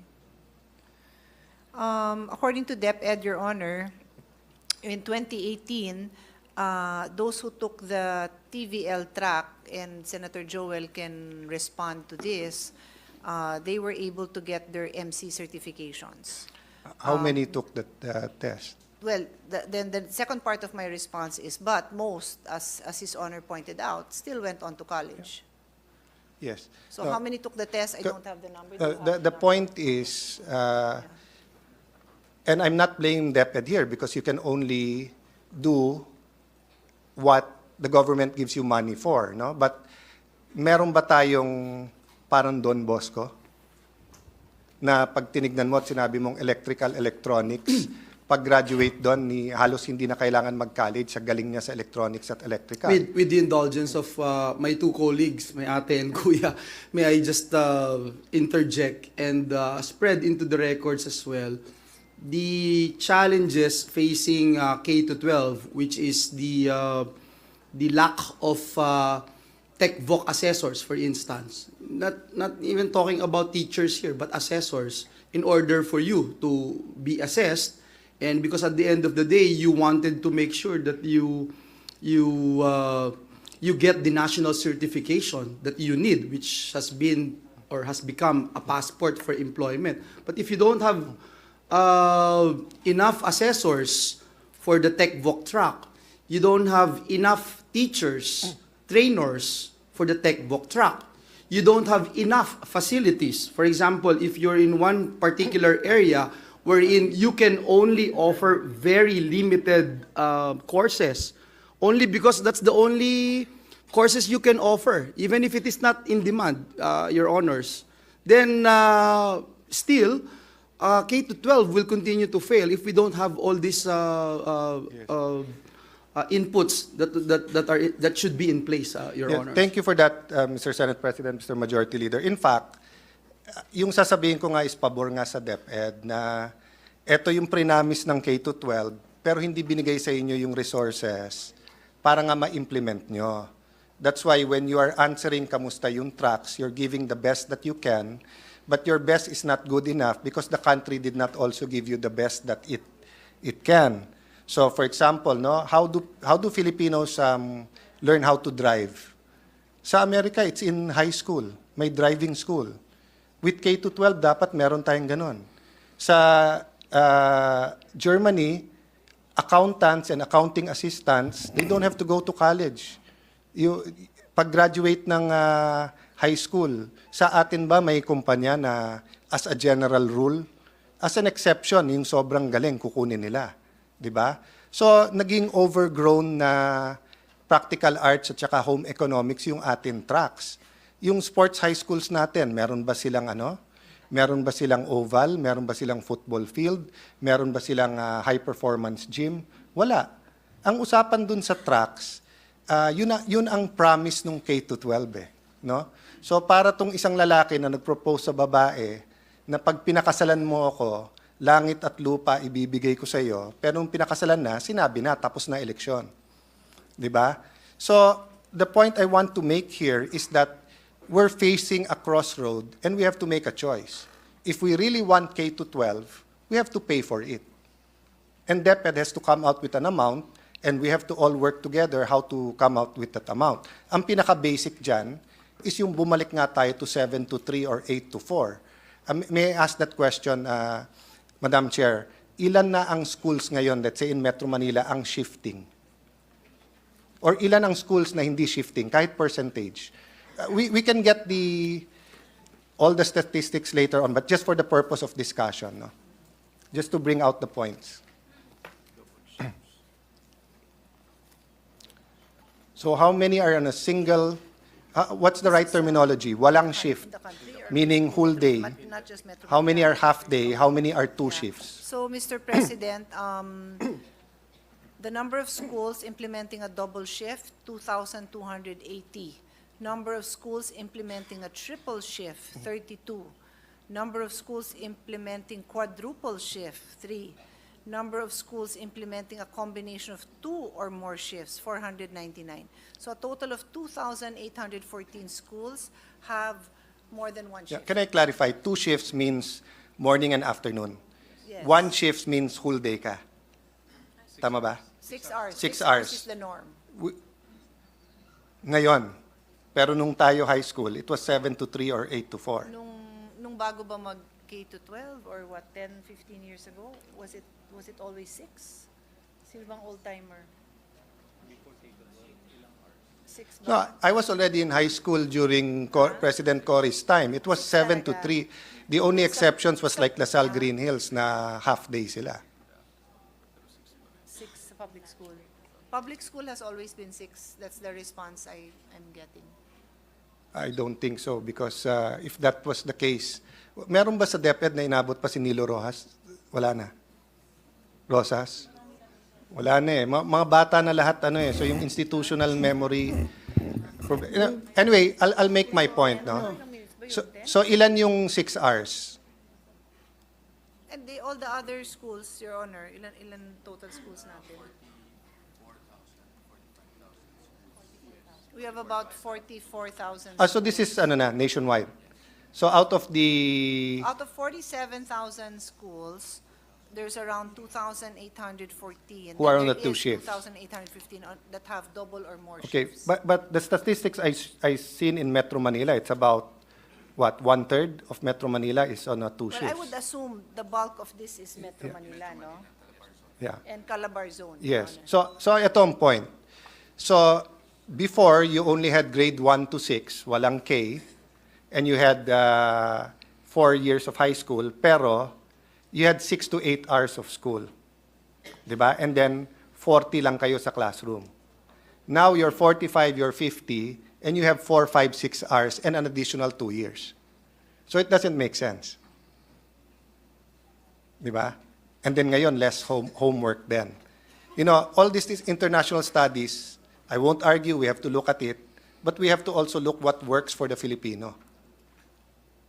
Diba? So bakit tayo nagdagdag? I'm not, this is addressed to us kasi kami nagpasa nito noong 2013.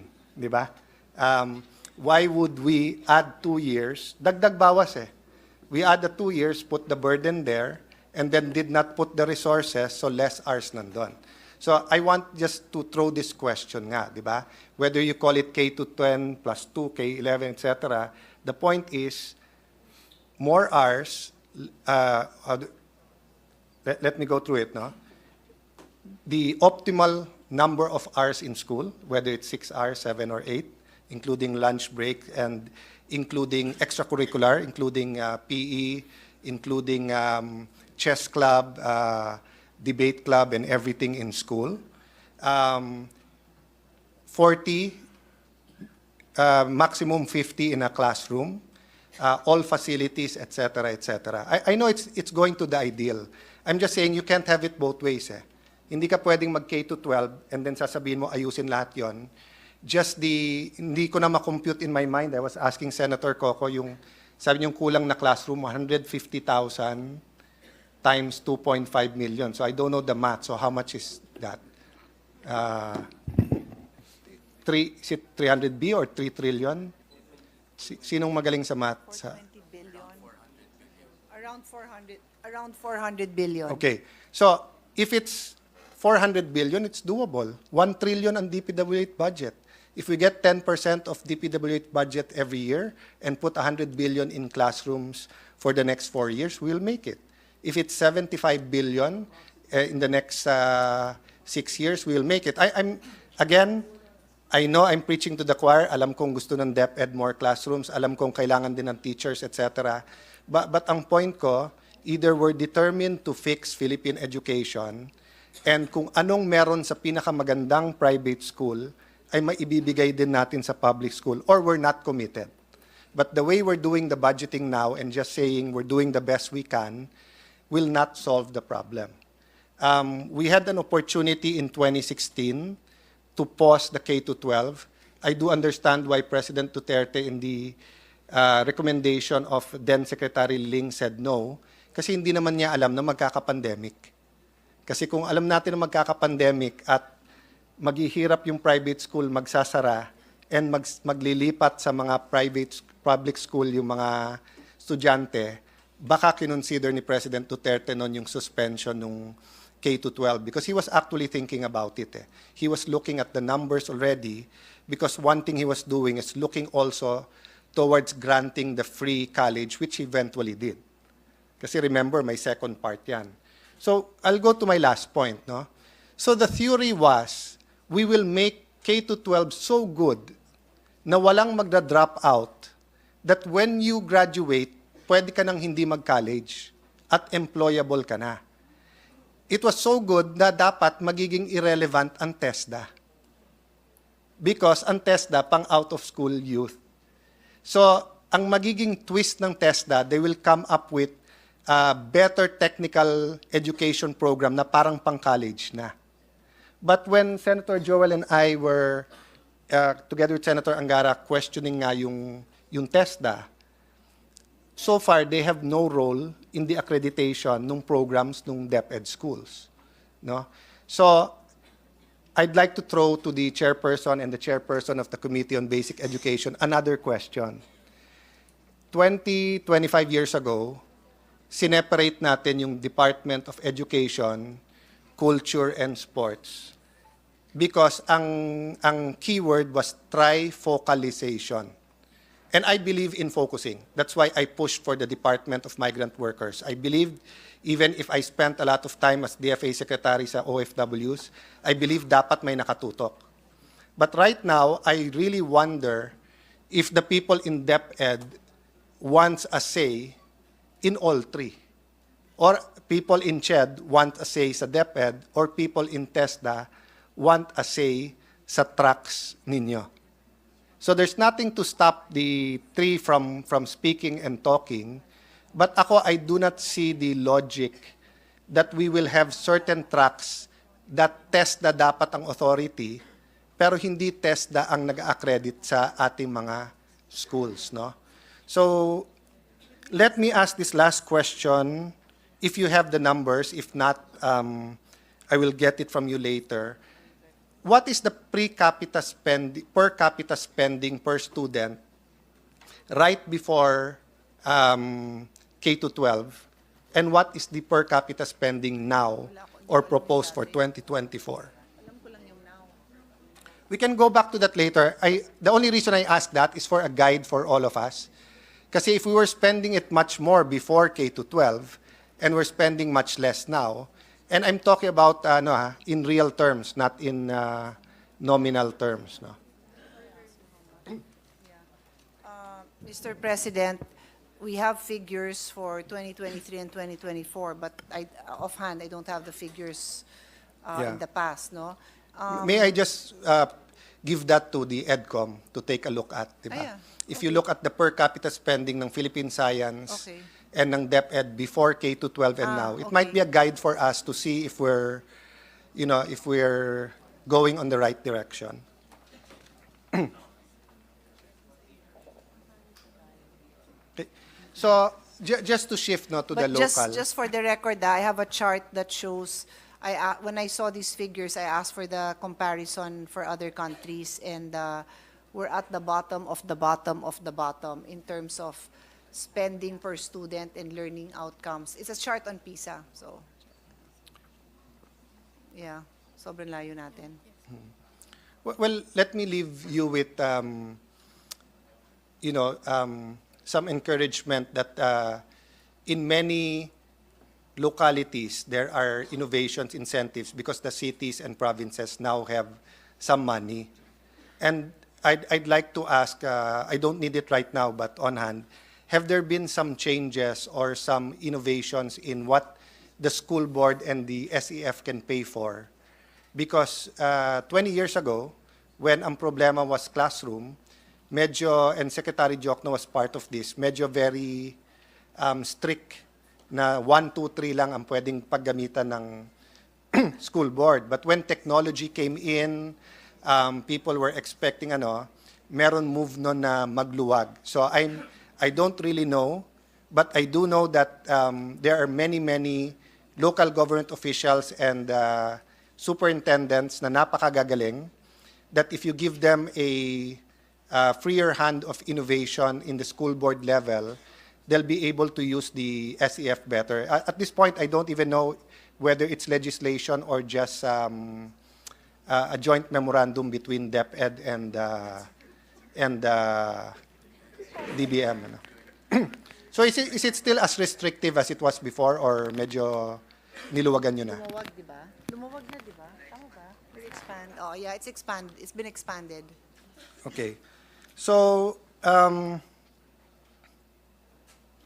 so let me sum it up na kung tuloy ang K-12, how much do we need? And will we have a 5-year plan? Will the DBM and the administration commit to that money? No, whether classroom teachers. If hindi tuloy ang K-12, what is the alternative? And how can we make sure that kung ano man criticism ng ibang bansa na we have less 2 years but better quality? So I guess the question we should ask ourselves is that, do we want to have the form na K-12 tayo, pero ganyang kababa ang quality, or do we have criticism na hindi tayo K-12, pero mataas yung quality? If you ask me, I'd rather have K-12 and high quality. But again, can we afford it, and how much will it actually cost? I think even for an exercise, kahit sabihin mong DepEd needs another trillion, it might be, wow, where will we get that? But it's better knowing, in the same manner that I admire you for admitting that we are in crisis sa Philippine education, I don't think there's anything wrong that we tell people, if we really want to fix education, this is how much we need. I mean, ang DPWH, baha, 250 billion. Di ba? So, I used to ask students sa Taguig, ano mas gusto nyo? May putik sa paan nyo, pero pwede nyo hugasan pag uwi, pero nakapag-aral kayo? Or, wala kayong putik sa paa kasi nagawa yung pathway, nagawa yung anti-flood, pero hindi ka nakapag-aral. Kasi you have to make a choice. Anong gusto mo unahin? Classrooms or flood control, for example, di ba? It's a choice, no matter what we say. No? Having said that, Madam Chair, Mr. Chair, I feel quite awkward, but I'll be remiss if I don't ask some questions about my home city, given the state of the issue there. And the answers I know will come from the Transition Committee. For the record, I have not talked to my sister the last few days, so she doesn't know the the questions that I'm going to ask. But just as a preliminary, may I ask who read the Supreme Court decision regarding Taguig and Makati vis-a-vis for the Transition Committee? Sino daw yun? Nagbasa ng Supreme Court. Sinong in charge? Is it your legal department? Sinong USEC ang nagbasa nung... no.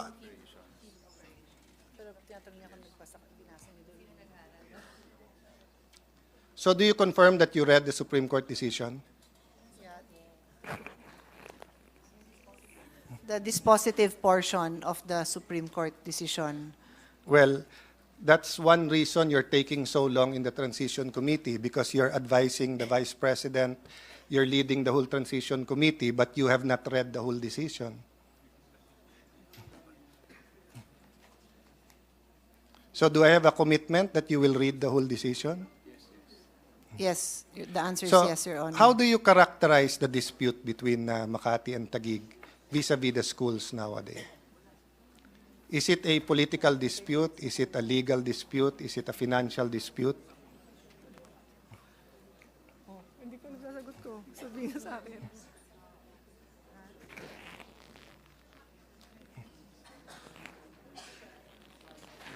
Yeah. Mr. President, it's already a settled case, therefore it's for implementation, and that is the function of the Transition Committee. So in I DepEd. think I heard the Vice President, and I thank her for that. That's exactly what I wanted to hear. Because I want you to watch a video, and it appears that some of your people don't have the same opinion. Can we show the video of, is it Assistant Secretary Brigas? Bringas. Either party, but the side of the learner. So whether you are originally from Makati and now from Taguig, what is important is you put the best interest of the learners as your priorities. Okay, so you will be providing the balance for the confusion that is happening. So when you meet your teachers, tell them na same message. Your side is the learner's side. Okay. So you guard and spare the learners from all these controversies because they need to focus on their studies. And that's why you are here. Okay? So yun lang naman yung advice ko sa inyo.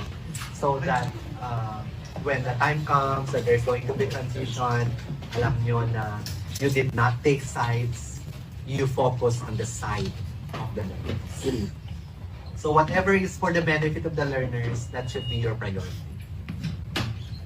If they have 2 uniforms, so be it. That's for their benefit. No? And besides, uniform in the public schools is optional. So when they have two uniforms of different colors, they can wear it in different days of the week. Yeah, if they have two pairs of shoes, so much the better. Yeah. Diba? You will And like they it. have doubled the number of learners kits, and so much the better. Basta we should not let them be in the middle of any controversy, but make them focus with their studies. Okay. So we are counting so much on the teachers as the balancers of these issues, and do not engage in any partisan activity. Just make sure that you're doing your mandates as teachers and doing your responsibilities to all your learners.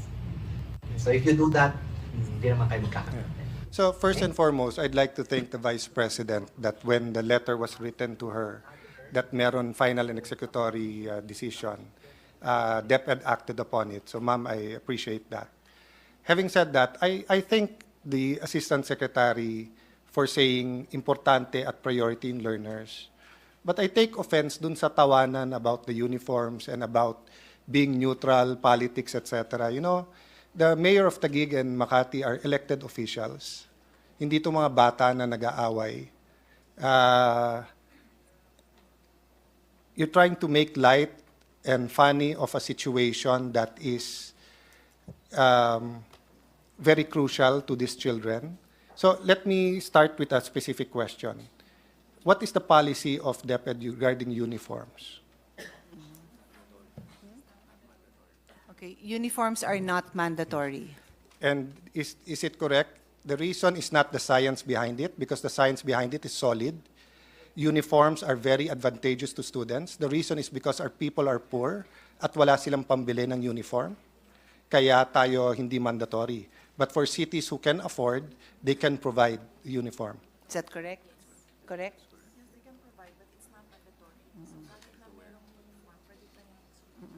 So they can provide, Your Honor, but according to DepEd, it's still not mandatory. Well, if that's the statement, I have a problem with that. Because all of the science proves that uniforms are beneficial to students. And I was the impression of, kaya hindi mandatory kasi hindi makabili yung parents. Pero kung ipro-provide na ng local government, bakit hindi sila pag-uniform? Uniforms are anti-bullying. Uniforms are make a sense of community. I mean, all the science is there. You can Google it if you want. All the big universities have that, no? Anyway, I'll pause there so that the DepEd can think about it. Kasi yun ang impression ko, that you are just making consideration to those who cannot afford. Pero kung provided na, bakit hindi pag-uniforme? May nakita na ba kayong private school na hindi nag-uniform? Okay, so why is it called a uniform? Di ba kasi isa lang? So can I ask, maybe the Assistant Secretary should join the group in front para masagot yung questions. Kasi ikaw nag-make ng statement eh. Can you tell me, Assistant Secretary, So through the can, just for chairperson? the record, for our uso pa ba stenographer, recording na lang ng ano sa YouTube. Who is it you're calling? Is this Francis Cesar Bringas? No? Yes. Okay, can you stay here? May I know from the sponsor if the Assistant Secretary knows any school in the world that has two uniforms at the same time? You heard the question. Yeah. To let them to accept all uniforms. Okay. So, Mr. President, Vice President, Secretary said she was the one who told ASEC to accept any uniform. Yes, accepting the uniforms and telling the teachers and students that in a way that's making it katatawanan, na you can wear one on Monday and one on Friday, is not the same as accepting uniforms. Yes. I can give you a book today, but to tell you, use my book on Monday, use PF's book on Tuesday and Wednesday, the concept of the uniform is uni. Hindi, multi. Ibig sabihin, isa lang. Di ba? Kung hindi, multiform yan. Okay. I'll go to my second point. Ayaw niyong malito yung estudyante. Sabi niyo, alisin sila dun sa issue. Tapos, yung isa nilang notebook, Taguig. Yung isa nilang notebook, Makati. Yung katabi nila, ang notebook, Taguig. Ang katabi, Makati. You will make that a policy? Yung ang lahat ng mga nakakabit sa classroom, pinatanggal nyo para nga walang, walang distraction. Tapos, pag-aawayin mo yung parents kung sinong gusto sa Taguig, sino papayagan nyo yon? That is the implication of your policy. You said it's for the students. You said they can accept it, but in your meeting, you said they can use all of them. So tamang policy yun? So, Mr. President, the VP Secretary is saying that she was the one who instructed the ASEC. But if I may just add my own commentary on all this, ASEC, it's in your delivery. When you laugh about it in a way and say na, di Monday, mag-uniform kayo ng Taguig, Tuesday, mag-uniform kayo na ano, kahit ako, and you will all attest to it, napariyak ako while listening. I wasn't saying anything, I was just listening, but I reacted because it is not consistent with the Supreme Court. It is not consistent with the Supreme Court decision. Diba? Oh. Statement mo ba to?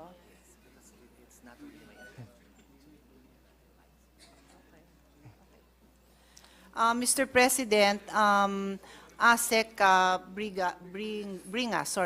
Bringas apologizes for making light of the situation. Accept the apology. For me, no? For Taguig and the mayors, nasa kanila yon. I know you're working hard. I know you love the students. But we have to think of the consequences of our action. So kung ang China magbigay ng notebook sa Pag-asa Island, sasabihin natin pwedeng gamitin ng Pilipino yung China at saka yung The Supreme Court has already said that these barangays are Taguig and Makati is prohibited from exercising any jurisdiction. Giving them notebooks from their public funds is exercising jurisdiction. Giving them, accepting, okay, but telling them you need to use it, allowing them to use both, ma'am, is it that stepping on the autonomy of Taguig?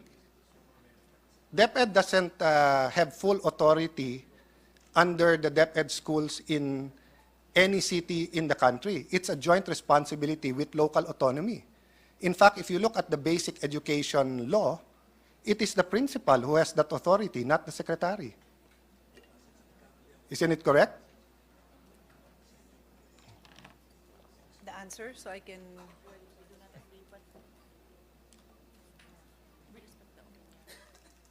DepEd respects the opinion of... It's not an opinion, it's in the law. We're lawyers here, so ito.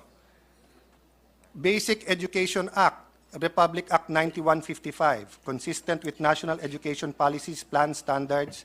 School heads shall have the authority, accountability, responsibility for the following.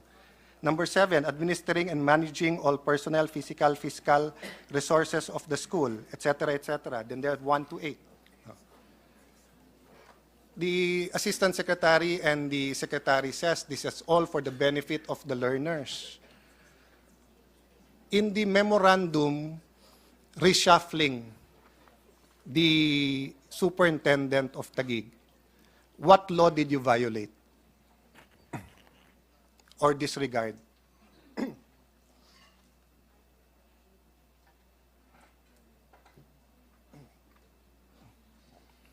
I was a secretary once, so I know these are prepared by the legal. So I'm not blaming the secretary, but kayo nag-prepare niyan.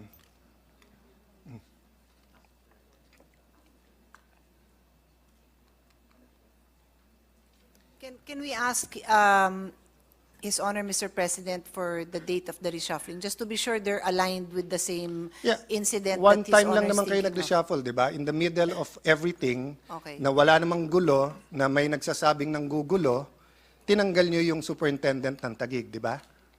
Oh, what law did you violate? Or did you disregard? Or did you think you were following? Did you consult the mayor of Taguig before you removed the superintendent? Did you consult the mayor of Taguig before you replaced with another superintendent? No, she was not Oh. consulted, Your Are you Honor. allowed to do that? You're not aware of Section 99 of the Local Government Code on the local school board? The Department of Education, Culture, and Sport shall consult the local school board on the appointment of division superintendents, district supervisors, schools principals, and other officials.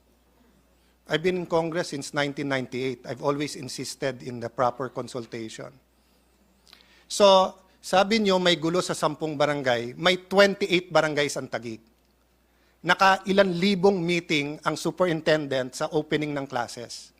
Lahat ng programa, inattendan niya yung meetings. Every single step of the way of the transition, she was in contact with the NCR director and with Yusek POA. But then, nung may nanggulo, na wala namang gulo, tinanggal nyo na walang consultation sa local government. So how can you say that you care about the learners in Taguig? Did you care about the 28 barangays and all the other schools making preparations for opening classes? We were in the middle of hope. This is a recollection every weekend kasama yung mga estudyante.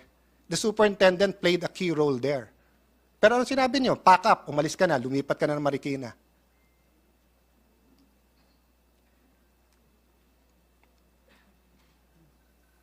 So, how can you tell us that you're saying learners ang importante dito? Pagka kayo nagdesisyon, Mr. Chairman, Mr. President, sasabihin para sa learners eh. Pero hindi man lang inisip kung ano ang epekto.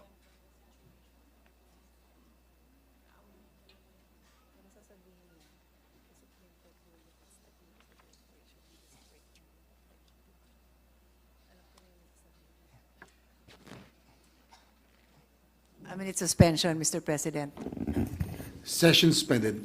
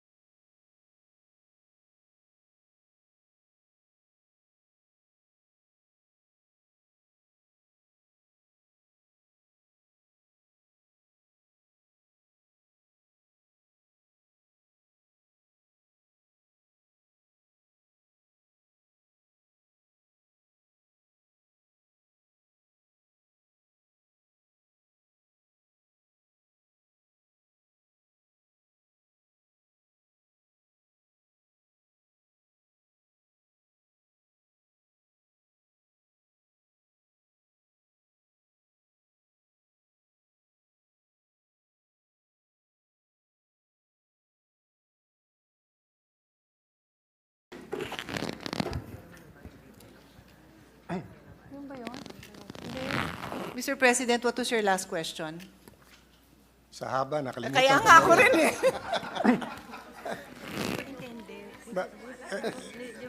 Madam Chair, let me phrase it in a better way. No, let me phrase it. Ang tanong ko po, bakit tinanggal yung superintendent? Okay. So, Mr. President, according to the Secretary, Vice President, the two superintendents were already clashing. Okay. And So thus let me answer the that. So response. because the Vice President might not have gotten the right information during that time, with all due respect. First of all, the superintendent, Dr. Ailes, was taking every single order from Yusek POA and from the NCR director. Pinapakita niya sa akin yung text mismo. Every single action niya. In fact, tinataguan pa niya minsan yung mayor to meet with the principals away from the two mayors. It was the superintendent of Makati who was emailing the teachers and principals in Embo na wag papasukin ang mga taga-Taguig. Okay? And Yusek POA was there when Mayor Abby threatened that kung hindi magbabayad ang Taguig to rent, isasara na lang niya yung schools. Di ba? So from the very start, alam mo na kung sinong reasonable at hindi. So it goes back to yung sinabi po ni Asek Bringas, no? Asek, ang problema kasi sinabi mo, yung neutral, yung wag magpaipit, this is a question of tama at mali eh. Sino ba may jurisdiction? Taguig or Makati? Makati superintendent should have nothing to do with the 10 barangays. The principals, when they met with Dr. Ailes and with the NCR director, were given a choice. Lumipat sila sa District 1 ng Makati or to remain. They chose to remain. Almost all of them. Dahil mas gusto daw nila sa Taguig. So you were assuring the teachers kanina, gawin nyo lang yung tama, okay kayo. Eh, hindi yung ginawa kay kay Dr. Ailes eh. Ginawa niya yung tama, tinamaan nyo eh. Tinanggal nyo eh. Why?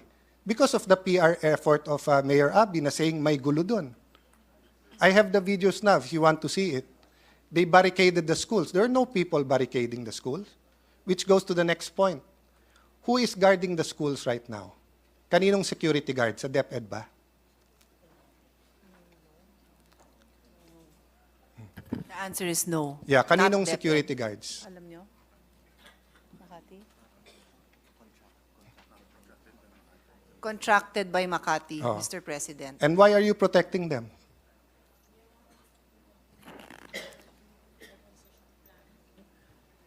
They were ordered by the PNP to leave. And Taguig already said na papalit sila. And the principals already said, one of them hindi pinayagan ng security guard sa loob ng sarili niyang school. The security guards there are taking orders from Makati, not from DepEd. In front of the DepEd and NCR, sinabi ng Taguig, when our security comes in, they will not be following the mayor of Taguig, they will be following the principals. In your meeting, there were certain agreements, hindi naman sinusunod ng Makati dahil yung security guard sa Makati eh. Ito, dalawang sulat sa iyo sa PNP, they're here. Pinatawag ko yung mismong SOSA. Sumulat sa inyo, hindi nyo man lang sinagot eh. So how can you say you're not protecting? Yusek POA, ito, may sulat sa inyo. Nakita mo na yung letter?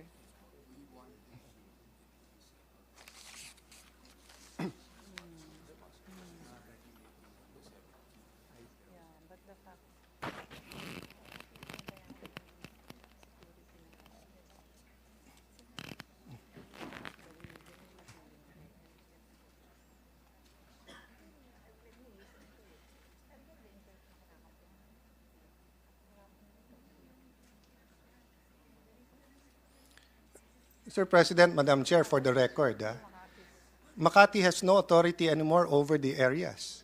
So they have no business having security guards in schools there, taking orders from the Makati mayor.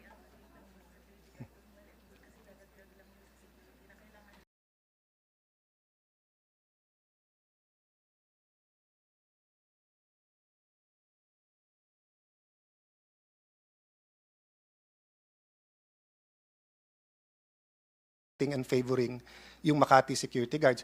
Pag may nangyari sa school na yan, is it the responsibility of the Taguig mayor or the Makati mayor? According to the Vice President, Secretary, it's the DepEd No, responsibility. I take exception. It's both. If something happens to Davao High School, it's both the mayor of Davao and the DepEd. Kasi constituents eh. DepEd doesn't live alone. Hindi isolated ang DepEd, hindi all-powerful ang DepEd. DepEd Taguig yan. Look at the basic governance law. Look at the local government code. Meron kayong DepEd Taguig. There's no such thing as DepEd Office of the Secretary. So kung may mangyari dyan, yung parents magko-complain sa city ng Taguig. Hindi lang sa DepEd. Kung may mangyari sa health center sa Comembo, Embo, Rembo, they will complain to DOH and Taguig. Hindi pwedeng sabihin ng DOH lang. Di ba? Yet, you're not allowing Taguig to put security guards there.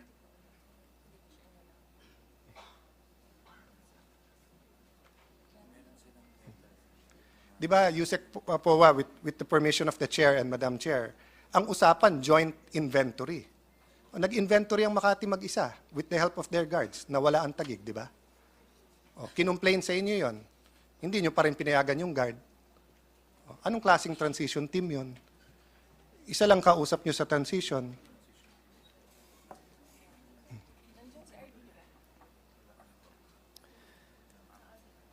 Mr. President, is the senator waiting for a reply regarding the letter? Because you had a question earlier, so I'm not sure if there is a response. I'd like to that is find out, being- para umikli, Yes. because I Yes. made my point. Are they going to allow security guards from Taguig to make sure na safe yung teachers, students, and no there or not?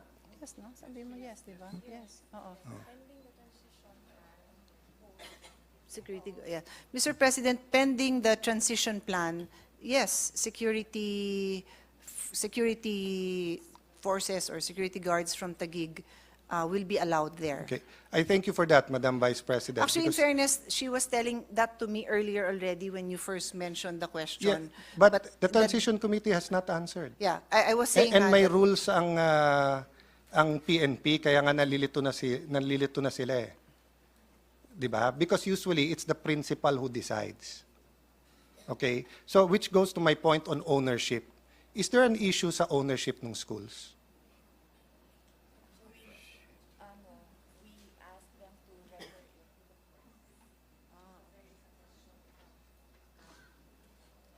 So to file the proper, okay. With respect to the ownership, the Vice President Secretary says they've asked the parties to refer that to the court, Yeah. back to the Supreme Court. Madam Vice President, I admire you answering and standing up for the committee, but I know it is the committee who's meeting people. Okay? First and foremost, any school you go to in the Philippines na DepEd, at makita mo na DepEd school, anong assumption nun? Sino may-ari nun? DepEd, I will DepEd. reply. Okay? DepEd. So if Alan Cayetano says that's mine, will you believe me? Without proof, no. Yes. And you're already my sister. That's But true. still, you will not As far believe as me. I know. Di ba? Okay. So this is my point. And that's why I made reference na kilala niyo pa ba si Nilo Rosas, no? Because if you go back in history, very strict ang DepEd para magkaroon ng DepEd school. There's no such thing as a LGU school. Meron yon sa SUC. So sila Win Gatchalian, pioneered, meron silang university sa Valenzuela. Meron university ang Taguig, TCU. Iba yon sa PUP, TUP, etc. CHED yon. Iba yon sa private. Sa DepEd, these are all DepEd schools, meaning funded by DepEd, pati teachers, etc. But nung nagkulang na yung lupa sa Metro Manila, pumayag na yung DepEd na magkaroon in the past, a few years, 10 years, 15 years ago, pumayag na magkaroon ng MOA na pwedeng gamitin. Pero DepEd school pa rin yun. Okay? So, when Mayor Abby Binay said, isasara ko na lang to, bakit hindi nag-respond sila Yusek Powa at saka yung ano na, you cannot do that. So, let me ask you, all of these schools, 14 schools, is it patrimonial property or public use? Public use, Oh. Your Honor. If it's Mr. public President. use, is it the municipal corporation that has jurisdiction or is it Congress? These are Supreme Court decisions. So para dun sa mga nakikinig, halimbawa Makati bumili ng lupa, nagtayo sila ng Jollibee doon, patrimonial yon. Sa kanila yon, sila may-ari. Pero halimbawa may lupa doon, bigay ng gobyerno nila para sa ospital, para sa police station, para sa ano, public use yon. Hindi nila pwedeng angkinin yon. Okay. So has the Transition Committee written the DNR or the Bureau of Land or the Land Management Bureau? No, Your Honor. No. Mr. President. So I'm confused now. In ABS-CBN, sinabi ni Yusek Powa, hindi issue yung lupa dito. Pero ang sinasabi, kaya Office of the Secretary muna, kasi sabi ng Makati sa kanila, kaya kailangan namin alamin. Ang boss nyo, Vice President Isang sulat nyo lang, bibigyan kayo ng sagot May I call the page? Pakibigay ito kay... This is a certification na there's no special patent to Makati. In fact, there are 3 schools. Basahin ko lang. Sorry. But in terms of Comembo Elementary School, Sembo Elementary School, South Sembo Elementary School, these lots were proclaimed in the name of the Republic of the Philippines Department of Education. So sa inyo to. So kung sa inyo to, sino dapat maglagay ng security guard? Di ba? Dalawa lang? Either Taguig lang or DepEd lang. Makati, Parañaque, Muntinlupa has no authority to put security guards in a school outside their jurisdiction. Pakiabot na lang. So, I'd like to thank the Vice President for her patience in listening to this because we have thousands of students and as we discussed, malaki ang problema natin sa education. Hindi nyo nare-realize yung oras na ginugugol dito para lang maayos tong lahat no? So, we've talked about ownership. Does that satisfy you with the ownership? Unless Makati can show you beyond reasonable doubt or with a preponderance of evidence na may titulo sila.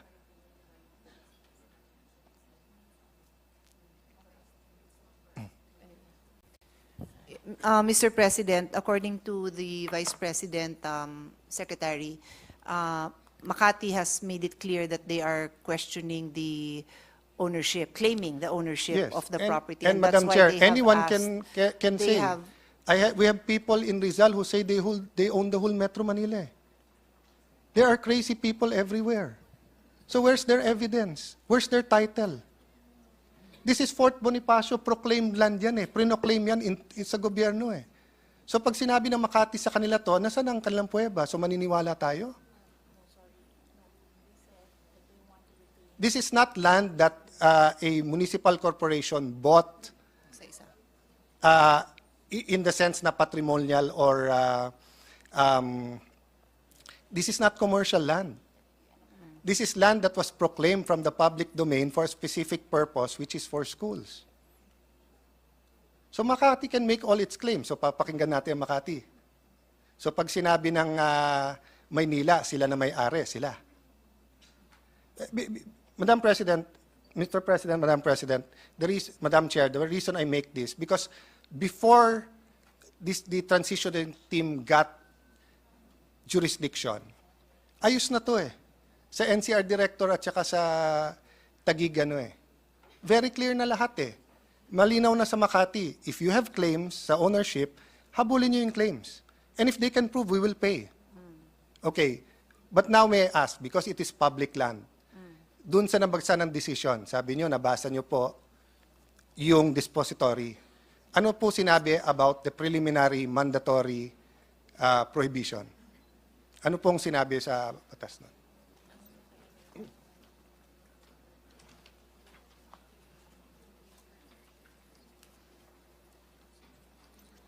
To abbreviate, Madam Chair, may I read it na lang? It here, The writ of preliminary injunction dated August 2, 1994, issued by RTC of Pasig, explicitly referring to parcel 3 and 4, PSU 2013, comprising Fort Bonifacio, be made permanent insofar as it enjoined the municipality, now City of Makati, from exercising jurisdiction over and making improvement or otherwise treating as part of their territory parcel 3 and 4, PSU 2031, comprising Fort Bonifacio. So, I assume abogado yung head ng legal nyo.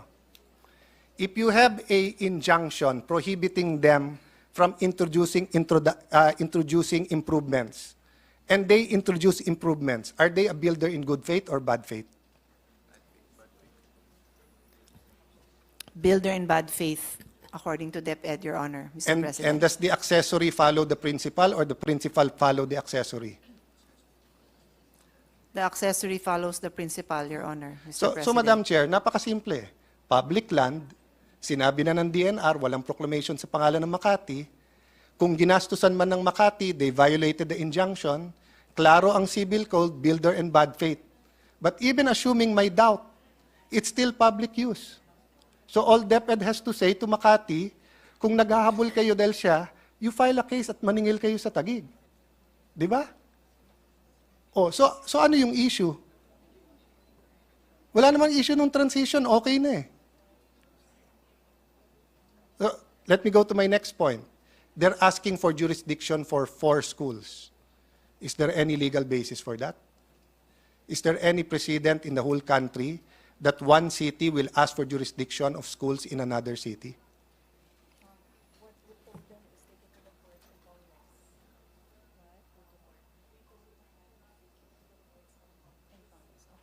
Mr. President, the Vice President says they told them to take it to the courts and Congress. Thank you for that, Madam Chair. So I take it that DepEd will deny their request because there's no legal basis for the 4 Yes, Mr. President, yes. schools. No? So, Mr. President, you know, there's no doubt this is an emotional issue for everyone. Kami nandito, hindi lang para sa Old Taguig, para din dun sa 10 barangay. We're also here for the parents, for the students, etc. And, you know, amazingly, and Madam Vice President, you know, maybe we can, the principals themselves can invite you there. I know madali po kayong imbitahan basta't para sa education. Every single time that we went there, at talagang sinabi ng asawa ko, wag ka na sumama, ako na lang ang pupunta. But every single time, there's a warm welcome. There's some confusion, there's some emotions, pero wala namang pong gulo eh. The gulo comes in when there is something premeditated na may gagawin, ibabarikada nila, sasabihin nila ayaw tanggapin yung ganito and everything, no? So, this is my main point, Madam Vice President. Ang request lang ng Taguig simple lang, yung normalcy lang. Dumating na sa normalcy. Because the City of Makati and Mayor Abby Binay keep saying na kami tanggap na namin na Taguig na yan. But she keeps doing the opposite. Di ba?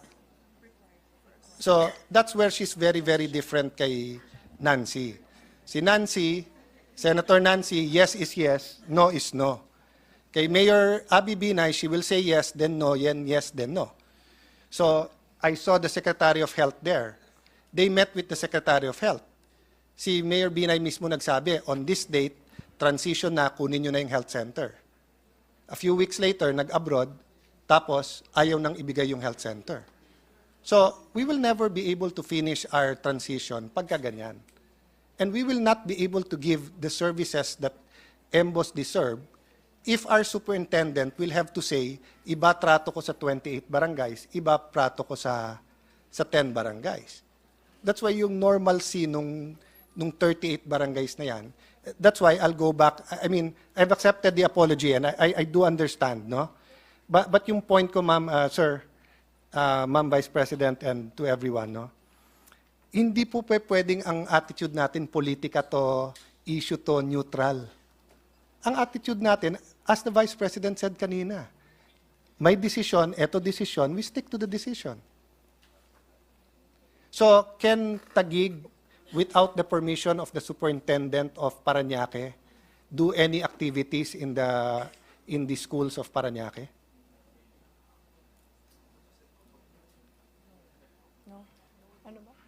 No.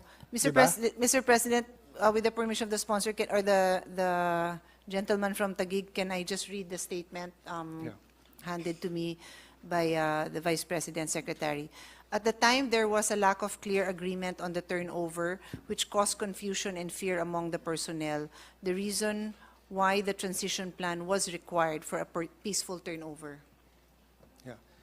Ma'am, I respect that and I will take it at face value. If you can also take my statement at face value. I was there na turnover na eh. Nung bumalik yung Makati. Na turnover na, it was with Taguig na eh. The principals were there, the superintendent was there, nagbrigada na. Tapos na. Pero moro-moro sila ng gulo and sasabi nilang magulo para nga ibalik. And then, I don't know why they still insist on spending. That will be an issue with COA. Because the Supreme Court's decision is very clear, they cannot spend anymore outside, unless they have an ordinance na sister city or whatever. But I will leave it at that, with the commitment, may I ask for the commitment of the DepEd on two things, no? Number one, for a smooth transition to normalcy, and number two, that kung sasabihin naman na sa mayor na, we have to remove the superintendent, but ganito mangyayari, or how can we make it less ganyan, then you fulfill the consultation. So it's important for me. I mean, Madam Vice President, naman, I was a faithful cabinet secretary of President Duterte. But when the DILG and PNP started taking out PNP officials without consultation sa LGU, nagsalita din ako, kahit sa kabinete.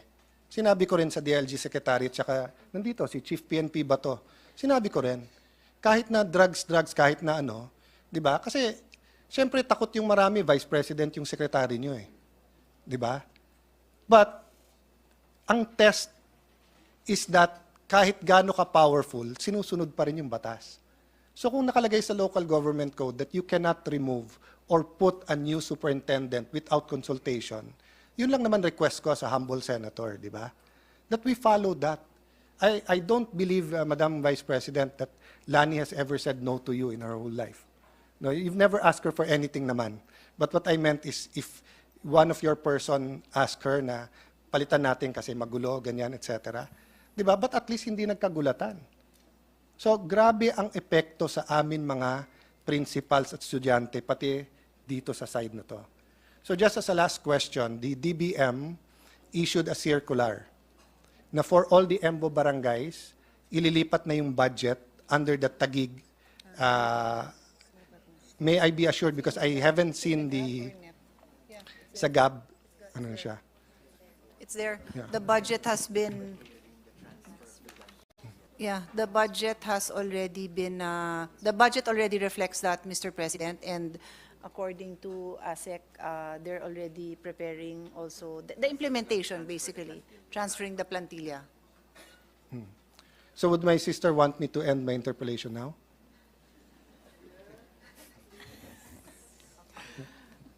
I want you to be able to have satisfaction with the concerns that you have for Taguig City. So, Madam Vice President, I'll just put on the record. Dalawa lang naman po weakness ko eh. Asawa ko at ate ko. So, I ask for your indulgence if I'm emotional about this issue, because aside from our heart is with our students, you know how it is to struggle. And you know how it is kung ano yung tama at mali, di ba? And it's difficult pagka ganito na spin eh. So, ASEC, I hear you and I think your apologies is sincere. But let's just make it a lesson. Pag may social media, may kumukuhang ganon, di ba? And it becomes a laughing matter. Hindi biro yun eh. Marami pong principal ang hindi nakatulog. Just for the record, let me end this way. Yung uniform in-insist na binigay, pero yung mga sasakyan kinuha lahat at yung mga benefits ng teachers ayaw nang ibigay. So it's a political move. That's why I said, we just have to follow the law and the Supreme Court decision. So tama si ASEC, wag tayo makihalo sa partisan, pero hindi partisan yung sabihin sa kanila, you are now under Taguig. We're not stopping them from loving Makati. If they love Mayor in Taguig, we love Mayor Lani, but we love Mayor President Duterte. Many in Taguig love the mayors of our neighbors, Mayor Rufy, Mayor Vico. Di ba? Hindi kami seloso sa ganon. But to make it to the point na safety na. Yusik po, pasensya ka na kung ganun din. Kasi nga, it's not only the safe. Alam mo ba yung chief of police namin, pinagtulak-tulakan nung barangay election? No. Because of the but sinabi na lang ng police, maximum tolerance na lang, wag ka nang manghuli and everything. Because nga of that security guard issue doon. So with that, I end this interpellation, and thank you, Madam Vice President, for this opportunity to air these issues. And thank you, Senator Pia. Majority Leader. Thank you, Mr. President. Just to put on record that I have known our colleague, Senator Alan Cayetano, for quite a long time, more than 20 years now, Mr. President. And I've seen his works and his passion, and we understand where he's coming from. And we feel that it is important that these issues be raised, because I think there are some issues here that are no longer questionable, because the courts have spoken, and I hope that we'll be able to find ways and means to ensure that order and correct measures will be undertaken, especially by the Department of Education, which is a very important department in our government. Mr. President, no member wishes to interpolate, but may I just seek for the recognition of our dear colleague, the chairperson of the Senate Committee on Basic Education, and at the same time, the chairperson, co-chairperson of the Education Commission 2, no other than Senator Sherwin Gatchalian. I move that he be recognized, Mr. President. Senator Sherwin Gatchalian is recognized. Thank you, Majority Leader. Thank you, Mr. President. Good evening to the good sponsor. My greetings to the Vice President. Will not ask questions, but instead manifest a few items. And just to take off where Senator Alan left off, he was asking earlier the per capita spending of DepEd to our students. It's about 28,000 per student. So just to do the simple math, the budget divided by the number of students, about 24 million in our public schools, about 28,000. And the reason why we computed that is we were weighing the pros and cons on whether to expand the voucher system and the ESC. Is it cheaper to expand that and take up the excess capacities of our public schools, or continue to increase the budget for school buildings? Because we all know that we need approximately about 400 billion to just complete all the school buildings. So we were studying that possibility, and would like to encourage DepEd to also look at that possibility of expanding the voucher system and the ESC. The ESC and the voucher system is cheaper compared to that 28,000. On the average, the ESC and the voucher system more or less is about 15,000, so it's cheaper than the 28,000. So we don't have a specific recommendation on that angle. However, it will be good for DepEd to look at that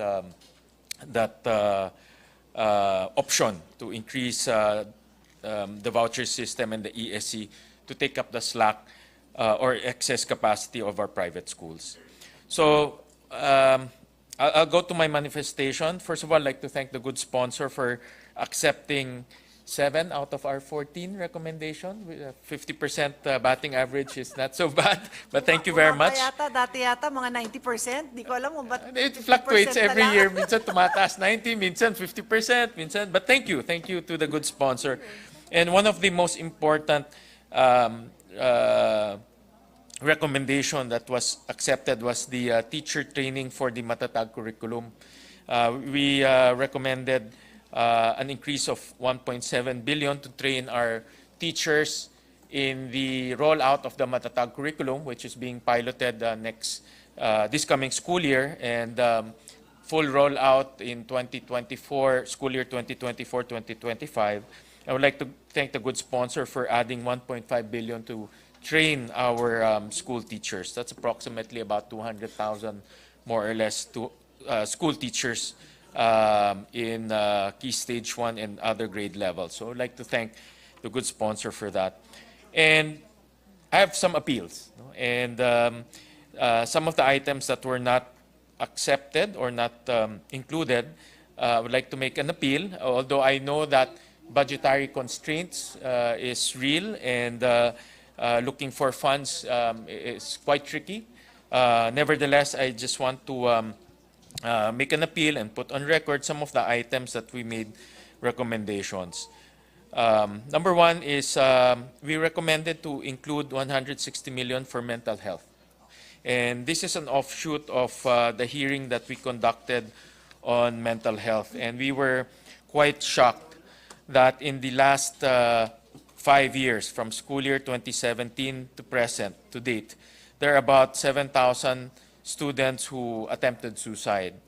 And there are about 1,600 learners who actually committed suicide in the last 5 years.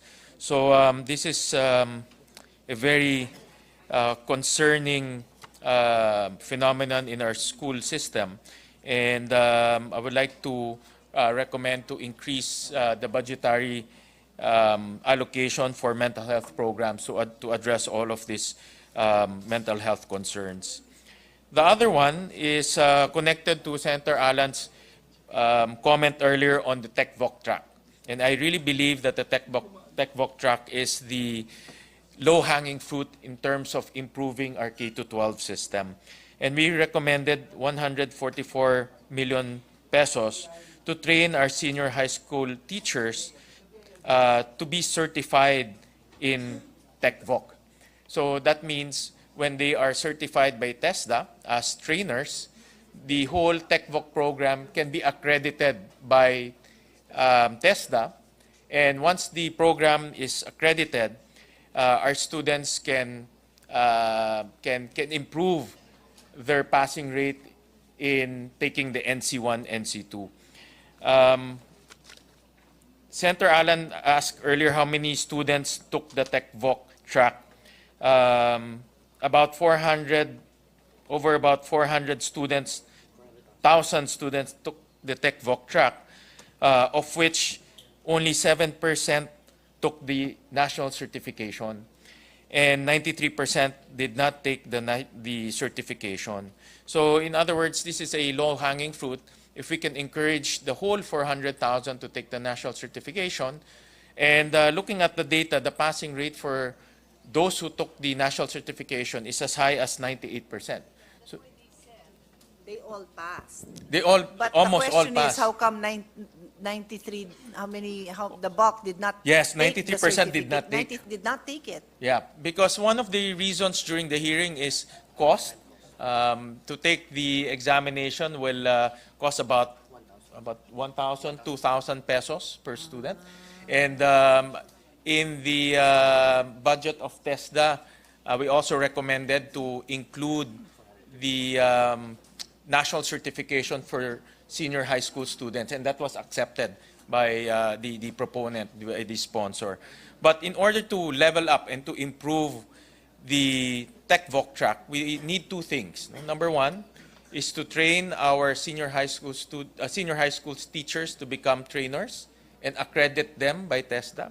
And then number two, the whole TechVoc track of DepEd should be accredited by TESDA. And those are the two things in order to make sure that our TechVoc track is accredited by TESDA. So that's why we recommended 144 million to train our teachers to become trainers, TechVoc trainers. And the last appeal and recommendation that we made is to create non-teaching positions in the Department of Education. We recommended an allocation of 1.9 billion pesos. I know it's a substantial amount, to hire 5,000 administrative officers and 3,000 project development officers to help our teachers unload their administrative responsibilities. And this has been a perennial, I'm sure the good sponsor have heard this many, many times, and this is actually one of the low-hanging fruits as well that we can improve in terms of teaching efficiency in our classrooms.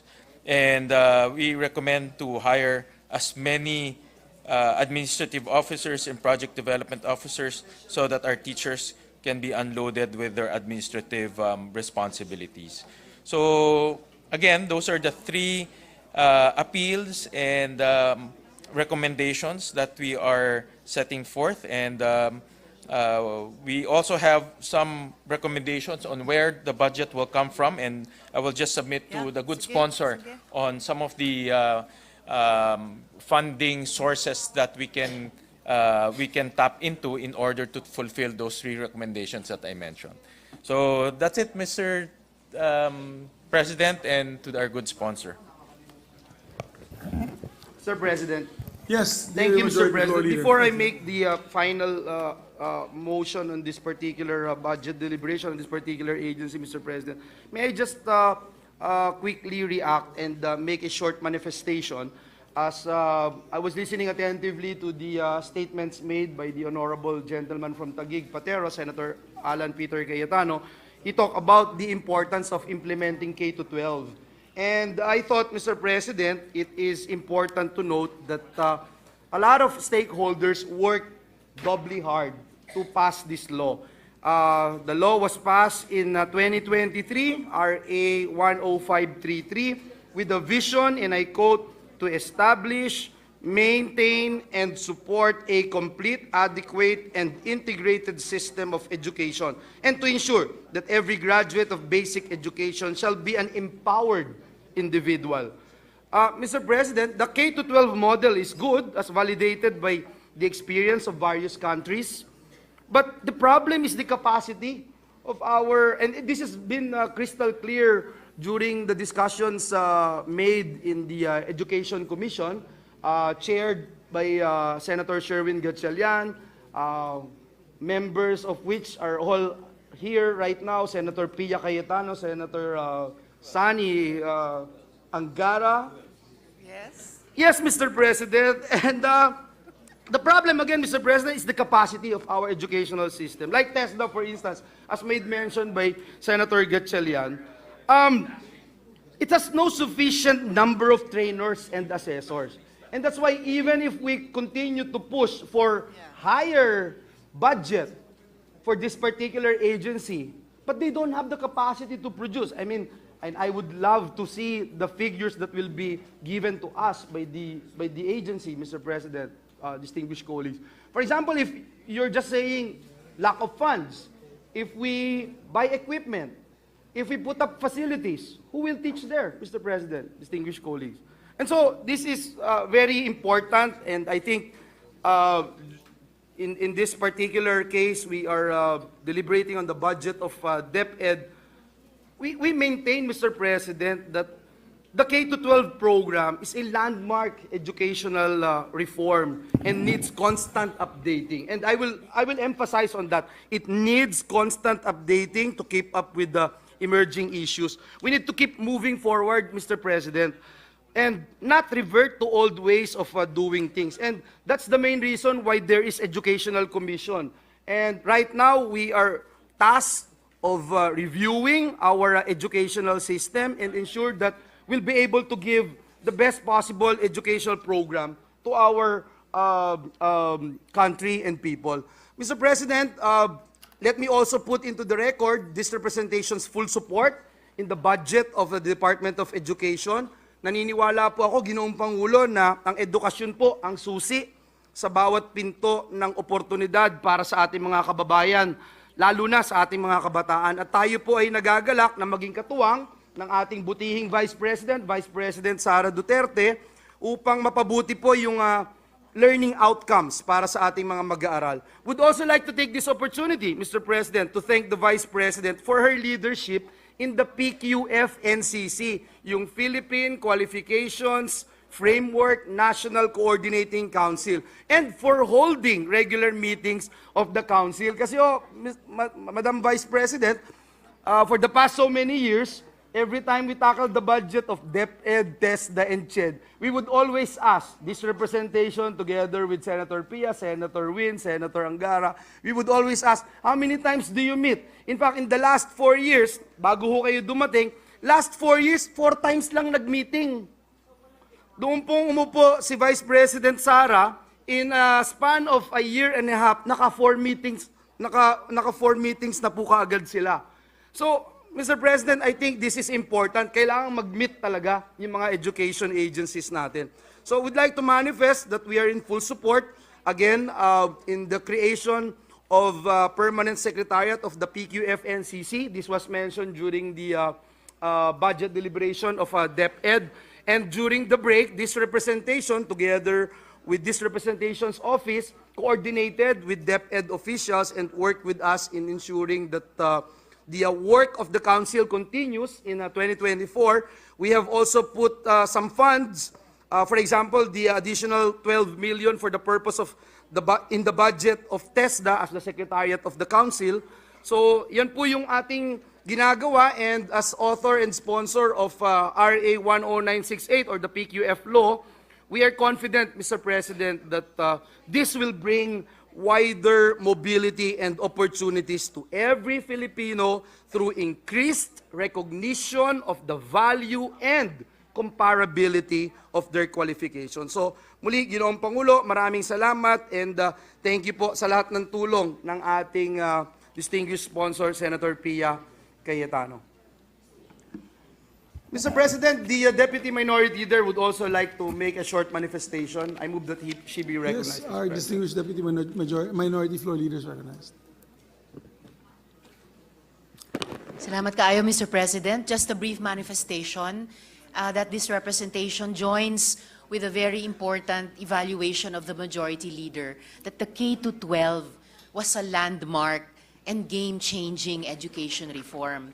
And in fact, even before the pandemic struck our country, sinasabi na rin po ng iba pa nating mga education reform advocates, kasunod ng K-12, dapat mayroon pa ngang mga kasunod pang education reforms on teacher training, on making sure that the numbers of school buildings, classrooms, etc. are sufficient, and many, many others. I'm glad that the Majority Leader said that this matter of the K-12, or for that matter, yung mother language education, are some of the important agenda being taken up by the Education Commission too. And since that came up also, just for the record, again, Mr. President, I need to manifest for the minority that it is regrettable that we are not participants in the EDCOM too. So we will just have to engage the important agenda being taken up by the EDCOM too, and certainly the important findings and recommendations of the Commission when the matter is brought to plenary. So just those two things, Mr. President, an affirmation of the K-12, and then the matter of the EDCOM too. Salamat kaayo, Mr. President. Thank you, Mr. President. Mr. President, there being no other reservation for interpellation, I move that we close the period of interpellations and debate and consider the budget of the Office of the Department of Education, Office of the Secretary, Early Childhood Care and Development Council, National Book Development Board, National Council for Children's Television, National Museum of the Philippines, Philippine High School for the Arts, and National Academy for Sports to be deemed submitted for the body's consideration. I so move, Mr. President. There being no objection to the motion, these aforementioned offices under the Department of Education is hereby deemed submitted. Congratulations. I ask for a minute suspension. Thank you, Mr. President.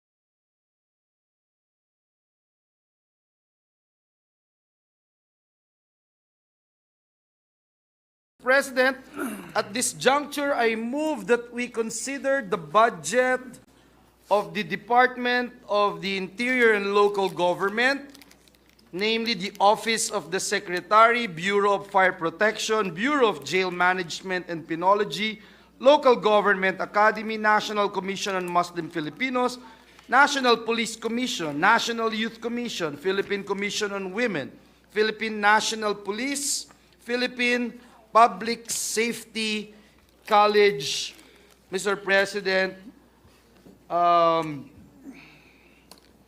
acknowledge the presence of its officials led by Secretary Benhar Abalos and our Chief PNP, General Benjamin Acorda Jr. I so move, Mr. President. There be no objection. Motion is approved. All the budgets of all the aforementioned agencies are to be taken up. And we'd like to, should we recognize the sponsor, Your Honor? Yes, Mr. President, I'm about to move that we recognize the sponsor, Senator Sani Angara, and first to interpolate is the former PNP chief, the pride of the Senate, Mr. President, Senator Bato de la Rosa. Our distinguished colleague from Aurora, the sponsor of the Department of Interior Local Government, the chairman of the Committee on Finance, is recognized together with our distinguished colleague, Senator Bato de la Rosa, is also as well recognized to interpolate. Thank you, Mr. President. Thank you, Majority Leader. We'll gladly accept questions from the committee vice chair and the chair of the Committee on Public Order of the Senate, Your Honor. And before we do that, Your Honors, I'd just like to recognize that we're here with a dear friend of mine, Secretary Benhar Abalos is with us. And of course, General Acorda, once again, welcome to your Senate, Gen. It's good to see you. And for the record, Mr. President, the budget of the DILG and the attached agencies, as mentioned by the Majority Leader, is 262,300,000,000, Mr. President, just for the record. Please proceed, Senator De La Rosa. You may ask your questions. Yeah, thank you, Mr. President. Thank you, good sponsor, Mr. Chairman. Unang-una, nagpapasalamat ako sa ating chairman for his pagdating sa military and uniform personnel. Napakabait po nitong ating chairman. Madaling kausapin. Kaya salamat, Mr. Chairman. At nag-volunteer ako na pinakaunang mag-interpolate sa iyo dahil nga nakikita ko medyo condition ka pa. Kaya makamamaya, one-liner na lang yung sagot mo, one word or two words na lang sagot mo pag pagod ka na. But anyway, Mr. Chairman, Thank Mr. you, thank you, Your Sponsor. Honor. Thank you very much. Thank you, thank you. My question is about the special provision on the fire code revenues, Mr. President. During the budget deliberation of the BFP at the committee level, I raised the issue on the cap recommended by DBM on the use of fire code revenues. I am thankful that in our committee report, the original 1 billion cap was increased and now at 3 billion. Despite this increase, Mr. President, I would like to know from the good sponsor, what will be the effect if we remove the cap on the use of the fire code revenues, similar to what we did in the special provision on collections of drug rehabilitation activities under the Dangerous Drugs Board? First of all, let me thank the gentleman from Davao del Sur for his kind words and acknowledge also his role. Sila ni Senator Bongo yung laging nakikipaglaban dito para sa BFP at malift, kaya dinagdagan din po natin yung cap dito from 1 billion to 3 billion sa ilalim po ng committee report kasama nila Majority Leader, SP. According to the BFP, with the lifting of the cap on the use of fire code fees, they can easily meet the deficiencies with respect to fire stations, fire trucks to be refleeted. It will take a shorter time to meet these deficiencies, Your Honor. Yun po ang magiging epekto sa kanilang budget at paninilbihan. Thank you, Mr. President. Good sponsor.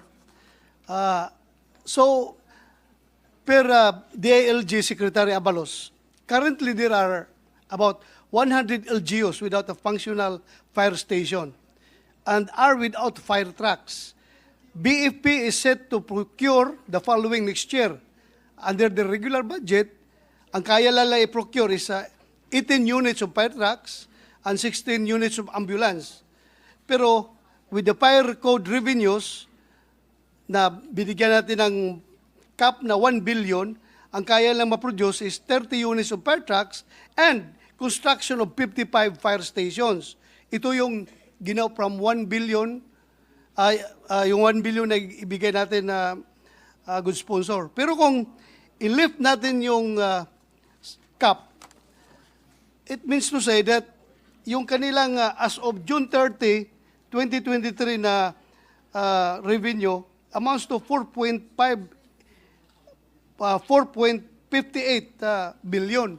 So, siguro, baka kung palagi nating every GAA, i-lift natin yung cap na yan, baka within 2 years or 3 years, kumpleto na yung fire station natin na Mr. Chairman. 5 years ang sabi po ng BFP. 5 years. 5 years. Opo, Okay. opo. So, mas maganda po. So, I hope na you are agreeable to this, Mr. Chairman. Ako, walang problema ho. Malamang DBM po ang mag-object dito dahil sila po yung naglagay ng cap. And we asked them their opinion. Kaya daw nila nilalagay ito for predictability of revenues. Pero kung ako tatanungin, why not? Di ba? Para sooner, medyo minsanan rin yung chance na masabi natin we've met the ideal rate in terms of budgetary metrics. So ako'y nakikisa sa inyo at kinikilala ko din po yung inyong pagtulak nitong advokasya. At for the record, because since kayo nasa Senado, as far as I can remember, ini-increase po natin ang budget ng BFP.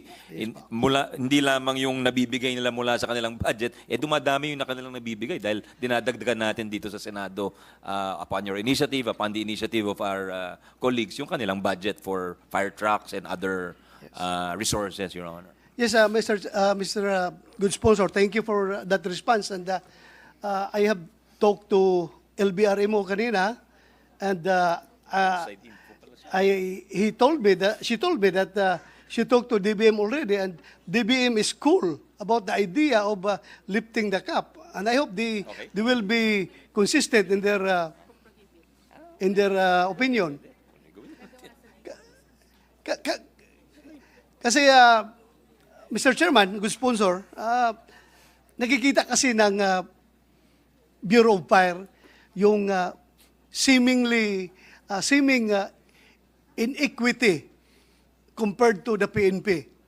Kasi ang PNP talaga, lahat ng kanilang revenues ay sila ang gumagamit. Pero yung Bureau of Fire, walang cap yun sa PNP ha, kaya ang PNP nakakabili ng kung anong gusto lang bilhin. Pero yung Bureau of Fire, sabi na, sir, baka pwede mo kami matulungan na wala ng cap para mas marami kaming mabuild na fire station at saka mabiling fire trucks. Kung ganun talaga yung totoo ng sinabi na DBM is not objecting to this, then by all means, I will be happy to work with you in the period of amendments, Your Honor.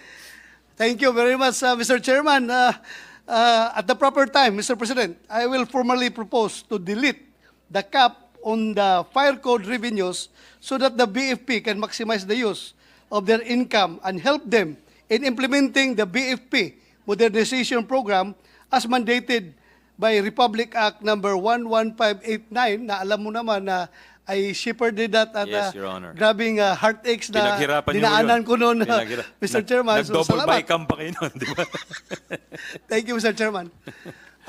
My next question, Mr. Chairman, sabi ko kaya isa lang, pero dalawa pala, nakalimutan ko. Yung isang question ko po is, this is to the PNP. I hope, Mr. Chairman, if the Chief PNP can categorically, for the record, state to us whether or not they have monitored yung sinasabi, palagi sinasabi ng media na reported destabilization plot by retired generals, kung may na-monitor sila talaga, if this is these rumors are accurate or not. So we want to get the official stand of the PNP. Because I am also a retired general, baka mamaya sabihin nilang kasama ako dyan sa plot. Kaya maniguro tayo, Mr. Chairman, siguruhin lang natin from the PNP o kung sana, kung makapagsabi sila kung if indeed may monitor sila na ganitong ganitong planong pag-aaklas Against the government, Your Honor. against the government. Against the government. Yeah.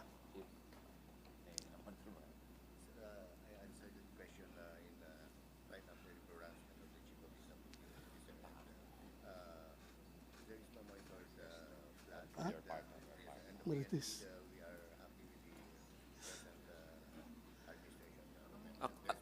According to the Chief PNP, they have not monitored any plot within the police, and there's no reason to rise up against the government, Your Honor.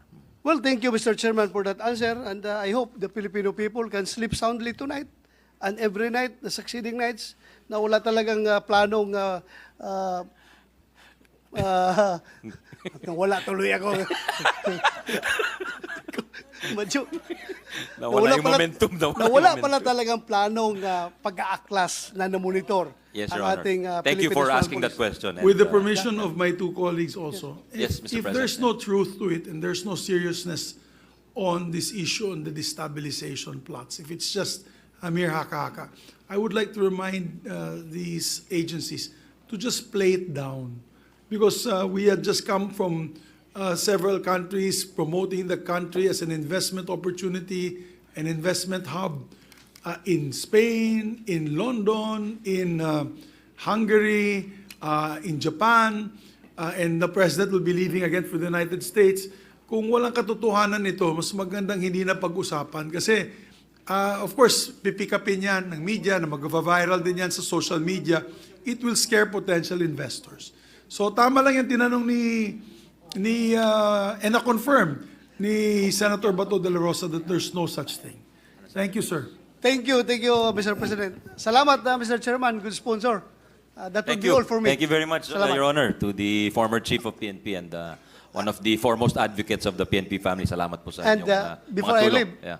I would like to manifest my expected support for the passage of the budget of the ILG family. Yes, Thank thank you. you, sir. Thank you, sir. Thank you very much. That's much appreciated.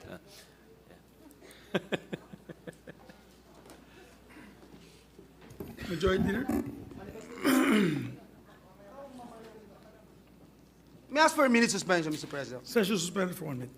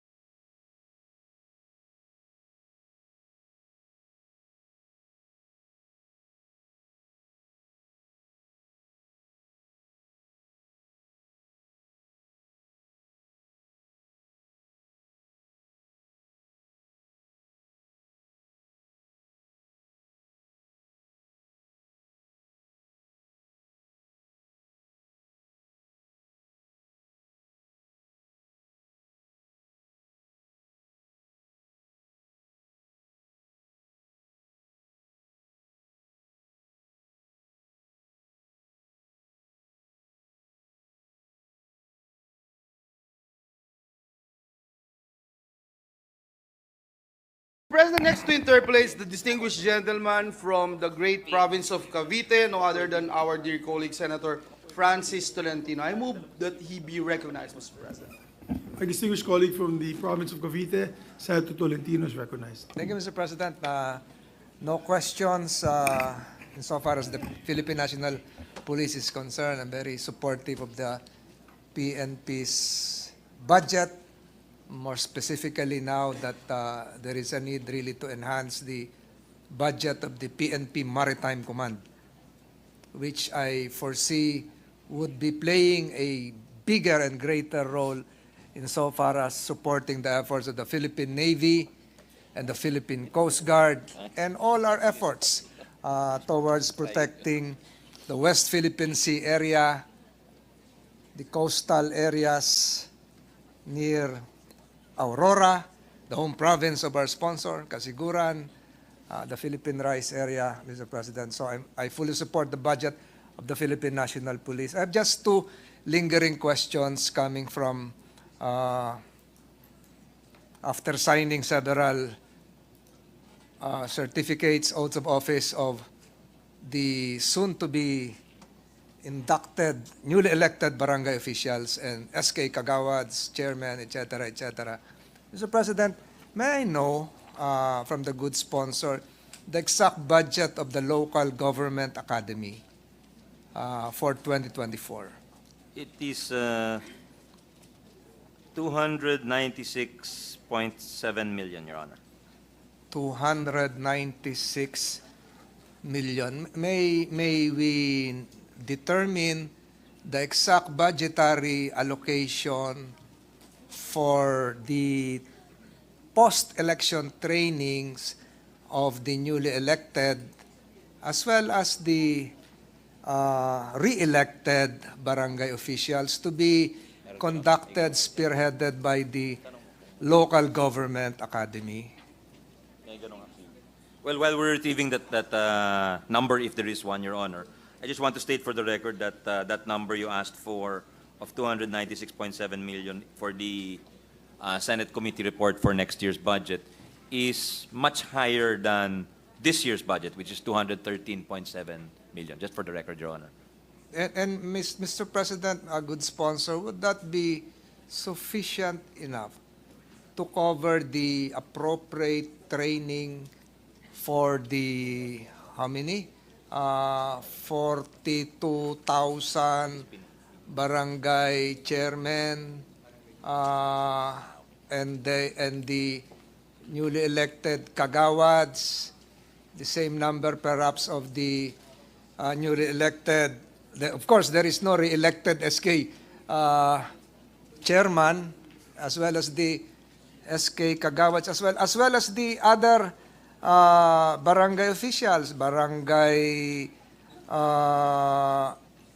heads of the barangay tanod contingent, the lupong tigapamayapa, lahat na po siguro yon. Magkakasya ba ho yung 290 million plus nationwide? Mr. President, thank you for the question, Mr. President.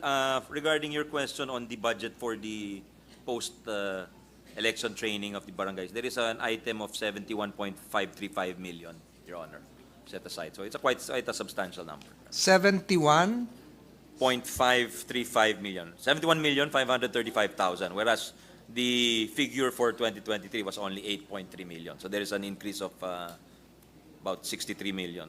So that would be sufficient for the training.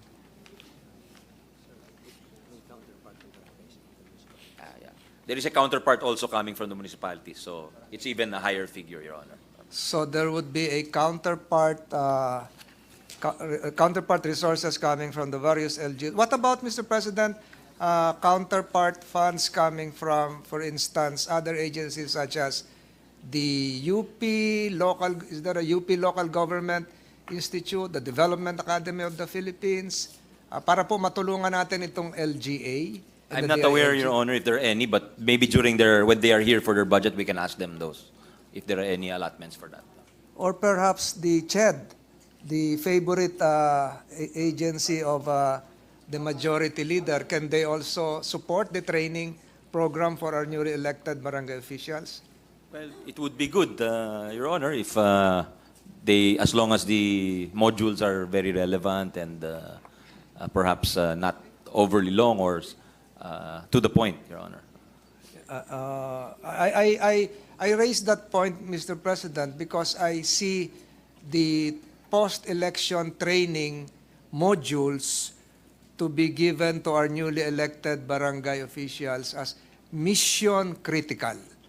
Mission critical in the sense that they are the ones supposed to implement laws concerning issues Senator De La Rosa and our committees have tackled so far. Anti-hazing. Dapat po, nagbabantay yung mga barangay officials under the law. Naka-register sa kanila. The laws concerning the kasambahays. Dapat po, sila rin yun. Yung mga batas po natin sa pagpapatupad ng karapatan ng mga katutubo at mangingisda. Dapat alam din po nila yan. So, I really support the proposition that the LGA should be well-funded and be converted into a very professional academic institution similar to the Lee Kuan Yew Institute of Singapore or the Local Government Academy of the Netherlands. Pag nagawa po natin yon, siguro yung mga taga-ibang bansa dito na magte-training sa atin sa DILG. And I'm sure with a very competent DILG secretary, this dream of mine will be realized in the near future, given the proper resources, Mr. President. Just a short manifestation. My governor, my majority leader is staring at me. I would have to yield the floor now to... You can continue, Your Honor. I thought the minority leader is about If to... it is the pleasure of the gentleman from Cavite to continue, Mr. President, I have no right to just stop one him. manifestation. But I just wanted to remind him of his promise and commitment that he's just asking one question, Mr. President. It's okay, Mr. It's called a President. compound question. Yeah. Incremental line of It was questioning. euro, Mr. President, so times 60. That's a Euro move, Mr. President. Just one manifestation, Mr. President. Given that this would just be a 2-year term for our thousands of newly elected barangay officials, would that what was that again? 71 million appropriation be sufficient enough to include reorientation for this? O one time lang po ba yung orientation nila? Isang bagsakan na lang? Maybe there's I would assume there's also a fund for that next year, Your Honor. I just don't know. I cannot anticipate the action of the DBM, how much they will put in the National Expenditure Program. But given that there was a fund last year, there's a fund this year, I assume there will be a fund next year. I have no further questions, Mr. President. I yield my time to the minority. Oh, thank you very much. We Thank have you. just... Thank you very much to our Just have Vice the- Chair and the yes, Chairman of thank the Blue Ribbon Committee, Your Honor. Thank The you, Senator minority Tolentino. leader just walked in, so perfect timing.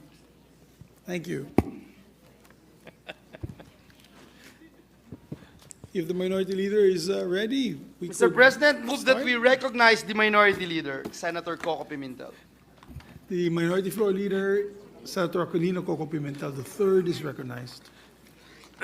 Thank you. Magandang gabi po sa lahat, sa ating DILG family, which was once upon a time headed by my father. No?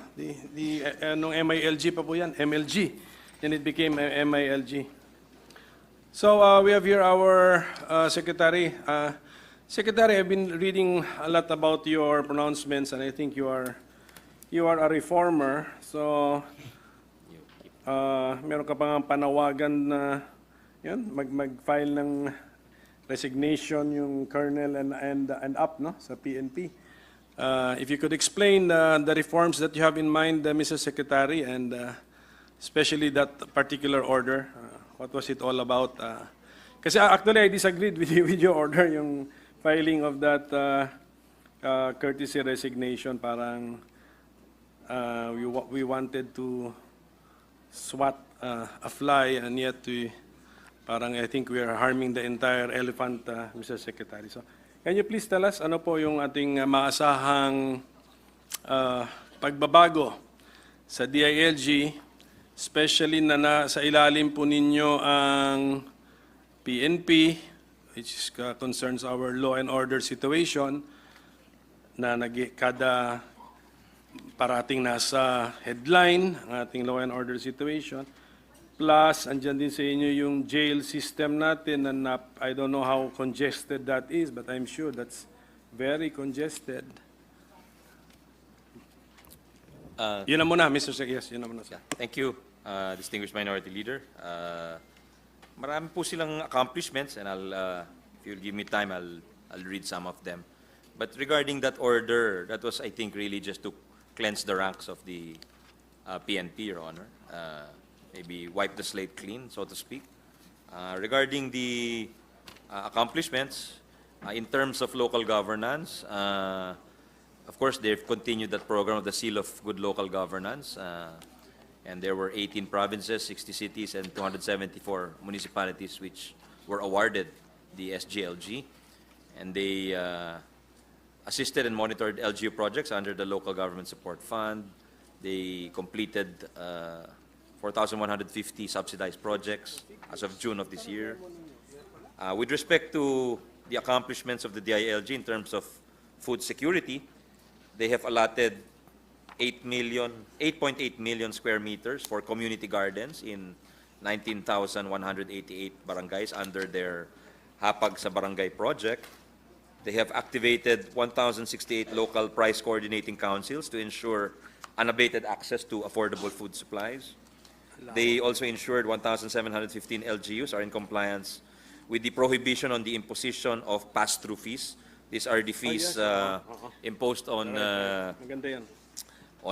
trucks or transport and vehicles which are only passing through LGUs but sometimes are being stopped and exacted fees, which should not be the case, Your Honor. So that's a very business-friendly move on the part of the DILG and their attached agencies. In terms of advancing the interests of women, youth, and Muslim Filipinos, the DILG ranked the second best, or the Philippines ranked the second best in the East Asia and Pacific region, and 16th out of 146 countries in the 2023 Global Gender Gap Index, which will be music to the ears of our colleague and the chairperson of the Senate Committee on Women, Senator Risa, also our vice chair and the Senate Deputy Minority Leader, and 1,344 municipalities and 103